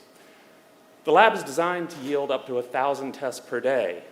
However, when there was a need earlier this year, the lab, without flinching, put out 1,400 tests a day for a week-long period. We return results on a timescale commensurate with the need. You have heard about people waiting days for COVID testing to be returned. The average turnaround time in the COVID lab in December was 11 hours, and it is currently less than 8 hours. And it really showcases Tallahassee's strength with a truly world-class COVID response. Schools from Clemson to Augusta University to MIT. I can depend on a call from Jonah Grimsby at the Broad Institute about once every 3 weeks to talk about the headaches, the problems, the successes that testing labs are having. And importantly, all costs are recovered through our agreement with Tallahassee Memorial Hospital. Now, on the rare occasion that they are not able to recover those costs are covered by CARES funding. And it reinforces and builds new relationships with, outside of the state government, the two largest employers in Leon County, Tallahassee Memorial Hospital and Florida State University.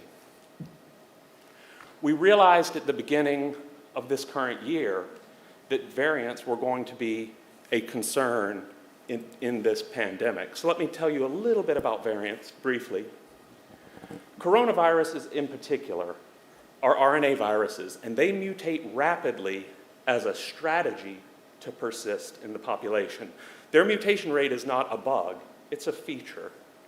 So you all remember the original SARS-CoV-2 that emerged in December 2019. Well, about a year later, the Alpha variant emerged with a greater degree of infectivity. And since then, several other variants have emerged, most recently Delta in May of this year, which we are emerging from at this moment. So these mutations allow the viruses to persist in the population due to increased transmissibility, like we've seen with Delta, increased pathogenicity, or, worryingly, increased immune subversion. So if we were to track the viral variants in our community, we're really serving two purposes. First and foremost, a public health purpose that allows us to monitor outbreaks of particular types of variants, and perhaps in the future, this information will affect clinical care for diagnosis and treatment of particular types of COVID. So, with the support of the VP of Research, we were able to develop a variant typing protocol that, again, was immune to reagent supply needs. We had it approved for human research by both TMH and FSU, and now we are in a position where we sequence all positives from the Rapid Response Lab every single week. And here, too, we've been able to exceed all of the expectations that we set for ourselves. So to date, we have sequenced 1,700 full genomes of the SARS-CoV-2. Per capita, our lab is one of the top contributors to the database of record, the GIS AID for viral variant reporting. And the CDC has noticed that. We are able to sequence nearly 200 variant genomes per week, and this currently exceeds the number of positives, so we can always know everything that's in the community. The turnaround time is striking, with an average turnaround time between 3 and 10 days after the virus was detected. And again, the same schools that came to us asking for help and advice on testing are eager to get their own variant typing pipelines off the ground and have come to us looking for help. The costs are recovered through federal CARES funding. And again, this adds a new dimension to our relationship with TMH. And I'll close with this. I keep track of what other universities and other places and other institutes are doing to mitigate COVID through testing and variant typing. I know of no other place that has qPCR as the assay, the throughput that we have, and the turnaround time for testing. And certainly no other place comes close to our ability to type the variants for FSU and the community. So I just want to say thank you to Laurel and this group for making that happen, and I'm just pleased as I could be to be a part of that effort. So I'll take any questions. Any questions for Dr. Dennis? It's pretty amazing I just have an observation. This seems like something you take to your local legislator and say, why FSU? Because this is real, it costs nothing, it was enormous value add, and it's why we should exist and be supported. I agree with that. Any other questions for Dr. Dennis?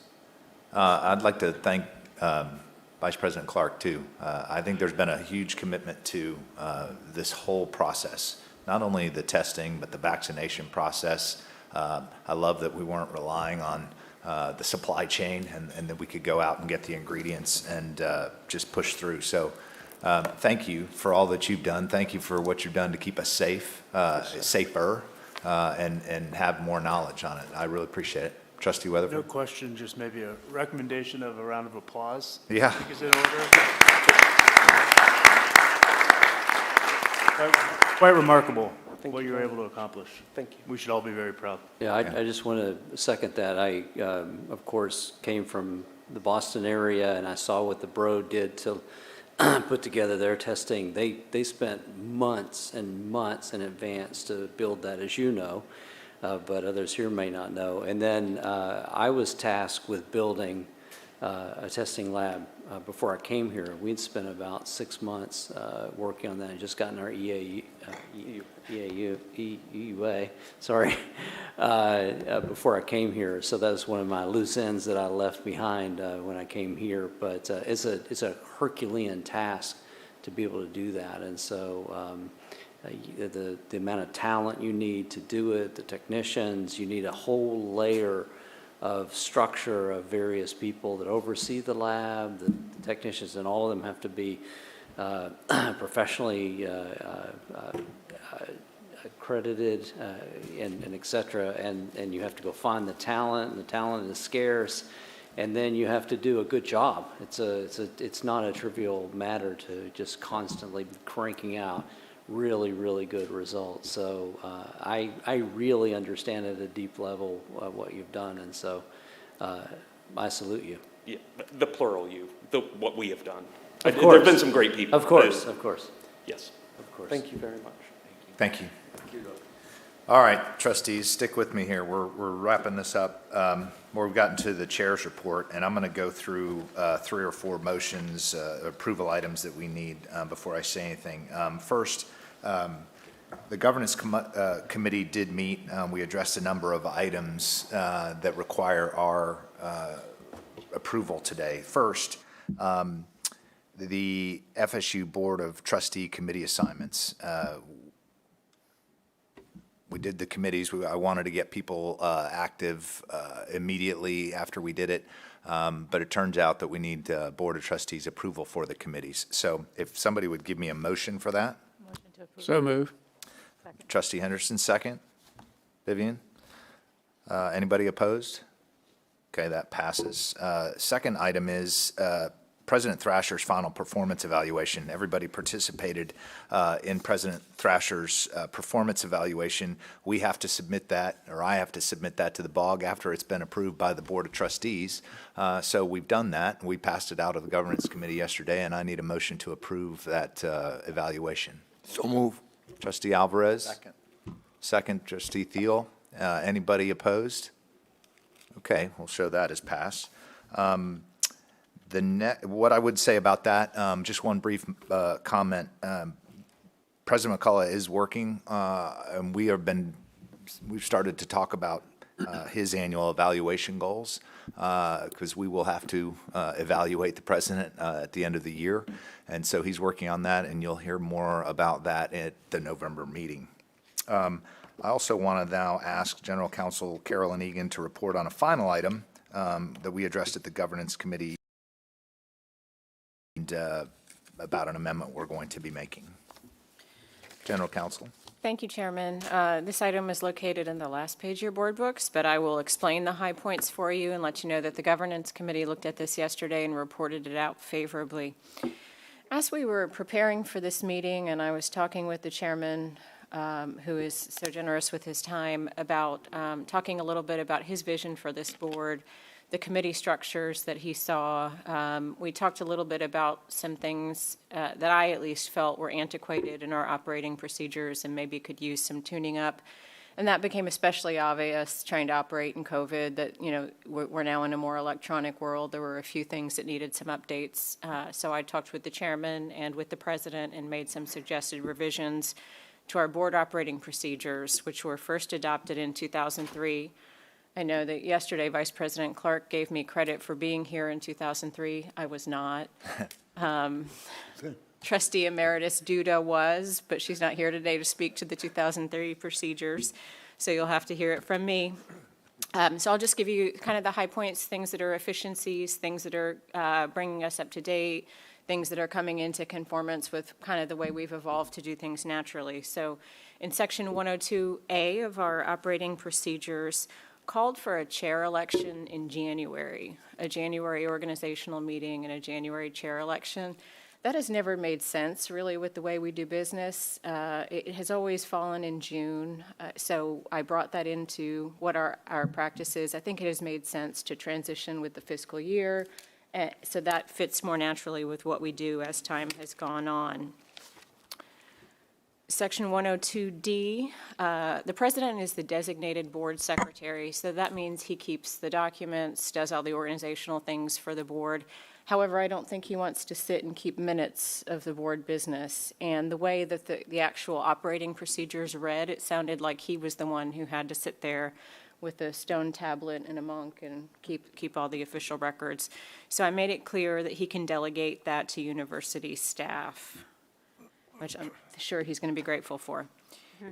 Section 201B, we never had a minimum number of meetings per year. And one thing we know from accreditation when we went through it 10 years ago, the accreditors like to know that we have a regular routine meeting schedule, that we have enough meetings per year to show responsible oversight by the board. So I look back in our records, we typically meet 5 times a year. I think there were a few years we only met 4. So I set a minimum of 4 meetings per year on our meeting schedule. Section 201C, location of our meetings. So FSU has a statewide presence. FSU has a lot of places that we conduct business. We usually have our meetings on main campus, but we've had them in Sarasota. We've had them in Panama City. We have 5 regional medical school campuses. We have a lot of places that we can get out and see and have meetings in conjunction with. I think that would add to our engagement with the campus. So I made it clear that we can have meetings in conjunction with our regional campuses or other places that the board deems related to the university and helpful to the university's mission, so that we can do some of those things that the chairman wants to do in as much as we get acquainted with our campuses around the state. Section 201D, this is going to be known as the Zoom Amendment. There was no particular mention in 2003 of electronic meetings. None of us ever imagined we'd be sitting in our offices and having all these meetings and tidying up our bookshelves behind us to make sure that we were, not looking a wreck on our Zoom screen. And who knows what else on your Zoom screen. So that adds the ability for us to hold our meetings electronically. We have done it, we do it, but I just wanted to make it explicit that we could. Section 202, 2020 and 2021 have taught us that we have to be nimble, and sometimes we have to have emergency meetings, sometimes we have to call meetings on the fly. So usually we have plenty of outside notice of our meetings as we schedule them out for your schedules. we publish our public notice of a regular meeting a week ahead of time. And if we have an emergency meeting, we call it in a reasonable time, and we advise members of the public and members of the press. So that enables us to move quickly as campus situations arise. Section 203 had a model agenda and order of business, which is very typical for operating procedures, but it didn't mirror what we do now, the way that we do public comment and a lot of things. So I brought that up to date to what we do now. Section 305, Florida law changed somewhat recently to require each individual vote to be recorded, not just, the board voted. It's that how each individual board member voted. So that's captured and brought into line with what Florida law is and what we already do.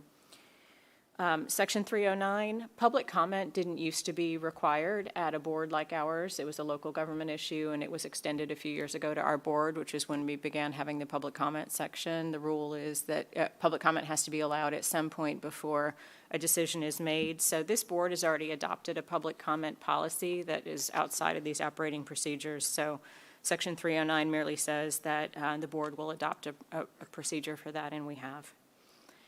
Section 501, so this is something that the chairman didn't note as we did it, but I've always thought it was somewhat clunky that we change committee memberships or we add committees or dissolve committees in the interim between board meetings. And then we convene at the next board meeting, and committee meetings are that first day, and this board doesn't act to adopt the committee until the following day. We met yesterday in the committees as we set them up, but the board only just now formally adopted them. So we talked about allowing the chairman to create committees and to go ahead and populate them, decide who sits on each committee.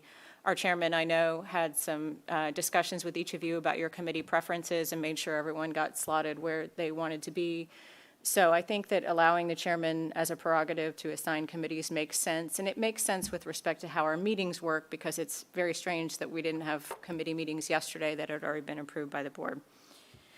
We also clarified that the chair is a voting member of each committee, and I don't remember what the issue was, but several years ago, we didn't have a quorum in a committee meeting, and we needed to walk out in the hall and grab our prior chairman to come into the meeting. And then we had to scramble to kind of figure out, is he a voting member? Is he a non-voting ex officio member? So here we made the chairman a voting member of any committee that he needs to be present to vote at, just to be sure that we always have a quorum in our committees, especially as some of our committees are a little smaller now because we have more committees. So we make sure we always have enough coverage. The last section, 601, so we used to have kind of a one-sentence ethics statement in our operating procedures. It was very short. In 2003, that was probably enough. In 2021, there's a lot more scrutiny. There's a lot more concern about ethics and conflicts of interest. We know a lot more. So this board has adopted a specific ethics policy that is separate and apart from these operating procedures. And Section 601 just indicates that the board will continue to have an ethics policy. So that is the highlight of the changes, and I hope that you will adopt them to bring us into, a better place with respect to our operations, always looking at these. We talked yesterday about periodically reviewing them and making sure that we are maximizing our efficiencies and making this as convenient as possible and as effective as possible for good governance. So could we get a motion to approve that, and we'll get a second, then we can have a discussion about it if you want to. Craig, Trustee Mateer, Trustee Vivian, how about that? Seconds it. Any discussion on these changes? Okay. Anybody opposed? Seeing none, it passes. Thank you. Thank you. Thank you for your work on that, Carolyn. Thank you. Couple things I want to say. I appreciate the conversations that I got to have with everybody about the committee assignments, and Carolyn and staff worked really hard to let me do that without it all going through them. And so we noticed everything and made it good. I just wanted to have those conversations. I was really pleased with how yesterday went. Certainly pleased with how advancement went, and the other committees. I got to participate in Trustee Thiel's Student Affairs Committee over at the Career Center. It's amazing. one of the things that we're going to be doing is we're going to be separating, as I said before, the committee meetings from this meeting. I'm going to leave it up to the chairs to set those committee meetings. You can do them by Zoom. You can do them however you want to in between when we come here. We won't do it every time, but we're going to do it several times. And that's because when we are here, I don't want us to just sit in Turnbull, right? I want us to go see part of the campus. I want us to see the student union. I hope everybody enjoyed their visit there today. I thought it was important. We spent $142 million on that building, and most of us had never been in it.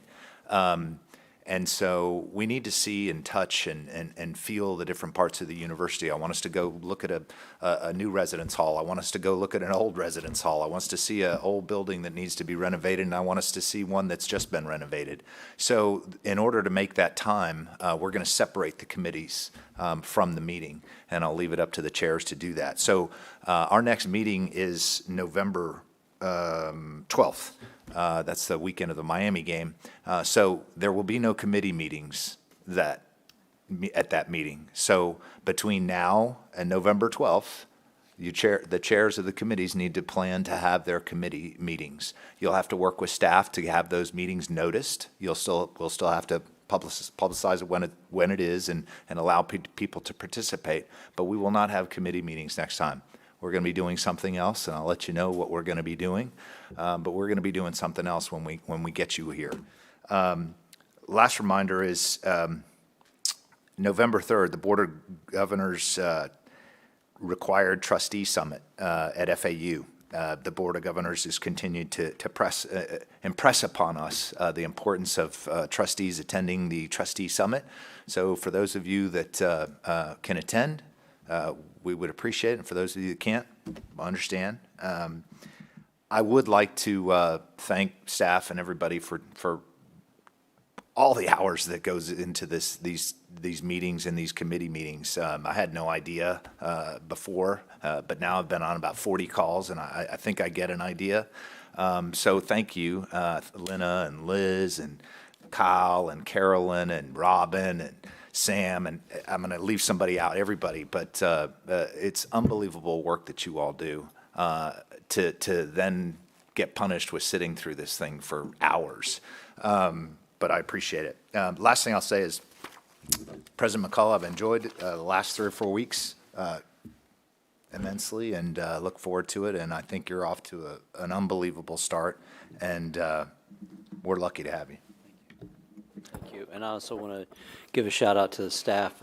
So many people to thank, and I pause before recognizing anybody in particular, but the last 2 weeks I've spent an enormous amount of time working with Amy, and who I think has the hardest job. That's at least my opinion. I can tell her that every single time I meet with her. Sure, I'm glad I don't have your job, Amy, because it's very tough, and she does a terrific job, and she has to take on a lot of very difficult issues, and I just appreciate all her time. And Clay, these are the people I've spent a lot of time with the last 2 weeks, so it's not leaving anyone out. Clay, we've been meeting with lots and lots of politicians, and it's almost fishy that every single person I run into goes on and on and on about how amazing Clay is. And I know this is embarrassing to him. This is the best way to get under his skin is to compliment him. But he truly, every single person that I've met just goes on and on and on about how lucky we are to have him. And so I do appreciate it. He's done a tremendous job.